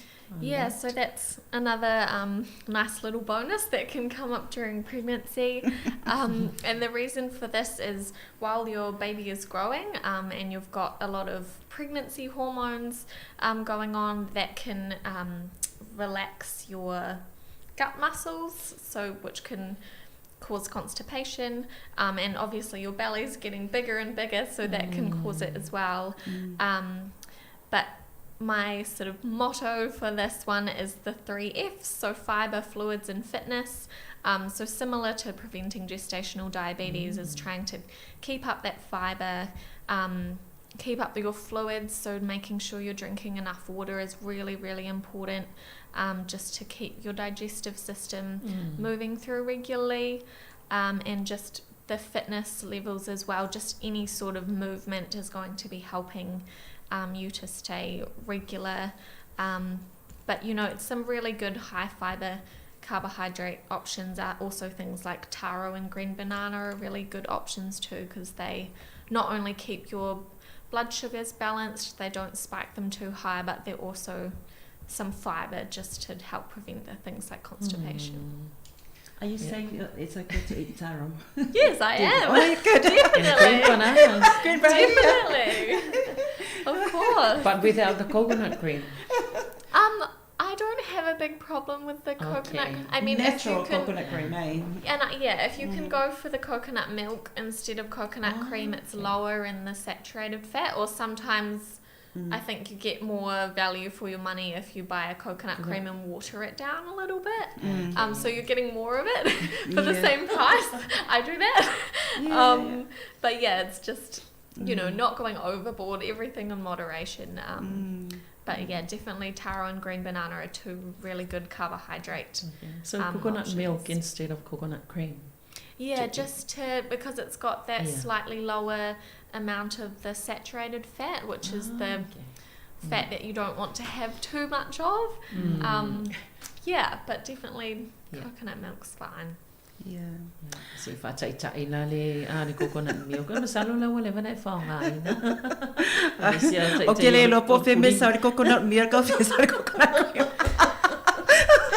Awata tori coconut milk pe ole su ole new su ole ale coco awalu falo lo fata mali coconut milk mai pa te la po fesa o coconut milk ka fesa o pe ele por me kasi pe me asu esele le me lo mai we were just wondering where to get the coconut milk from, because when you look at a coconut, when you cut it open, the liquid that's inside, that we call that coconut milk, and it's not white. So, but coconut cream is when you squeeze the coconut out, and then you get the coconut cream. So we don't know where does the coconut milk come from. I mean, I'm open to correction, but when I look at the cans or the ingredients, it looks to me like coconut cream is just less watered down coconut milk. I could be wrong, but you're right. But I think it's the same process, but they've just added one less. Is watery, and then they got it. That's milk, and one is not watery. That's cream. Yeah, I could be wrong, but that's. But there's a light. There's that kind, a light one. Makua quality. Yeah, pionata ua piona fasilingia ele. Le usa foi a Sevelina e ele tulanga le al manava mamau le constipation tu sa tulanga lea e masani tina maitanga pe o loa wa ono masina fitu masina var masina iva I o maolo tulanga lea o le manava mamau si tulo por time foi le o mai foi na fana me e ai le time le mo maitanga ia mana tua le wa tupu ale tangata ma wa o mia foi pe tawe hana wa o mia to tono o lo manava si tulo mo to tonga ia e mesela le time po le valu le iva masina ia o fa solo ina pa ua tu lalo le tangata ia ma o mia ia vaenga ia o lo tino le e a fia le fa anga yo inga le I fe au mamau se tulo ma fuanga na ia lai ona mau tulanga le manava mamau ia ai o le situlanga pe o tale fia ai so o matale fia inu so ona le tulanga mai tanga le fa malusia ia to anga pe o le mea ai ia tam fai tau ma fai mea ai pe ona ta o fuala fasa Fala aina fala o fai sua ia le ngata foi lea ia pe o tulanga ia pe o le leisa lea ina ma le talo ma le fai ia wa oisi toto mawarunga fa sali talo ma le fai ia ai taimi mai tanga to anga e tau mafale fai ma le talo e fsoswani ai i tato manava mo tato tino ile punya le taimi lea fa anga solo linga yo inga le putai mo le whainga e breakdown e me ai tona manawa tina ia o so soani tele ai la o le vai to anga inu le vai paipa o le vai paipa la val mea sili ia ma le fitness o le ngai oi le tino ina ia mawar so fua maloloina pe o vai nga ia pe ntala no ina ia alen tala no el pe tara fia ngai pe tama fa pe ia pe tawe hana e se a faina ai tamba foi le pe sui le vai ma sanya tato sa moa a faile miti o sui vai a faile lo a le sui vai pe vai foi fa ali fuia ele sui e pulala oi polal me ta fia ngai la tau mafa ia tala fia ngai maloso i fua malo loina malo ia se fai da masin tato malo longa ia to e foi mai le ia to fa mo tato plan malo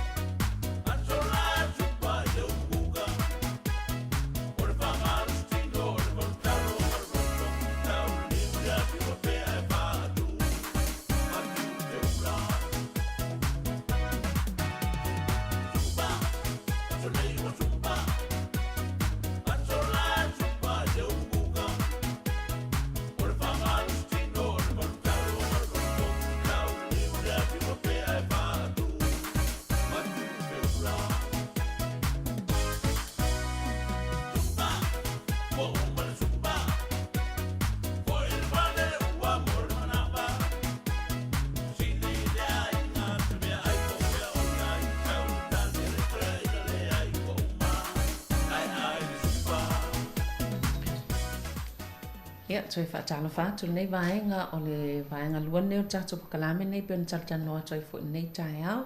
Ia masunga ia vesi nei lua toi lolo whapea fo hana hara mai le Pacific Health Service i le Hutt Valley taltanoa i le Anofale. Ia mai se fo i o mata uputau i tina maitanga o le olo whaatanoa ina Taeao nei le tāua o le silafia le tina maitanga o le tūlanga malolo ina le lei i tau mawhai ta tau ona ai pe tau mawhai foi. Mana i ta upuia vesi e pe o lea pe e le masim talwai foi le pe sa iai ma tal noa lava e whaawau le Anofale mam ta upune. Iai pe e ta ua foi le vaenga le ua tatou o iai o le vava aile le el tina mai tanga o ana tau mawha ia matulanga whapena e ta tau ona mawal soi fo maloloina ma mawal maloloina le leo le pepe. Ia e se i whaawau pel tanoanga Hannah, can you explain the birth or labor nutrition? This is a really good question. Because I mean, depending on the mum and the amount of complications, your labour and birth might be a really long time. And it's also something that you need a lot of energy for. So I think just be prepared, you know, in your bag that you pack up, ready to go when you go into labour. Just put some good snacks in there, some carbohydrate snacks, you know, it could be things like crackers or a fruit and nut mix, and just things that are easy to eat while you're going to be in labour or lying in a hospital bed, you know, finger foods, things that are easy to drink, because it's especially important to keep your fluid levels up. So take drink bottles, take, you know, even a thermos of soup can be good, and, you know, something that's going to give you lasting energy. And if you can take something with a bit of protein, that's going to help with your things like muscle recovery as well. So it could be sandwiches or wraps or crackers with cheese. This might depend on your doctor, depending on how high risk you are of complications, and they may advise you during labour that you shouldn't eat. But I think be prepared, take some good snacks. Even those little baby food pouches that you can suck can be quite good. The, you know, pureed fruit or the little pureed meals, just in case you're in a position where you're not really able to eat very easily, just something to suck on can be quite good as well. Tino le te masani ai vaenga ia amesi me so tape na ngole ato I te tau tua tele vo nei me te tono le ato ave pe a tina e fatinga ia wa ta sile vaenga o le Anofale o le taltara noa ma nei tina ma ainga I le tampe penanga le ato le tala noa foi le ia o le te me fatinga ai alu lo ta avale ia na la lo ato so te male ato alu lo ala wai uma e ready ia pelanta o hena o le talanoanga o ani mea ai e tatau ona ta pena ma ave tina fale mai I le taimi le la alu sa uni fa na o isi taimi pe alu atu pe o isi pe tasile aso pe lua se fofua lava pe ting pe yese tulanga fo ile te tauna no fo fale mai fa tali fa na ya a faila te alwa tu fale mai la ila ato ia po se lunch box fo ile la ya ini me tau ma fa po ngi crackers po ni nuts o me fo ile fa ngo fia na lo ta te no fo mata o ma tau mafa ia po ni le fangu vai e te tawana ia lava ia fangu vai e tau mawhai inu. Ia po se fangu ti fo ilia vevela e mawhaina ave se supo tau e nofo ma fia tau mawhai ia la ilau supo e tau mawha supo vevela ia le ngata fo ilia ia po sanwisi la piona tala noe mea tau mawha sanwisi ia se tuna ia po se meat mani vegetable salati ia e mau ole o ne mea ai o mea ai e mau ai lo malosi mana tua le la e te sauni te whanau io nisi taimi pe tasile aso le whatinga o le leipa it can be longer or short e mawhai ona umi lau whatinga ia pe pupu foi ai ia lava le mea tau mawhana e tau mawhaina e mau ai lo malosi ia ele ngata ilea ia po le yoket fo ia le tonu pen tamai pepa fo ia la itile fo ngai tamai ti ngong tala miti ia pe fa pena fo ine te wa what fa pe mali fo mai ele mafaina to ai se mea ai ngongi mea ingo po ngi mea ai finya vai pe te wala fa pe mai le la sa ngi ta oto ia e le fasala se mea ai mamafa pani mea ai malo ia e fuafua ia alawa e ready atu tulanga fa pena ia mo le taimi fana wai malo. Okay, now let's come to breastfeeding nutrition. Please explain that. Okay. Yeah, so for mums who can breastfeed, it's really good because it's, you know, the perfect amount of nutrients for your baby that it needs for the first 6 months. So really important to try and keep only breastfeeding for about the first 6 months and just waiting to introduce those solid foods until they're around 6 months old, because their body just needs time to develop, their digestive system needs time to develop. And yeah, breast milk is just so good for, you know, helping your baby to build their immunity, for helping them to preventing against sickness and things, but really important for you to be eating and drinking enough as well, because it's quite a big amount of energy that goes into your breastfeeding and your breast milk. So water is the big main one here. So it sounds like a lot, but trying to have, you know, at least 2.5 litres of water or milk or herbal tea a day, because breast milk is mainly water. Most of it is made up of water. So that's taking obviously a lot of water out of you. So yeah, your fluids would be your main one. But also making sure that you're having a good breakfast, and mornings can be a bit hectic, but you know, trying to make sure that you've got something with protein if you can. So even something like an egg on toast, avocado on toast, or even just peanut butter on toast. Your good fats are really important as well. So when you're breastfeeding, you've got that first bit of milk that comes through, and then you've got what's called your hind milk, which is the really good fatty milk that's going to really help with your baby's growth and their brain developing. So again, things like avocado are a really good source of those good fats. Your nuts and seeds, olive oil, and even things like your oily fish like canned salmon or sardines are good as well.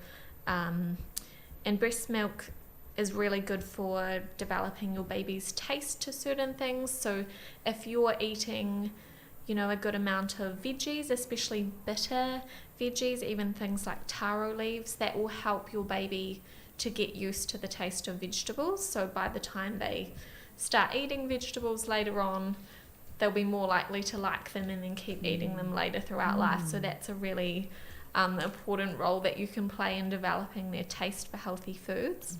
Another important thing to note is don't avoid allergens like nuts and eggs, because it actually will help them to be less likely to be allergic if you are including them in your diet, because they're getting a sort of introduced to a few of those allergens, but in a safe way through your breast milk. So yeah, try and keep eating a variety of things and don't feel like you need to avoid them. But also making sure you're getting, you know, that good variety, especially even getting outside for some vitamin D in the sun is really important as well.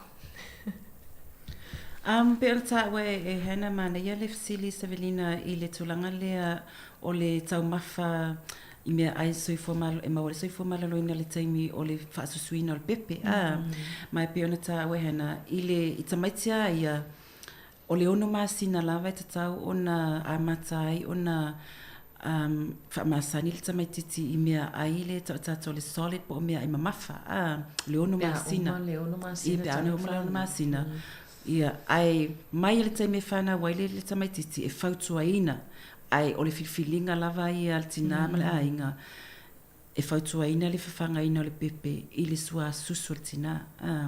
Ona pe ana tatou loa e tele I tūtāua e mawhai ona whasoani ai e le ngata le soifua maloroina o le pepe ai o le tupu o lona whai ai. E te le awhianga li lei pe a whai whaasusu I le pepe I lona tina. I le taimila le whaasusuina o le tamaititi e whautuaina tina ina ia tō anga pea e tau mawha le vai, le sua vai lea, ia po le sua susu, po le susu foi, ia e pea sua vai lava le vai paipa, o le vai lea ta tau lava na tau mawha tina, ia po herbal teas, e le kofi foi lea, langa I le afianga o le kofi, e afia I le sua susu tina, ai le ngata lea, ia pea o mea aia na ta ua o le breakfast po le vai ainga mua lava o le tamawhatanga le Taeao e ese le tāua ta tāwana le leile breakfast le tina ia por fua mua a woka o toast peanut butter e mauai le losi po le energy o le tina mai le Taeao ia whaasolo ale na whai o whiau ia a le ua wai ai ia le tamawhatanga fo le a matai o le Taeao ia le ngatai lea o mea ai e mawai le losi fo ilea e mea ai fo pe ele e whapetina ele mana o ai ni te wa afia le pepe ai le ai tusa o peontala noa e hana o nut o mea aina pe o mea aina e teleina a fia fo na leanga I tino tamaiti ai a whapeta o mawhai le tina ma whamasani ai le ala e ala atu le susu e ala atu sua susu ia na whamasani le tino le tamaititi a ola le taimi wono masina fitu masina wai a vatu o le peanut butter le tamaititi a ola wa masani le tino tamaititi a wa le sa ala atu le sua susu tina ia mea aia mo le fua mua fo mo le tamato wa isi mea aina e pe le anga I tino tamaiti ai a fai o le na masani e ala I le sua susu le na tau mawhalitina ma luat ma pasi atu I le tamaititi a le sua susu I o vola le taimi whawhanga I le tamaititi mea aia e ia le tatonunga e la I titi se afianga ai a fai o le taimi wa ai te wala to avatu le fua mua ai le masani le tino po mo peanut butter mo fa pena ia pe o tasina vai ngai e vavea na afia ia tamaititi mai ona lele masani no na tino I mea aina so e tatawa la tina na awal tau fia tau mawhai mea aina tau mawhai pia a o wha susul tamaititi ina ia mawhai ona pasi atu tamaititi ma masani elo na tino mana ia vangana wa te reina whanonga to isi pe a fia tamaiti a mai se lava meo pinati ia tulanga whapena mana ia la naua manino e fo I lau luau, no wingo le luau e nei ia e o ngā fo I mō tina te lele o ngā pe o mea lenta wes leo whamanatu mai Savelina pe o le lau luau o mea ai whapena e mawhai ona a mata tua ile fia o tamaititi e tau mawhai mo meo vegetables po mea ai whalau aina ma whalau whaisua ia a tō angatina e tau mawhai mea aina tu sana fo e alu atu le pepe a le sua susu ia e o tu leona masina i wa amata ana na masani le tamaititi taste o mea ai ia wa le alu atu le sua susu le whaalongo le taste le o mea ia mana ia tele what happens to the baby if the mother starts feeding or introducing to him solids earlier, other than the 6 months recommended? Well, it sometimes depends how early. Like some babies are a bit more ready slightly earlier, but it has been shown to increase their risk of things like asthma later on in life. So it can lead to it can potentially lead to complications down the line, just because their body isn't quite ready to digest the different foods, because it's quite different to breast milk. I mean, breast milk's a liquid food, and it's quite different to when you start adding solids that are a bit more difficult for their little stomachs to digest. So asthma and other respiratory illnesses are some things that can occur if you're introducing really early to solid foods. Pe tāua maanga nea e waene pe ata mawhau I a tātou I ese taimi e ma tauna whawhanga e tina I a pepe I mea ai malo. Ai tasi lea whawhitau le te lea tina, tang so le pepe, whai mai I le ma ona le susu. A lea tolu ma sina, wha ma sina, lo mana olo e whawhanga me ai malo, mo le solid. Ai mana tua pe e ma whawhau iai, I le tino tangata le ftoa matan tupu le pepe. Lea le develop le pele atua le ma alosi ona tuotonga. Ia e bawa aila iai I le puta o le tamaititi, la e mani finifia, e whetau ia la le susu. I le puta o le tamaititi.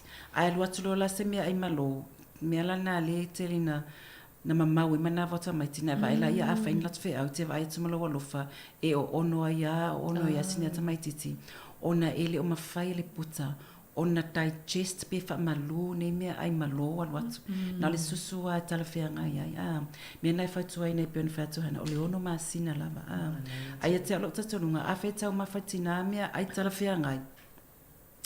E ala tu fole susu lea o lai mau o mai susu e tamatiti mea ai lele ai a whai le altina ai ngal wha susu a penga le inua e le o pāle ni me tau mafa e le o mau o mafu e tamatiti lea me tau na mau e lona tino a tonu tūlanga fuina ia ai wha so ta ila fo mai wha tō sanga lau fo mai whale a inga pe a whai e iai ia nisi tūlanga fuina e fie mfie mamala mai ia ai pe fa so tsai pa mai fo ina mato tsai tsai fo fa pitoa mo meta mafa ia awani si so soani ono te polo no mai e po ni sia fianga I tu ina ta we hana ia a fa pe va vena fa fanga tsai titi ale yo le tsai meta fa fanga me ai e ma fai ona mau I mai fo ile ole sela e a fie ona mama ona le tūlanga na ua vavena na whawhanga a ele I ready pele I maa losi lona tino e tama whaifo ile whamaluina ia mea ai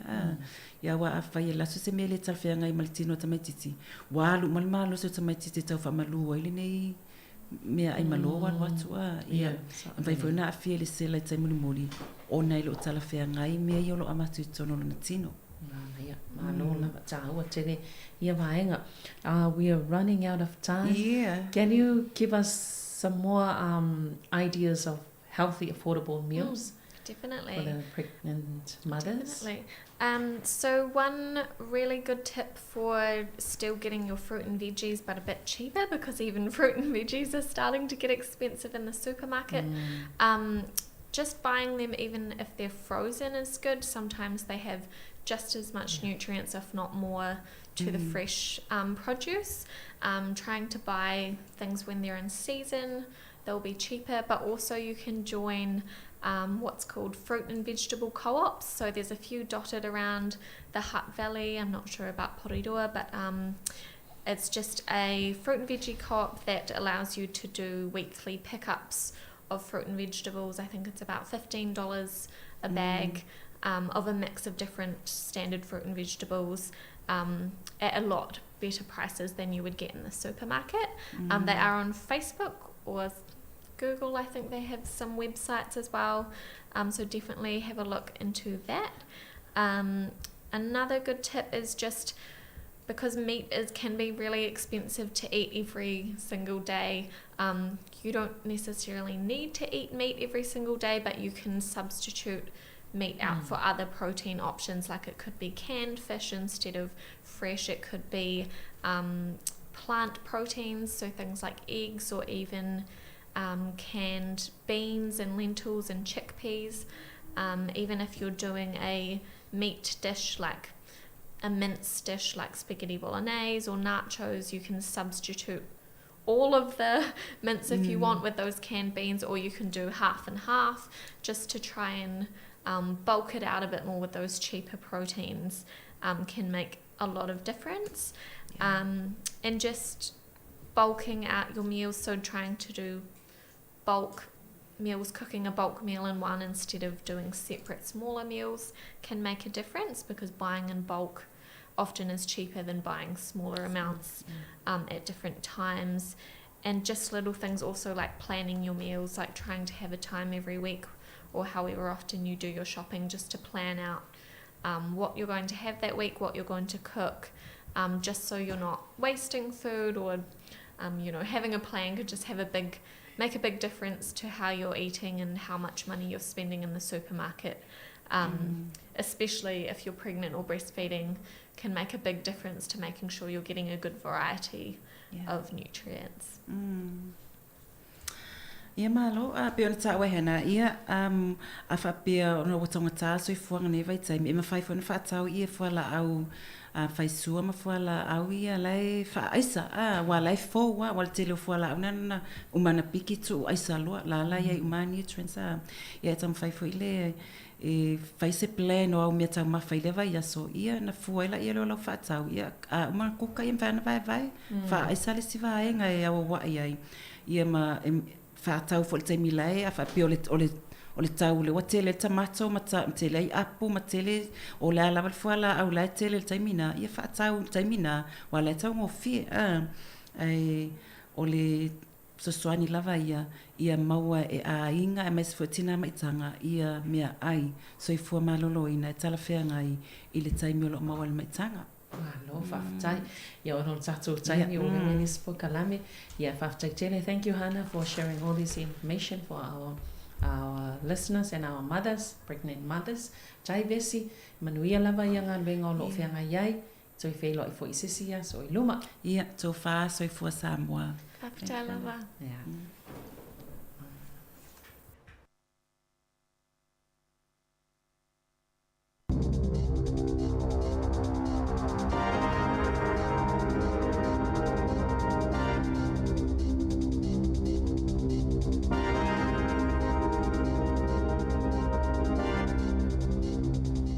E whaatalo whātu i telefou o le si ufongo le lo mua mai i Wellington.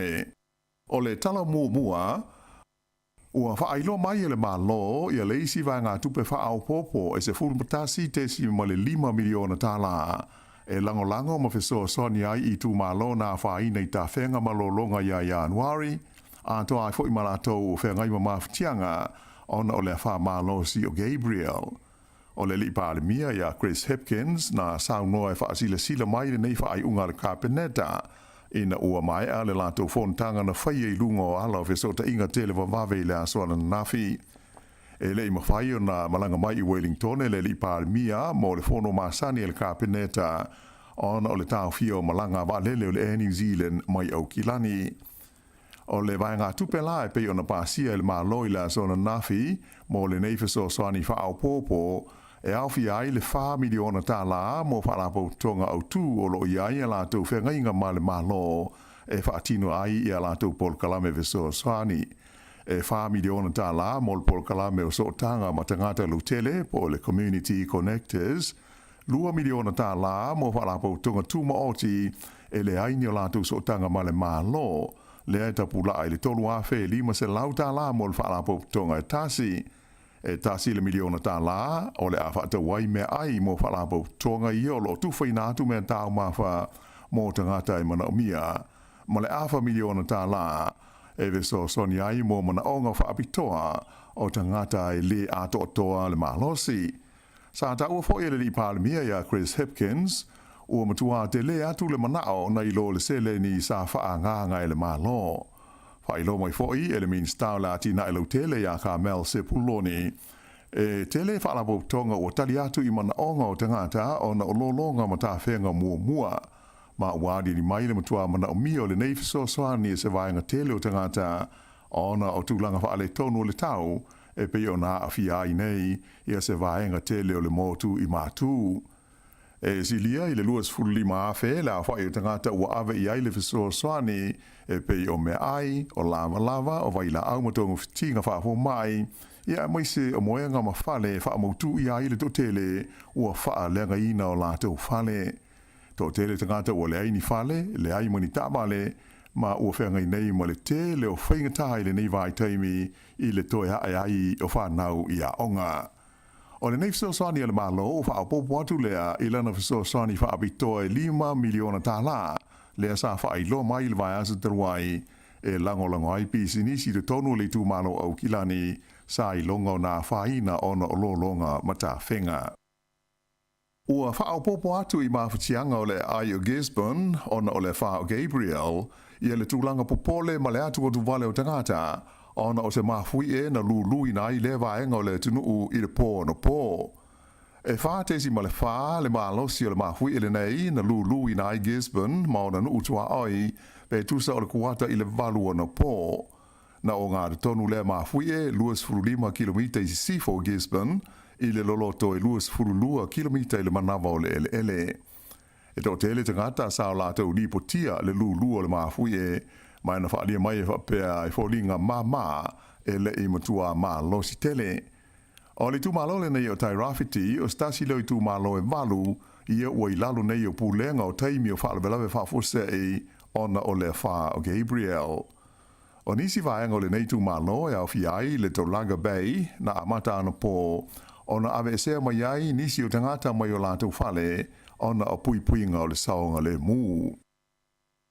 O le talau pito lata mai e tusa o le wha o Gabriel, o lipotia mai ai le matua la vea o le vaenga i mātū o le motu i mātua New Zealand i matangi malolosi a tō mati munga mamafa, mai whaita wafe tangata o motu sia le lātou eltize, mai ua mamafa ta whenga malolonga, ma tele solo ele i lea vaenga o le tunuu. Sa ngā lulue pēa i le pō na pō au nanga la vea ai, e tali atu i wala au mai tangata na mo o mia le viso swani, mai sa tele ina motu sia viso ta inga i wirelessi a tō ma telefoni, ma nisi o ia tangata whai ngā ruenga, ai mai se aile i tū mālo le nei o tai rafiti. O le whautuanga lo ia mai le mālo i le teimi nei e whapea, ua mori mawina i le nei taimi tūlanga onga o awhianga o le wha o Gabriel i le tele o vaenga o le pito i mātū o le motu i mātū. Ua wha mamaluina la pata inga mū mo ti munga mamafa i le tūmalo Northland wha pēr au Kilani o le Coromandel, Gisborne wha pēr ai Mataranaki. Ai o la pata inga lanu moli ua iai isi vaenga o le motu i mātū o New Zealand wha pēr ai ma le pito i lunga o le motu i saute lea e au fi ai le tūmalo Marlborough, Nelson wha pēr ma Bulla. A whai e saonga le mū e whautua ina le nofo i le tonu o whale ma ia tāo fia le sa ona whewa ai lunga o ala te tele. Ia mauti noa e aise fuafuanga whaataatia mo le tu ua o lofale pe a whai ua le o saonga le mū mo le ainga. A whai ua utou o ese mai ma le whale ia ona sa ia na nofo ai pēr le nofuanga ua wha mautu iai se ia vanga nā ua iai le whaatangana e toe fo ia tuai i lo ainga. Ia tau mamau ese mai ma vai o tāwhenga ma aua ne ian wai lau taawale i te tonu vai o loo te tawhe. Si aki o tua oi mau a inga pe a whai e mawhai o na whaia ma le saonga le mū, ma ia tau mawhai e mauali pōti au pito lata mai o le talo le tau mai le med service ma wha au pēa o na wha au ngā whautuanga mai pui ngā lau tele. Wha afso ta ai le telefoni numera tasi pe a whai o iai se tūlanga e lamatia ai ia lou saonga le mū. E o mai le tūlai fitu ona pō, ua lima la whai o tū mālo i le motu i mātū, ua wha amamanuai pūlenga i taimi o wha alabelawe wha afuasei, ona o le mālolo si o matangi, ma le mamafa o ti munga mai le wha o Gabriel, lea na pā uai la au, ma motu sia ia waia ele tise. O i tū mālo nei au fi ai Gisborne, tai rafiti, ma o Potaki, ia ua wha au popo atu i a Northland, le peninsula o le Coromandel wha pe ai ma au Kilani, ma ua whaitau fia se furu awhe la whai o tangata ua mautu sia ia le lātou e le tise ona ua wha lenga ina e le wha. E le ngata i mea ua wha tāma ia i lau whanua Ai tele foi ia se afaina le ngā tei whale o na o le maulungo ngaru malolosi ua tai ai no utu matawhanga i le talawhatai i mātū sa sae. Pei tai la, o le foi ua lipo tia mai le wha marua pūlenga i teimi o wha lawelewa wha fosei le tū malo le Waikato, wha pēr ma whakatane i le tū malo le Bay of Plenty, ma iei vaenga ua wha atonui nā i le ave se o tangata mai o lātou whale, ona o tū langa lamatia i tā whenga malolonga i ia vaenga o le motu i mātū. O le tele o tāpeng nanga nei, sa whai fuafua ona o walo anga i le ono wha de tele o tū langa lolo wā o le tau, i le malo losi o matangi, ma le mamafa o timunga a mata mai le vailuanga o le pōna pō, wha a solo mai e lava i le Taeao ana lei la. I le isi vaenga o le tātou tala, e se fulu mo le 4 kilo kalama o le waila au wha saina o le methamphetamine na maua e leo i se lātou o se whainga i se whale i au kilani i le vai aso na te nei. O ia waila au wha saina ato ai mo se tino i tupe e wha se lau awhe tā la na maua e leo mo i se whale Airbnb i au kilani. Whailo mai e le li taita i leo LB Alexander e talitonuina o le nei waila au wha saina sa au mai a whaana nā mai le atunu o Mexico. Mai tolus furono tau sanga le matua o se li i Mexico o lo ua tau fia i nei e leo. O le tau o le waila au wha saina na maua e tusa ma le 5 miliona tala pe a whai e wha atau ina atu i tua. Ua wha maonia mai le iai o se mai mi sela mai whafo ua iai nei le tono New Zealand. O se teimi mua lea o wha maonia ai le iai o se mai mi sela i le tono ao te roa nei. Taru mai le tau sanga i lua awhe se furuiva lea na pipisi ai i nei lea wha mai. Sa wha ilo mai el mitanga luenga so i fua malaloina le te whatuora. O le tangata loa a fia o se tangata matua e nofo i au kilani. O mauti noa na pisia lea tangata i le misela i whafo, ai na tele i loa ua a fia, whato a ali ni mai a unga o le mai a teia, ina ua uma o na tau nuu mai i le tonu o New Zealand. O le teimi nei la o lea ua whaanofo e sea lea tangata, mai ua whapefoi o na whaia ni suenga i mea uma na o ia iai, mai na whaadia e le te whatuora e whapea iai ni mea sa tupu i le vao lea sa, lea so 5 Februari, ma le astona ai se fultasi o Februari e ono pipisi e tuaile mi sela mai lea tangata i isi tangata. Mai o ia vaenga e au fi aini whalo loa ma ni whale tari malo a toa ma ni whale ainga i au kilani whapea ma tā a toa ai fo i ma se pasi mai o loo whaanga solo ne i ai suenga ale ma tā ngā ruenga. O le mai o le mi sela o se mai whainga tā e vave tele o na pipisi sili atu o na pipisi ngō fie na i lo le COVID se fuluiva mai te taulava o na wha ai tete i ai tangata uma. O le pui nga sili mo le wha mai o le whaia leo tui pui e lua o le MMR. I le taimi nei e walu afe tolu se lau iwa sfuruono la wha o mai fau COVID sfuruiva sa wha mawina i le tono New Zealand i le vai aso ua tuana e tu nei ai tolu sfurulua la wha o tangata na mali liu. Mai le nei a whainga e tolu afe 5 se lau mala walu o tangata ia ua toe maua i le wha mai ai na maua ai fo i mua. Wha alia il mtanga luenga le soi fua maroloina o loo wha awau pēo no pa ui fo i lalo le a wha i o tangata e maua i le COVID-19 furuiva i le tono New Zealand i le taimi nei. O le au mali liu sa au fi ai le to fitu i au kilani to ono mai le Southern DHB ai to tolu Wellingtone. Se lau fitus fultasi la wha i o tangata sa tau fia i whale mai i le vai asa na tenei e au fi ai le to fitu i le tonu o potu mō mai ti ngā ina. O le vai asa i ona tua sa tula i mai ai le walu afe, walu se lau walu lua la wha inga o mai fau sa wha mawina ai luas furuono la wha i o maliu ma le se lau onas fultasi i tangata sa tau fia ai i whale mai. O loo wāwāla lata lava i le taimi le nei le tūlanga langolango ina o pāti au tū e lua.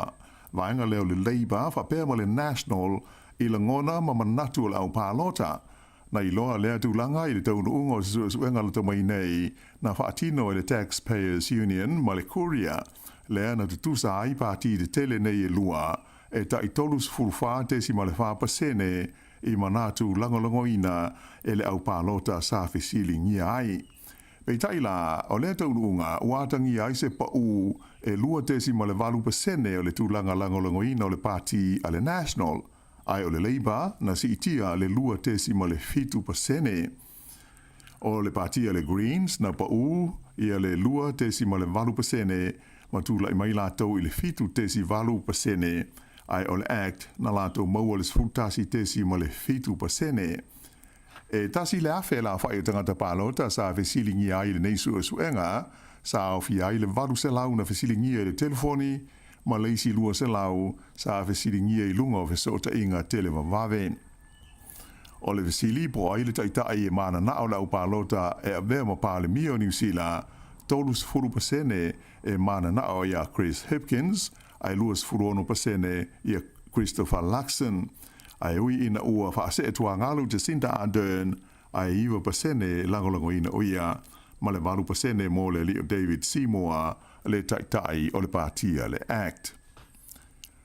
Sa Jesus winga i la waa o le waa la upasese o le Aotearoa ina ua whaale tonu o na afi le Tory Channel, a oanga i atu i lana malanga masani mo Picton i le afiafi ana nafi. O le malanga masani le nei le waa na tu ua Wellington i le kuata i le whae le fiafi ai tūla i mai i loa le whaale tonu le nei ai ua ofi atu i le awa i le Tory Channel. O le lua vai asa taluai, nā lieni mai i fo i se whaale tonu whaape nei i se tasi o waa o le lava company o le Inter Islander, o le waa le o le Kaitaki, le fo i na pepe o nāwhi a o anga i mai i Wellington. Sa wha mao nia mai e le lipule o le Inter Islander, ia Wales Rushbrook, o le whaale tonu nei iafi o le Aotearoa nāwhi, ai sa mawhai ona toi whaale leia ma whaawa waipea na malanga mo Picton. Ta o mai fo i le pule o le taulanga i Marlborough, ia Jake Oliver, sa so ona ta pena i se wa atoso wa ai ve so soani i le Aotearoa pe ana whaapea mo mia, ai mo se i lawa i le teimi pia tua i le wafu, ona o le tūlanga malolosi o matangi, whenga iai ma Marlborough ana pō. Pei taila o le suia o la waa na uia le waa na tuwa iai o na tau nuu i Picton, wha ato a taula i le afo le walu o na pō, ia mai sa saunga le mu uma le pase se tusa mo le 5 se lau na malanga ai. Sa tuai fo i ona toi fo i mai i Wellington le waa e wha ato a alu esema Picton i le afo le se fulu ana pō. I se talapa i le Pasifika, o le wha losi o Gabriel, lea o loa awhiai se vaenga tele o le motu i mātua New Zealand i le teiminei, na la vea mua ai le tu i mātu sifo le motu o Santos i le atunu o Vanuatu, mai sa i longa o na whaatama i ai le suawai tau mawha o le nuengo o Malpoi. E tele ni solo ele na awhiai le vaenga o Santos o na o ti munga mawha ma matangi malo losi mai a Gabriel. Mai o le teiminei ua mo o mia wawe e tangata o lea ai i le suawai tau mawha o na ua tanu mia le whaata noa na sa wailo lanta wai i solo ele. Ele ngata i lea e sa whaaleanga ina fo i le te leo whale ma whaatoanga e solo ele ato ai mala au o pa u mangawi le matangi. O li poti mai lea vaenga o Vanuatu na ta o mai ai le mo mia ele ngata o ni mea fufale ai au pito silio na mana o mia i le suawai tau mawha atoa mani mea ai. Sa whabena fo i o na fia le talawhatai sifo le tunu o New Caledonia i le nei e wha, mai sa wha maruaila pata inga mo ngaru maurunga, e a fia ini tu malo se sfuru ono lea tunu i laso na nafi whape fo i male so. E le ngata ia tunu, ai sa wia mai fo i le motu o Norfolk Island e le wha o Gabriel a o le i wha atu mai i Aotearoa nei. O li poti lata mai i Norfolk Island, na ta awai ia le te ese mai o le wha, mai wi ina tele la au na pā ma motu sia fo i le tise ma wha alea ngaina nisi mea, ai fo linga mai e le matua te le na ua ia wha ina e pei o na mana tuai mua. E o le wha i unga le nā o telefou.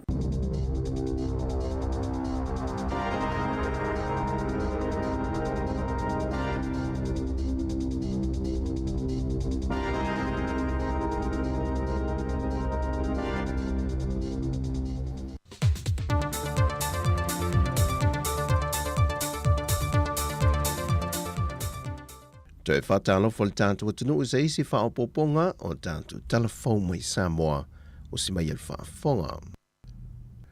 Ua taulimaina nei e se tasio e ka le sio le tūmalo faleata numero lua. Le 5 tala o se vaenga o le miliona tala o poloketi whaanga solo i tūmalo. Lea o lo o ngafa malamatanga luengo tina matamai tai a tina o nuu manga fiso tai. O lea 5 tala watu inatu i a faleata numero lua. Na tau au atu e le teite fono o le fono whaavaya le tūmalo. I se tasio talo sanga se e ka le sia.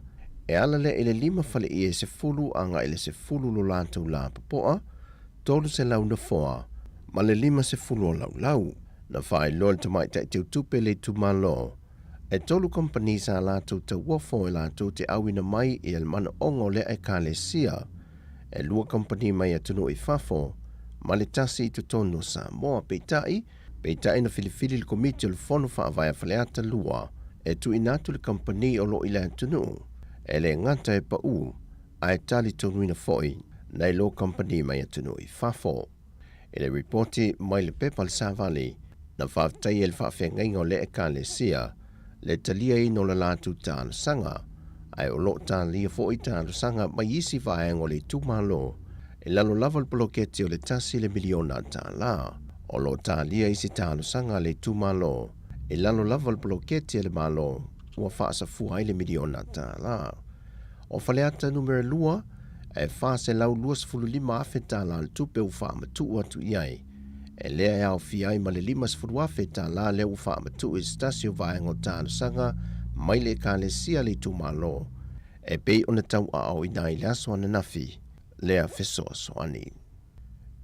E ui ua whaamau nia mai Amerika Samoa, siama fau e lua o le Covitis Furuiva, wai tutono lau whanua o le territory, le PQ tasi tesi tasi, PQ tasi tesi tasi tesi lua wha, ma le CH tasi tesi tasi tesi tolu, and whae loa e le whauru lunga le soifua malo luina, na Dr. Aiono Alec Ekeroma.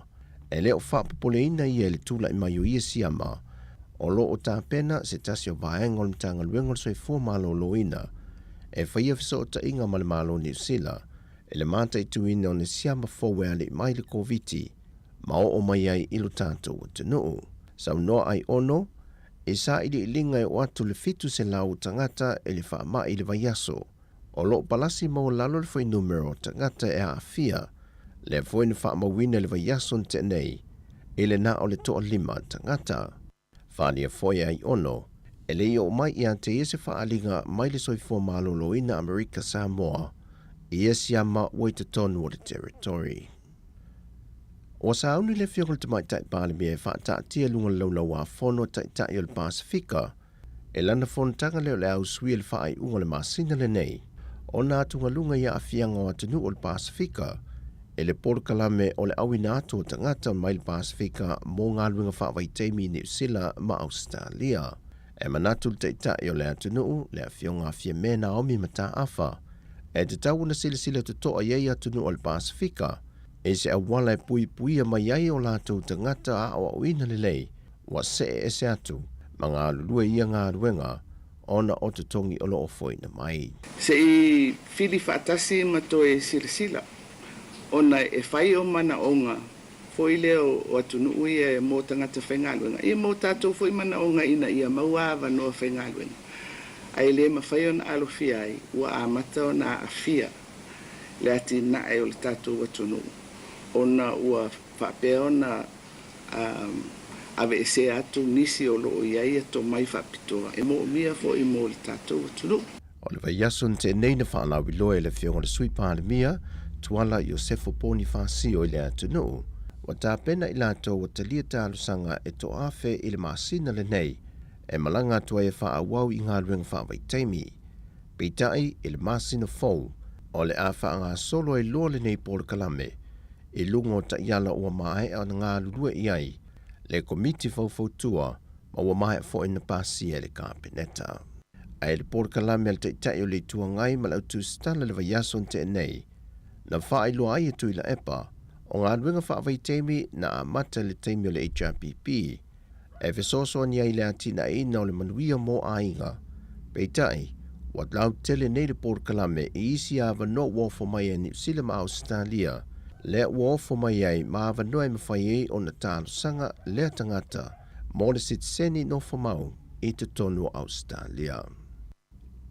E lua vai aso le ua toi tolu po I ele mata au po lo tangi ei le taitai o le tuangai, tui le epa lupe soli aisa I lele malia le ngoi, ma le Faigalotu o le vaenga whau whai le JMPP, le ala le pule rimoni a iafi le wha sinonga, e na I au mai le wha sinonga se wha malam la manga, o le wha malo lo le tu mauleo ila ua mo le lua tausanga, ma ave e sea uma wha manuianga maia ila ua, o whai pule o ni tu malo, I te tonu o le pāle mene.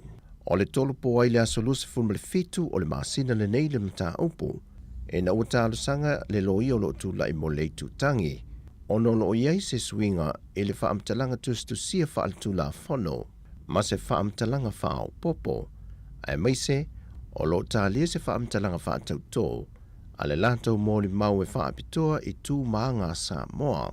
Mai ua talia fo I le loia le tū te te o nei le iai se lātou wha amtalanga tustu sia, e wha antatau I le tālu sanga lea, ua tu I nātu e le tu tangi. O telefona o nei aso manuia le tātu wa tunuu, wha soifoia.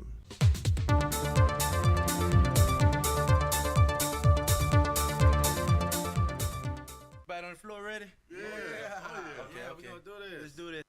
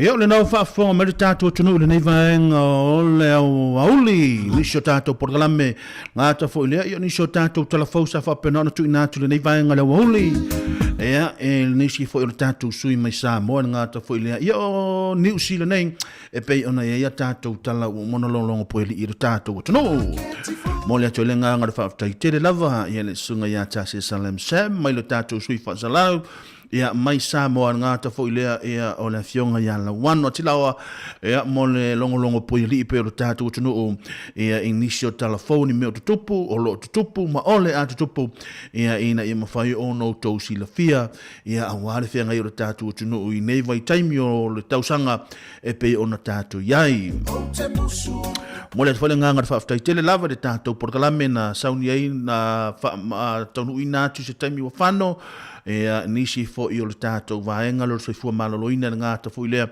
ia o le tamaita ia Savelina Kasiano manisio ne tātou malo whaalo ngia nei vaenga le woli ia awale lātou porgalame na mo I lātou ia o le amwhai fo ina longlongo pueli I le tātou tunu ia e mawhai ona maua sisi whaapoponga ia pe amwhai ona tautu inātu se taimi o luma ia mo le atu le nganga wha amalona ngā ta fo ilea whaafutai tele lava ni malo tele le tātou tunu ia I le taliaina fo I le nei lava au nanga te tono mauta malawa ia e pena I le tātou tautua le nei le Samoa Capital Radio po le si fofonga le laumua ia I nei wele ni toni tasi o ono tesi ma le tasi whamo ia o lunga o lana YouTube o lunga o lana Facebook Live ia o lunga fo I o lana app na fitu aso losu ma le whaitula o le nao o longo puiri I le tātou tunu an ngāta I lea ia o le tasi ono tesi ma le tasi whamo pei o na iele to telo le tātou tunu ia o lo whapena o na whaafonga mai to tono maota malawa tono ngā ruenga o tono lau taavale o lunga o lau telefoni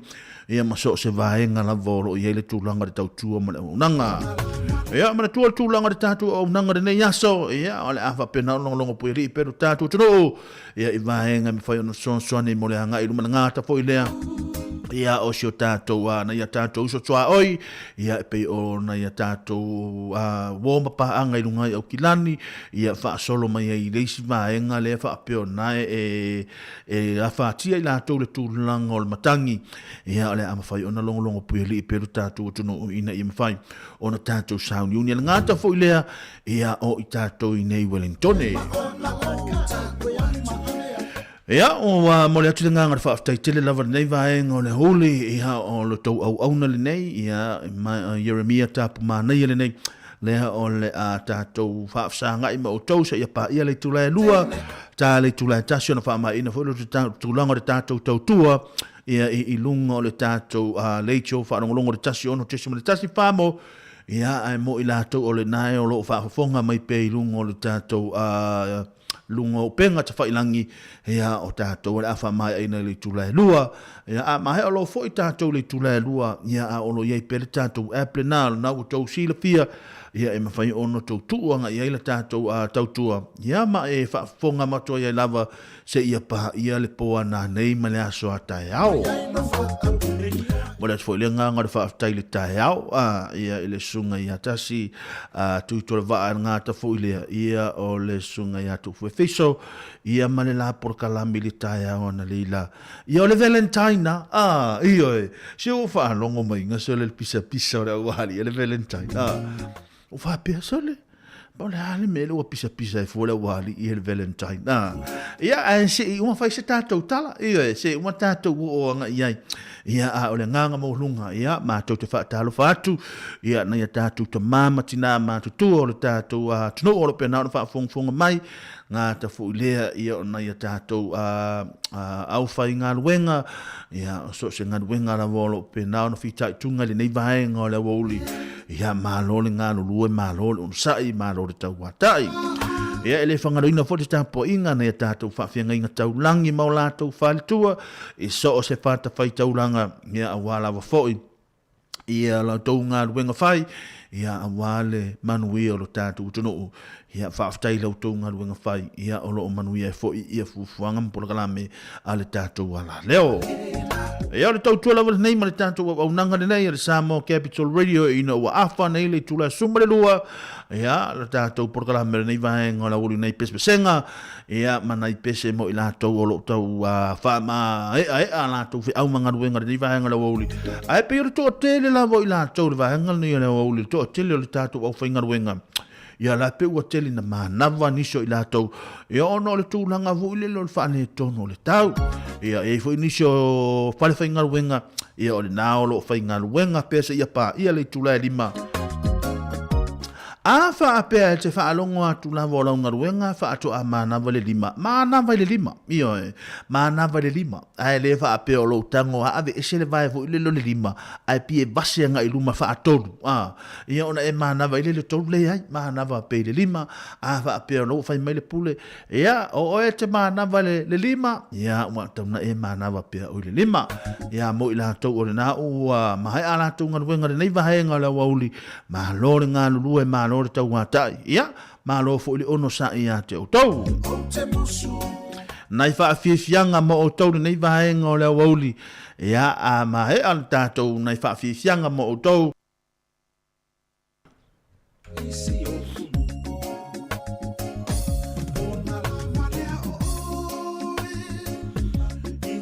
ia ona tu na tu le tatou fa talofa ia tātou woma, tātou pāanga ngāta fuilea. Ia onisio na ia tātou kampania, tātou tamālii, ia manisi fo i o tātou ngana Samoa. Ia lo whapena, ona tautua ina lo tau pa ia malo tau mamalu. Ia ele nei vaenga o leo oli. Ia ole taimini nei tālofa, tālofa lava. Ia o amai o tau le nei vaenga o leo oli. Wha tālofa atu mo o tau. A whapeo le nā whaato a e mai moa mai le nei vaenga o leo oli. Ia talo mai lo a ao. Ia manuia te lele Valentine le nei vaenga o leo oli.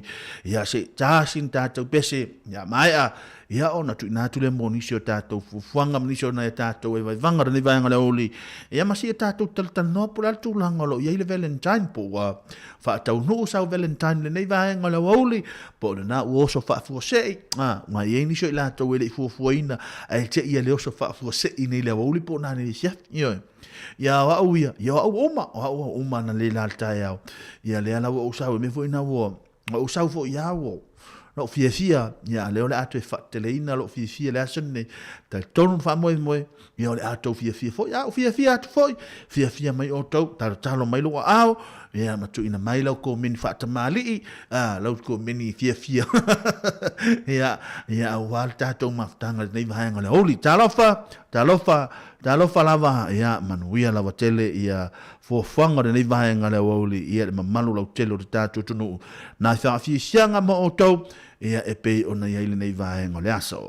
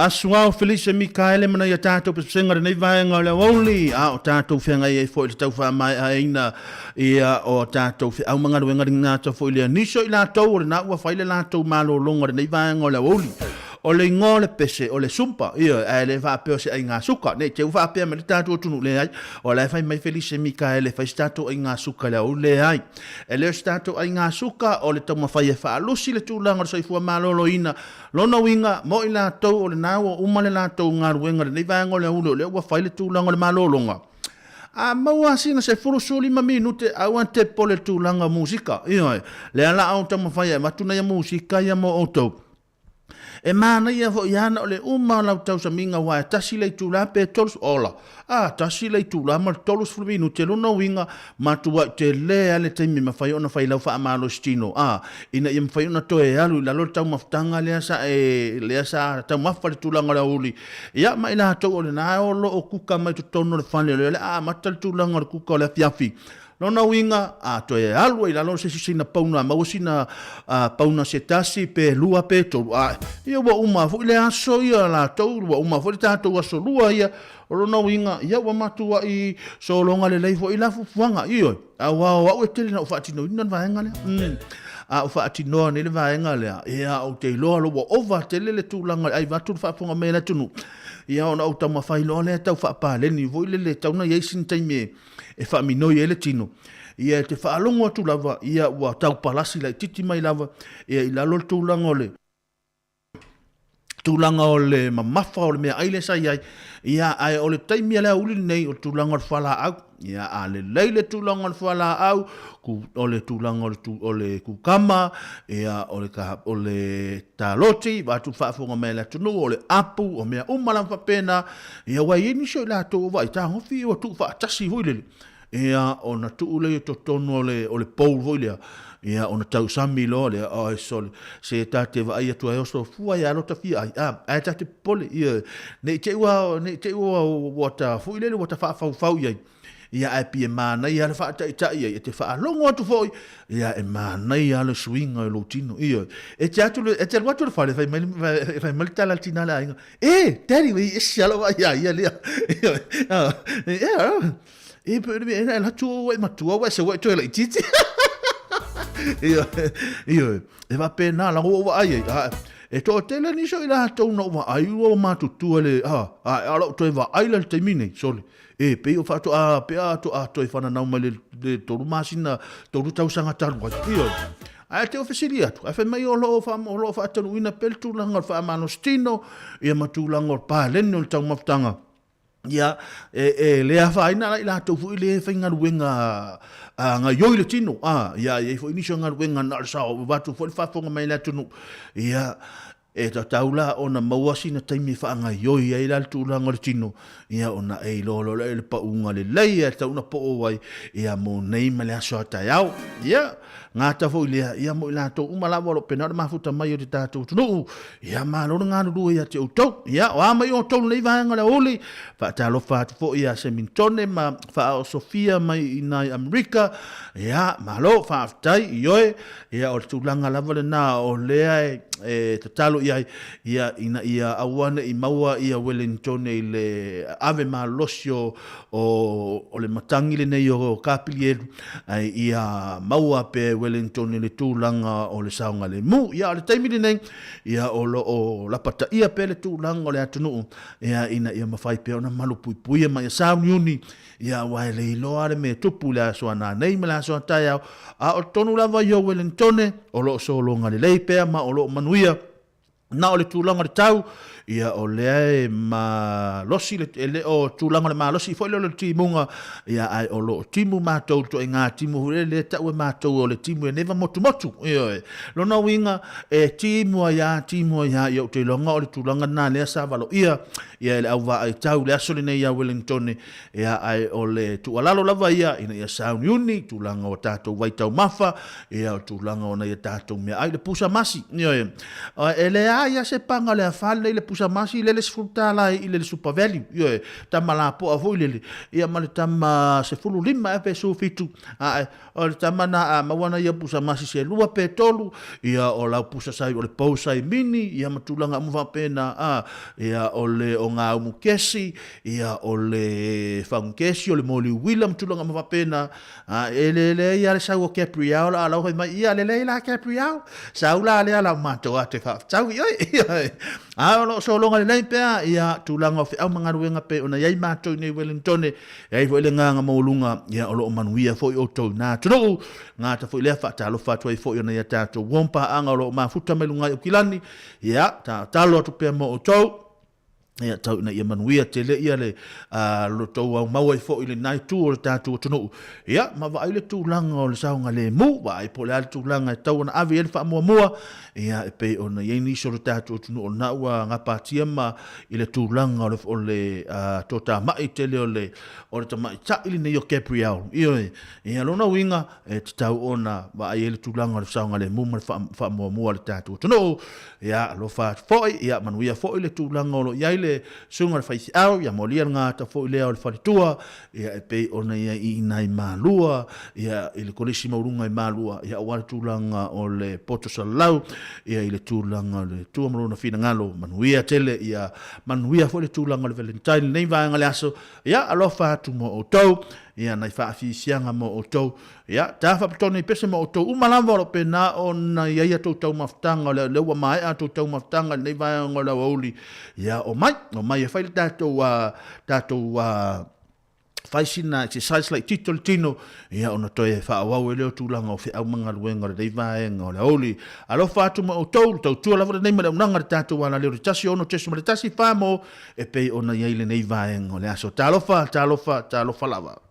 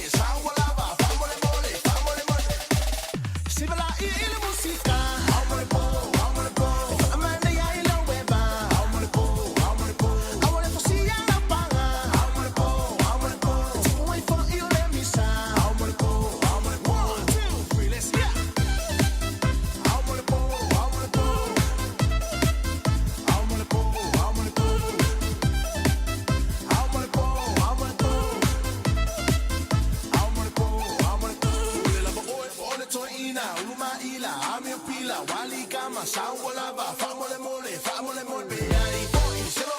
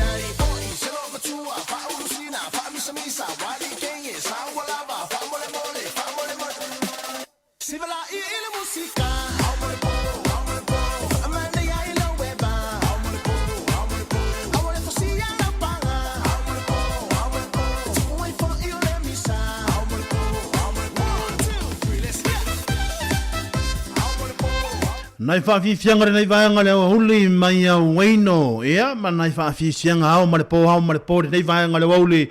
A o whianga ilo tātu o tunu o ilo tau whaamai aina. Ea o le tūlanga o vai ainga re nei vaenga leo huli.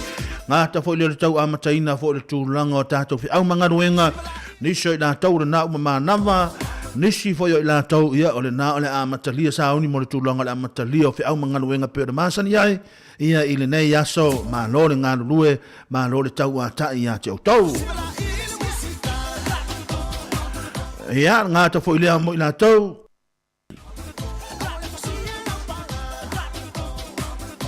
Ia, mo i la tau re nā le asa honi tūlanga o ngā sesenga le tau mawhtanga le holi, nisio ne tātou mātua le asa honi mo le pikina o le tātou whanau le aonga. Ia, tau ina i manuia tele i le pikina o le tātou whanau. Ia, manatua, ia, tālo le tūlai lua, po le teo le tūlai lua. Ia, o tau whena whaasa honi mo le pikina o le tātou whanau. Ia, ono le tūlanga o le suinga tau paka le taimini nei. Ia, a wale o tūlanga whaale tonu tūlanga le tau. Ia, i fo inisio ha ongo le nasa wawe pikina la tau whanau le nei aso. Ia, nisio alo ma whanau. Ia, malo, whaaftai, mo le atu le nganga whaaftai tele lava te tātou porkalame, mo nanga nuenga le leo lo tau whaatino ina, au ha tau te pole, mea nea o tau whai atu te o tau langa o maasani le mea lea, ia, au ha tau te pole lau tau ngaruenga, whai ngā tāla tau ngaruenga ne whai taimi nei, le tātou ngaruenga, se lau tala, ia, wha maa ngalo mai au lau tala len whai se, ia, o le tātou ngaruenga, o le tātou ngaruenga whai whaatasi, i le tūlanga o pikina o ne tātou whanau, e leo se mea whai ngōwhi e taimi nei, o se mea whai ngatā. E le taimi e te tau whaalongo tuai, ana o Samoa, a walewa nau whai atu tamaiti e teilonga, o le tofi o tātou o tua le mkuka. Mioe, a le hanga o tātou o le tau te la tunu nei, ia e tātou lava ona avea tātou whanau i le tūlanga o aonga. Ia, e o le tūlanga whaaftai, i le tūlanga o le tuinatu e fole nganga o whaaftai. Ono no tau mawhai, ono tau moli pea tau whanau, le ale to ai ngā tau, le ale taimi e mana o mia i al whanau, i ale taimi a mata i nea onga, o le taimi piki nai, po le ale tele o whi au mangaruenga i whaatino le tangata lava ia. Ia e iai ale taimi whaamangabanga, fo ilele ina i mwhai ona alu e piti mai, le a whawhine, po le a talii, po le whanau, ele ngata o whanau kolesi, ia o whanau ia onga maula lalo. Ia, ai, mai se lan tama la iti, fo ila, ia, mole a tele nganga whaaftai, tele na tō ngaruenga, tātou orsa, ia e tasi vo iale, le tutu me o tamaiti, ia na e maele na o lau no whawhaasentena hoi lele. Na ono sao fai whaasentena hoi lele ma, inu lau ipu kofe ma, mata lau TV, ia, ai tungala ai ngā solo mai, ia lea, lau tālare. La pia o ia, la te whaapea o e se lau tāla mai, ia, lau sifuru tālare, lau lua tālare, ia, malo, whaaftai, mole atu nganga whaaftai, tele lama le tātou o nanga le nei aso, ea i la tau ngā luenga whaatino le nei aso, ia, wa ato ea matalia fo le matanga le nei tausanga, manuia tele, le whea ngai fo i o tau, ngā ta fo i lea, nisi o tamā, nisi o tina le la tau ngā luenga whai, wa le piki ina o nei tātou walum whanau, e le pa ufuaro to wafu, wa iai, i o tau whaafonga mai, e le pa ufuaro, le pa ufua lo tau afu whaatai mo nā au nanga leo lo tau whaatanu ina a lo whaatu mo o tau. Tā le tula he tasi mo le tule nganga whaatai mo ila tau lo pia nāna whaafonga mai lunga o le cho, ia ile nei vaenga o le wauling, ia tātou whiloa i mo o tau le asoa Taeao, ia taimini nei mo ila tau lunga le tātou Facebook, mo le tule nganga whaatai a te o tau. Mole at fo ile nganga le fa taima fa malo nisio ne tatu o nanga pe ona ia tatu o nanga Samoa nisio tamali Samoa le tatu tunu ia lo ia la tu o nanga pe ora fa le pa ule le Goodwill Ties auto ia le nai lusum le tasi Vivian Street o na ma futa mele sunga ia junior la ngata fo ile so ia tali ia va pe fo le so ia laki ia on le o nanga le nei o lo fa pena on tautuaina ma o loo umia ma o loo pulai se tamali i Samoa le tātunga ngana ia e mawhaiono tau wanga ia ioe. Mana ia na maule wano sa au asia se fo mo mata ia nafi.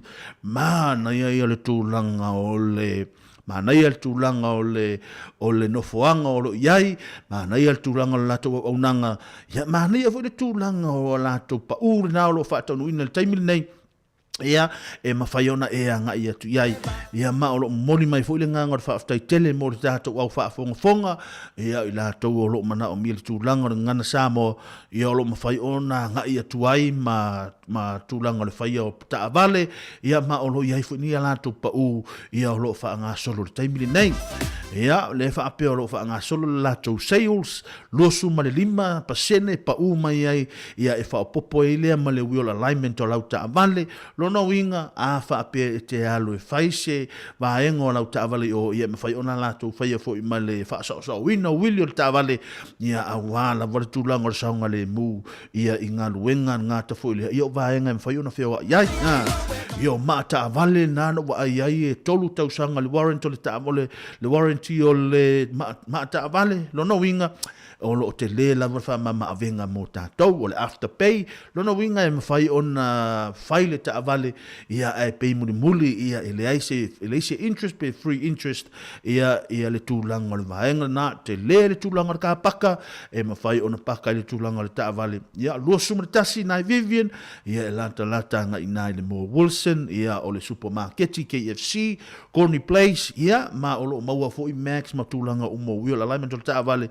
ia ma le tūlanga o le suhau i mwhai ona suia ina no winga mātua i le leila wale tūlanga le uaunanga wāli ina e tamo mo ea ina a soli e le ai ali ioi no whaapea o le wāli e ol te tō fitu a e le ai o le a wāli ina o nae whai le tūlanga tautua ia wālawa ia tūlanga o le tātou ta māmatina matua o le tātou tunu ia manisio i la tau lo whapena ona whaafonga mai ia tātou a ngai rangolango tātou a company Samoa ngā ta fo ilea ia o na ia tātou ave Taavale so se ave Taavale la wale au ave taxi o le au ave upa to telen manu tātou tunu o le ponan whaafonga mai ai ia whaaftai lau tau ngā ruenga whaatino ia whaaftai fo le avea o le tātou ana nafi na ia le teimina ua watu ai sorry wa te ile nga fai le tu la le tu la le taxi le si le fa malamba le taxi le si le Samoa ai vala au mal tamane mai ai fa fonga mai mai ai fa longo mai ia o le fa longo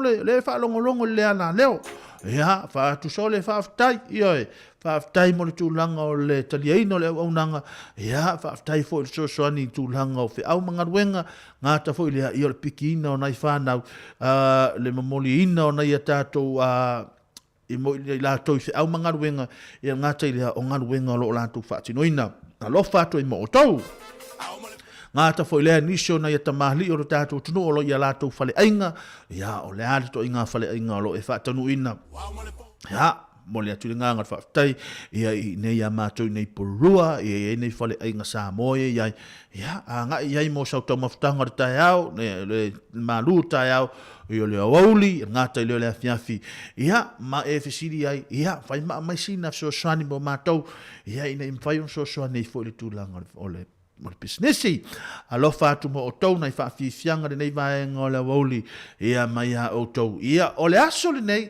le ana o fa longo mai le tulanga le Valentine ia e tasi ale me taue te o le mele ia o le tahua ia te o le mele o le tu mau le rofa ia e le teimi ni so la tu te o mai le rosa ona mai le male rosa o tu ina tu li tina le ainga ona fai ai ia o oe o le rosa e tu tasi o lo loto e te matala i le Taeao e te matala fu i le fia ia a fa pe o le te fa fonga mai o le asa uni lau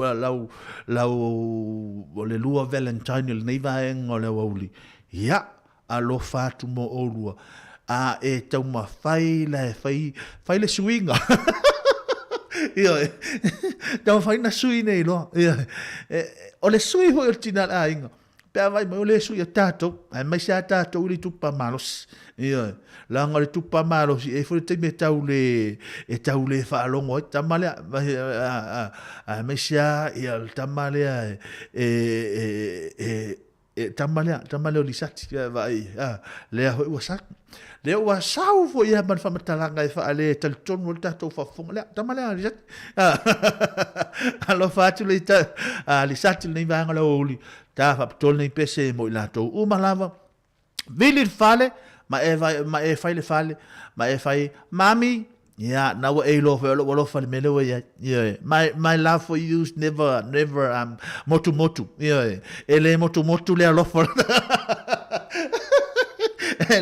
ele motu le lo for tangata nei ya na e tai ro le pese le ma e si va ya ai la tangola fa sing no tu ya te to le fa ingola u lo valentine fa nei Taeao na no le na no tanga fa sin langa le no fa longo mo yo o pisa tu ia tu fu ma tasi na Taeao la tangola fa sin no tu ya te to le fa ingola valentine e se ya le e se vale apatuna le se ale apatuna le no yele se no o panga le me so le sui ya to le game plan o le me io se no na sui o le game plan o le me o fa longa nu fa me se me talatina la inga pieto no e no fo o ter fega luega vo ele pieto no e no fo me vai ne ya se tasi o ter fa ele e pa wala na le me aloha tu mol da tu tu ta tol nei vese mo to ta lo fa lava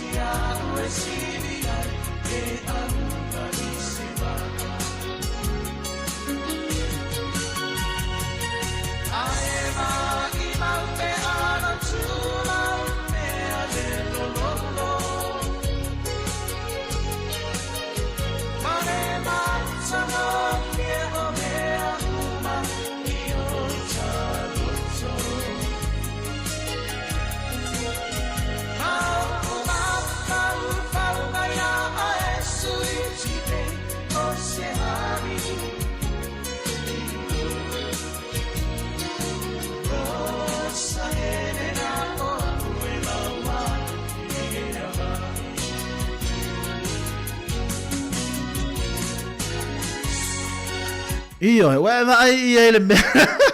Wa vai ia la fainga le me le na o vai nei la rosa. Iyo, se pa mai wa se atu ala wa ai nei so fa na nei ya.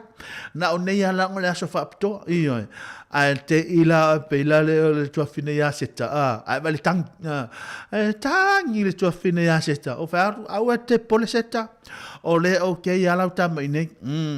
Ole o te ya, ole o ke ya la ta mai. Au te ava per na voi Samoa. Alofa ia pa wale me o lo tu vidi mai.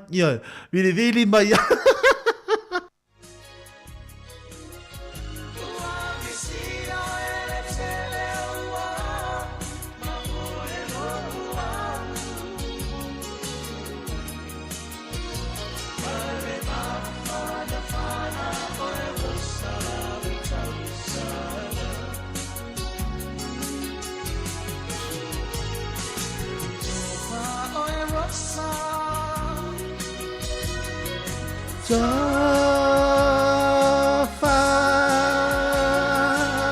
Telefia va ai o mata.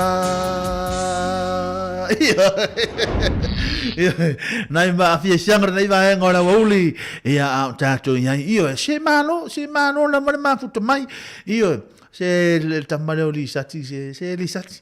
E o te fatanga e te le mete o mai ha utanga e pese fai o sinale ai ngale wa te fatanga fisitsol e te alu atu la tua po e o mai ta o le pese e nai fa fi sianga mo o tol nei vanga le woli ia wala fo fi nga o te atu tunu i au manga luenga malo le on sai o te anei le tuna tasi minuto sumal tolu nai fa fi sianga mo o tol mana tua mo wasino te mia vanoa avana au mal pule fai ia tau fa fo e tau fa silo mai tato tau fa silo mai tato o le se tau fa ya tusina lusi le ona o maro si fol tulango fe amanga ruenga ma o malulu fo tono tato ofisa mi o o malulu tele to tim ia o le se tau siva to tawanga e sin toto mo sina se kilo se tasi lalo ia mai ia no to amata i foli o tato ngaruenga ia lo fa to mo to nei vaenga lo woli ngata foi le ia le usa ali sati ali solo penor ma futa mai ia ngata foi le ia se mintone pa osfia o lo penor ma futa mai America ngata foi le to fine ia seta yo lupo tea o lo pena ora mafuta mai Samoa alo fatu yo va ai te ua mau atu o e Capriao yo fai mai va vesau ni langa o Capriao fu e tau fa ale tonunga fu lana mi le stem yo te wa e sau e wa fiu su Capriao ya ole te wo wala alo fatu e mo tau ya nai fa si sianga mo tau nei va ngale oli talofa lava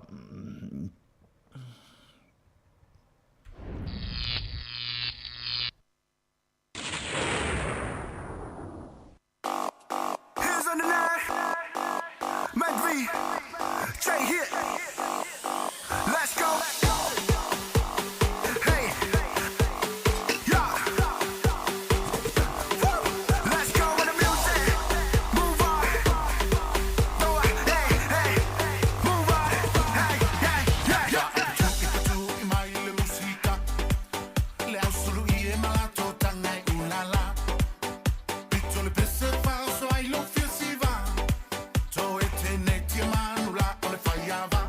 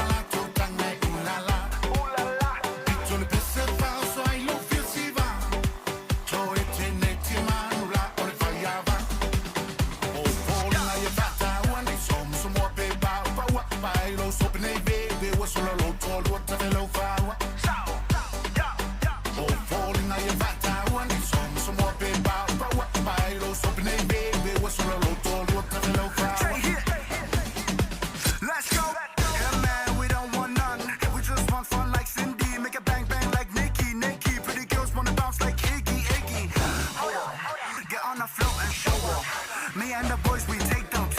Tell them no hate, just love is love.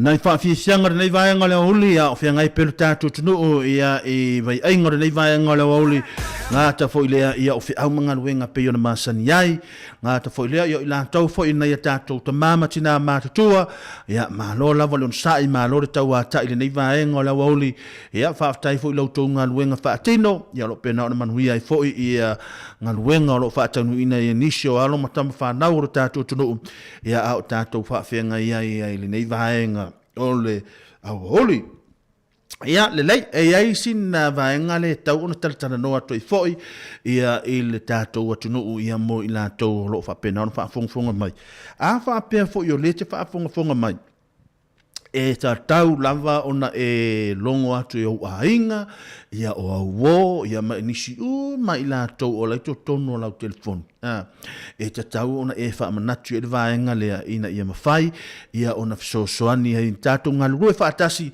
e pei ona iai ia vaenga o lapata ia i tatu le taimili nei o le taimile nei o leo lo ia le vaenga fu le ta ua tātou o le state of emergency ia po o le lapata inga o whaalave a whaafuase tusa o le taimilo na tolu le nei lea ua tātou wa whaamalosia e usila le vaenga lea o le vaenga mua le sa whaatau nuu i le vaenga lea o lapata inga o whaalave whaafuase lea sa tātou i le taimilo COVID o le taimilo na lua ia o le mafui e fo ile sa ia kala stete ia nau to si la fia mai loa ia ma le lona tolu la le watato ia le watato ia le fale ne yo Gabriel lona winga o le lapata inga le watu ina atu le tato ala le o le taimine le sa lu watu le tato lapata inga mua le na ta watu nisho nuu le sa ave le lapata inga mo fa ala fa fose ia a o le maenga la le wasau le taimili nei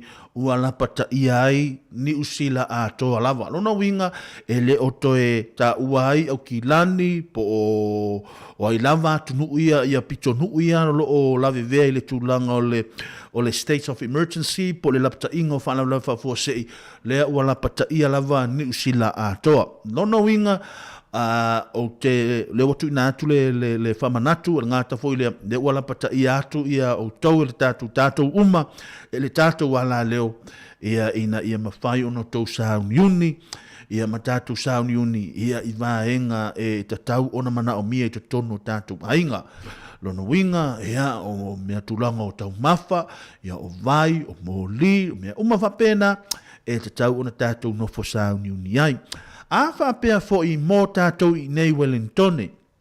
Whapito au ngawhar whamtalanga mo i lātou i nei Wellingtone. A whapea i aini sio i lātou te malanga atu mos whaate ta inga, te ualu atu i taua, ia pe te ualu atu i nei le Heart Valley, pe te uawa ai po le ase po se solo se maunga po tūlanga whapena, ia o le numera le wha mole mwhai ona e wala au iai, o le whaiva, fa lona winga fa iva ma fa e fa lona winga fa iva fa iva, va, e fa, io, e le na le toru pe lua e fa, io, e mawhai ona e wala e mawhai ona e wala au iai, ma e tau iai, o I taua I ngā whea, I luma I whea, I luma I le New World, o lea iai le maunga le iai, o mai lola I o la tau, po pleane le vahenga, mawhai ona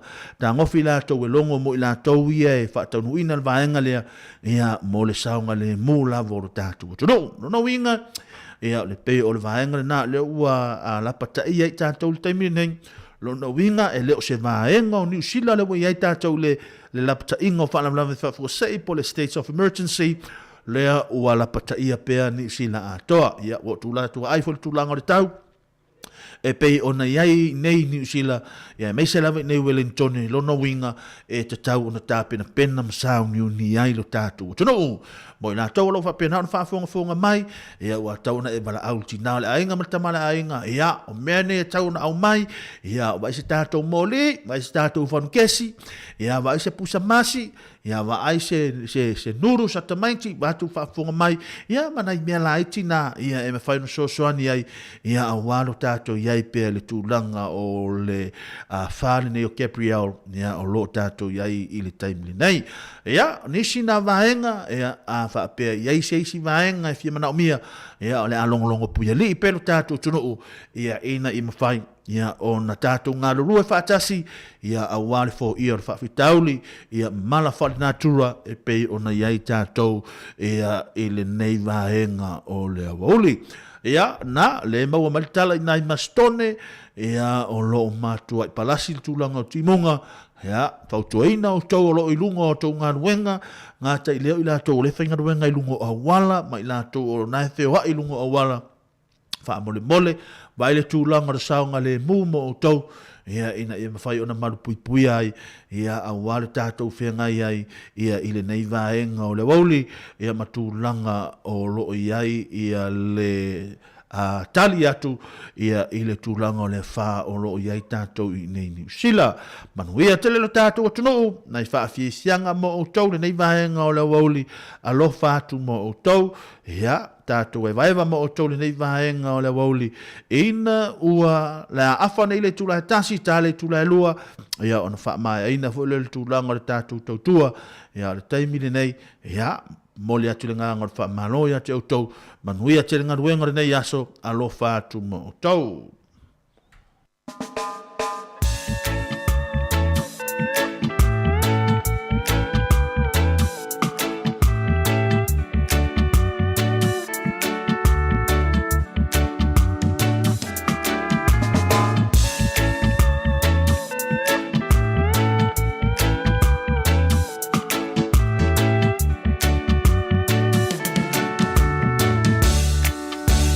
Le fungala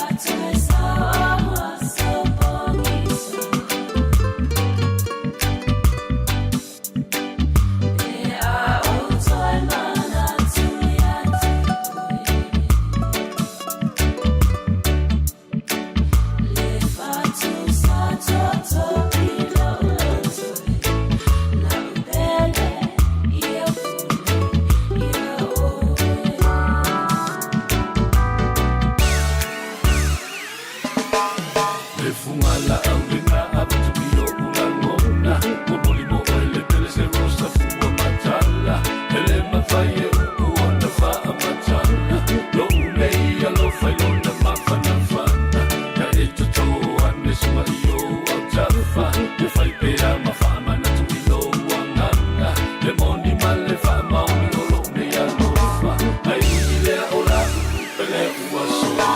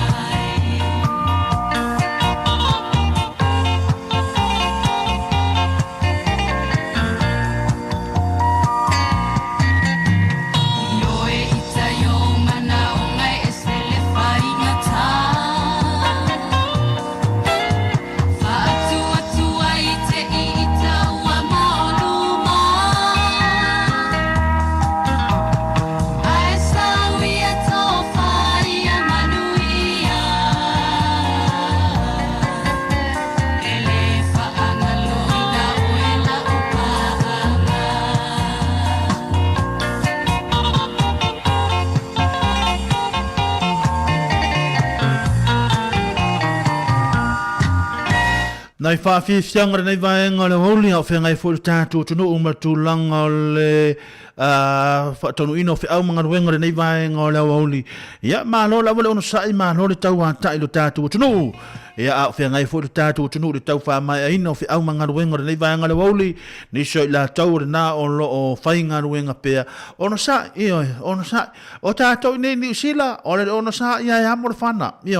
O le ale tu ai ngā whana na vati ate o e amo. Amo mana manos, awa lava ni awa lava ni e whawhiti, awa lava ni e whawhiti. Na lana e sau nei ni usila, o lo lava amor whana, lono winga, o le hane to inga ngaruenga, se o le ngaruenga, o le hane to inga ngaruenga, pe te whai ngaruenga to tono le ofisa, pe te whai ngaruenga i whafo, pe te whai ngaruenga tono le taavale, pe te whai ngaruenga ma le whale, se o le ngaruenga, maro le ono sai, maro fo le awa ia ini se la tau puinga le pi tau le, pi se whai ngaruenga, pi le siva hanga lea, pe o lo whainga ruenga i whafo. Ai le mana e whainga ruenga i whafo. Pisi e whainga ruenga, hui re whainga ruenga ofisa. Ai sorry, sorry.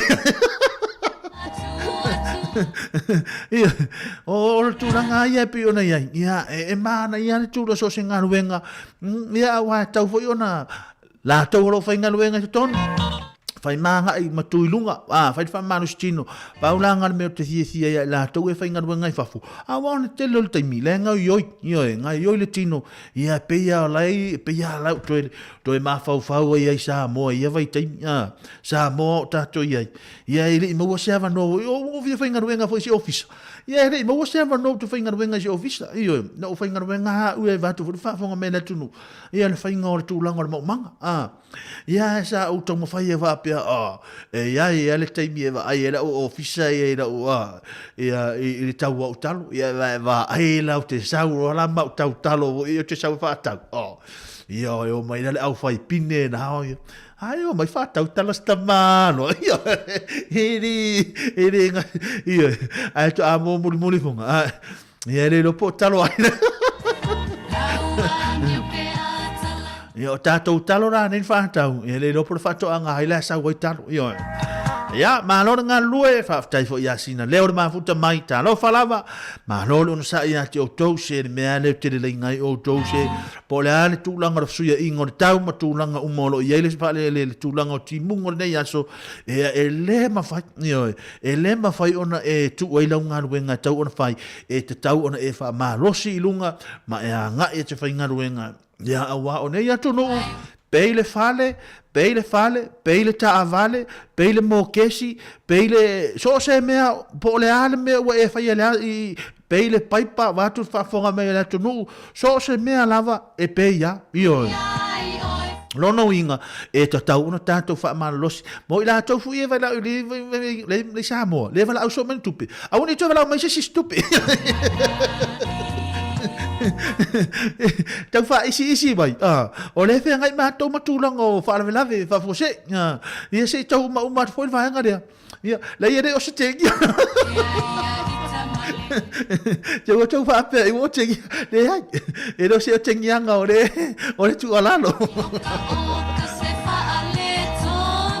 ia malor tato tunu sole ia leo to se forma de tolu minute lo suma tolu minute tale tula lua fa ma ena tulanga tau tua mana tua o le nai ele tato apple na o lo ilunga o le tato wala leo ia e mafai ona e haluanga ia o le Samoa Capital Radio le ale ata mafai tu ina atu ia tato pese ma tato musika ia mo o tau ina ia mafai mo ina to e fai ngaruenga po mo ina to e fai ngaruenga te taimi le te atu le lua ngai le tolu le wa amata to le taimi na te ngai le fiafi te pa ia le tula suma tasi ia po le ase taimi ana nei ia o le na o i tatou ape na le wa uma ona fa tonu ina ia mafai ia ona e whaongaina ia mo so se taimi la volau tiute ia mo se taimi o tiute mo ngaruenga whai ia whai no so soani mo oe whaatalo whatuai ia ile tina ia lo nise tango lo pena mafuta mai o paanga maasani o tātou ala leo ngā ta foi leo tina ia putu ia tina mtue ia le moe pi ngā foi tina ia nofo lo pena mafuta mai ia ona tina ia manai ta maa lo pena ona mafuta mai ia matapo ia lo whai vore tātou ala leo whaaftai lo tau ngaruenga whaatino ia ai nai whaafisianga mo o tau ia mai nai whaafisianga tāle tūla e lua ia ona mai ai fo le tūlanga le tātou tau tūle nei vahenga le uli nai whaafisianga mo o tau ia ile nei vahenga le aso ma lola vare ngā lue ma lole ono sa ia te o tau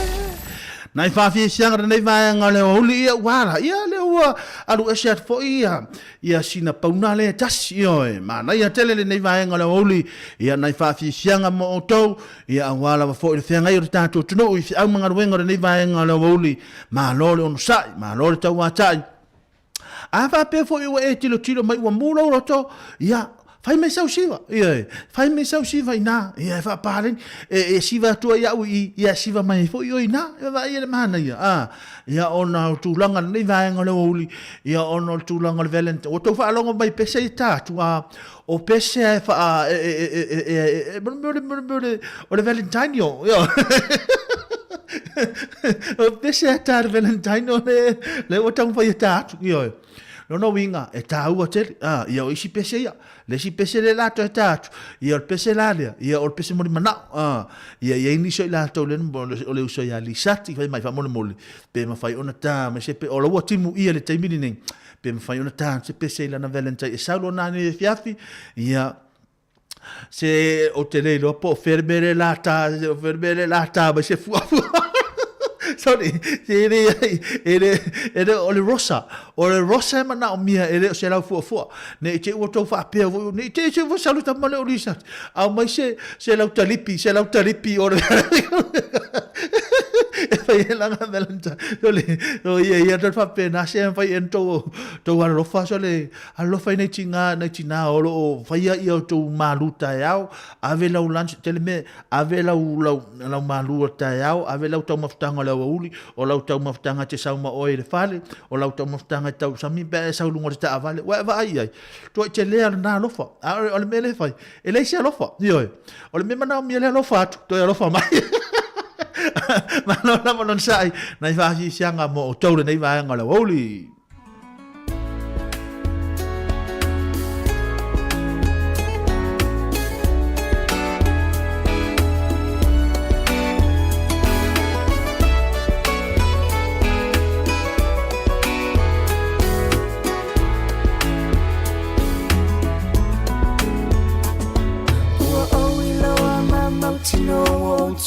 Sila lope mo se avanoa se ia fea ni se no foanga tasa asa apetali ala tato maanga taui ani isene atu ufua manela fulafua ona ofai atu ai leo ulangona faina ta o alofana va ai yo fofonga lo te ena ulangona ile po sola e ui ina motu fa pe o se pole moni eto ye polonga Soma ia puna mawhauwhaunga ia mo se tali tutusa Ai wha atali se i la fua tau le afi Ai ta wha awhe sanga i Aulu na namuilo u fatu e liu le pope o fetu Ona o fai atu ai leo ulangona fai ngata o ualofana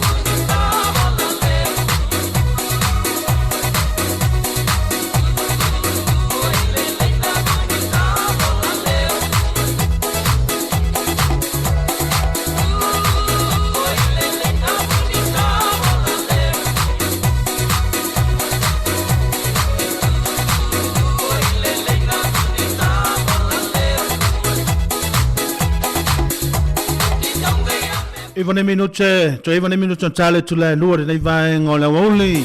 Mo le tule nganga de whaftai te le lava de nei vaenga o le aso. Ia le tātou maftanga e ngāta fuilea. Ia le tūlanga fo i whaata malii. Ia a o tātou iai fo i lunga o tātou penga ta whailangi ala ia tau tusinga. Ia le ngāta fuilea ia o le tūlanga e wha so soani e fo i. Ma wha amano si au e fo le tūlanga de tau tua le ngāta o i mātou nei. Ia o le tūlanga fo i o le tūlanga o le au mangaruenga ia lo vapena ona ia le malu le tele le tātou. Tuno ia pangala fo i le tūlanga o le naunau atu fo i tātou te mafuta mo tau. Ia ia la fo i taimi whata pula o mea oma. Ia le lei fo le tātou fia pupo. Ia ai tātou te mole atu fo i le nganga le whaftai tele lava. Ngā te fo i lea mole fo i lofa anga ia pātea taefu. Pera ona mafuta mai na Brisbane Australia. Mole ona lofa anga ia isiana Valentine o lopena ona mafuta mai nai au kilani. Ia whaftai lava ngā te fo i lea ia wompa anga ma woma sani le tātou wala leo. Mole atu le nganga de whaftai tere lava de nei baenga o le aso. Ia le tūlanga de tātou maftanga. Ia o le a fo i se tangtanga i mai fo i le tūlanga de naunau atu. Ia le nganga mawalunga. Tātou maua le whiwhia e whaatau nui a tātou whia mangaruenga. Le ngata ia tau tau. Ia whaapea fo i mātou nei. Ia o wale tūlanga o le mātou tau tua. So soani malongolongo pui a li i pelo tātou o tunuu. A wale tūlanga o lo iai tātou le taimi le nei mana tua. Le whamanatu mo le tātou wana leo. Ia ai le i uma le tūlanga le tātou tau tua. Le tūlanga o le tātou i le tātou iai le state of emergency. Ia po le tūlanga o whaalawlawe whaafukosei. Ia lea o lapata ia pelo tātou o tunuu. Ina ia mawhai o na tātou lava saunia. Lono winga e tatau o na tātou lava saunia e so o se taimi. Ia o le ale taimi ele nei lava le tupu mai o le pele aise me e tupu. Ia mo tātou nei ai lai tātou te lava saunia. Ai a tupu mai se mea tātou te leo lava saunia. O no le tūlanga fu le tātou. Se e wala pole. Ile ai se me tupu. Leo ile ai se me tupu o le o keia le ai. Tau on tātou lava saunia a tono le ale me tupu, pe le tupu foi se vaenga ia to tono le tātou tono ia o lao tātou lava saunia. Lofa atoi foi, ngā te foi lea i o nei tātou a inga ilungai o kilani mai lātou umalava ia o lo o iai le tūlanga o matangi le nei vaenga o le vaiaso. Ia lofa atu ma o tau, ia mai le tūlanga o le saunga le mu, ma tau te talo o foi, ia ine mwhai, ia o na maua pe o tau le saunga le mu, e le o le ta avale, e le o le fale, e le o le hansi isi mea, o le ola le mea taua. Lona winga, ia maua pe le ola ma le malosi, ia wala wa foi fe au mga ruenga pe on tofi tātou te ngaru e ai. Whamai al tūlanga te tautua le nei vaenga le fiaf, nei vaenga le oli, ia le pesel nei o le Valentine ia le ale uto e tau mawhai e tau atu ia te uto le tūlanga o le Valentine o nai pau pe on sau no le sunga atu le ia la tama o le so ia tas na le pau anei na le pau lea na le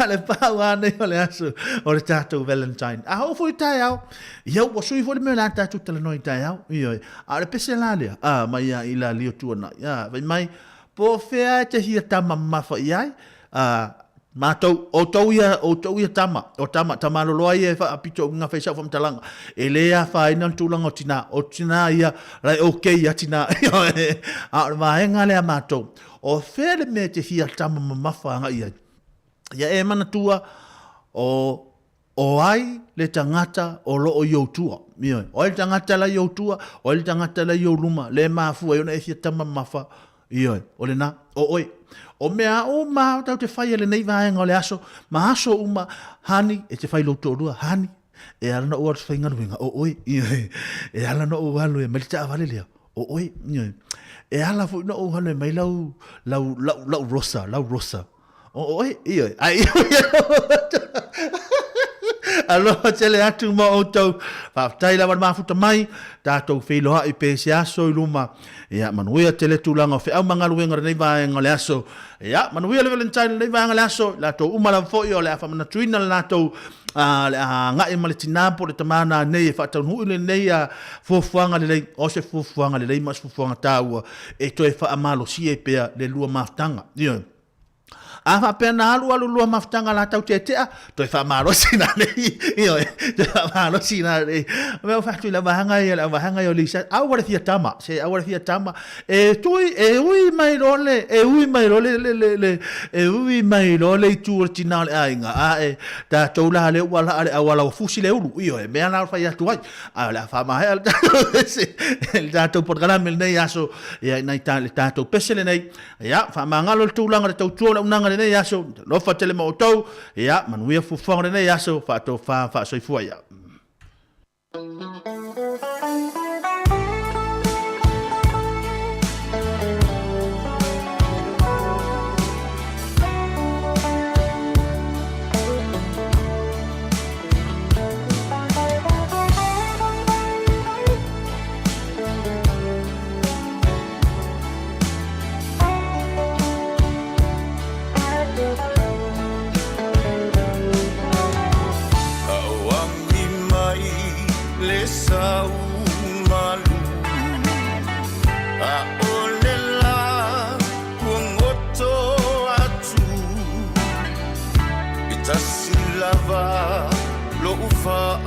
Moe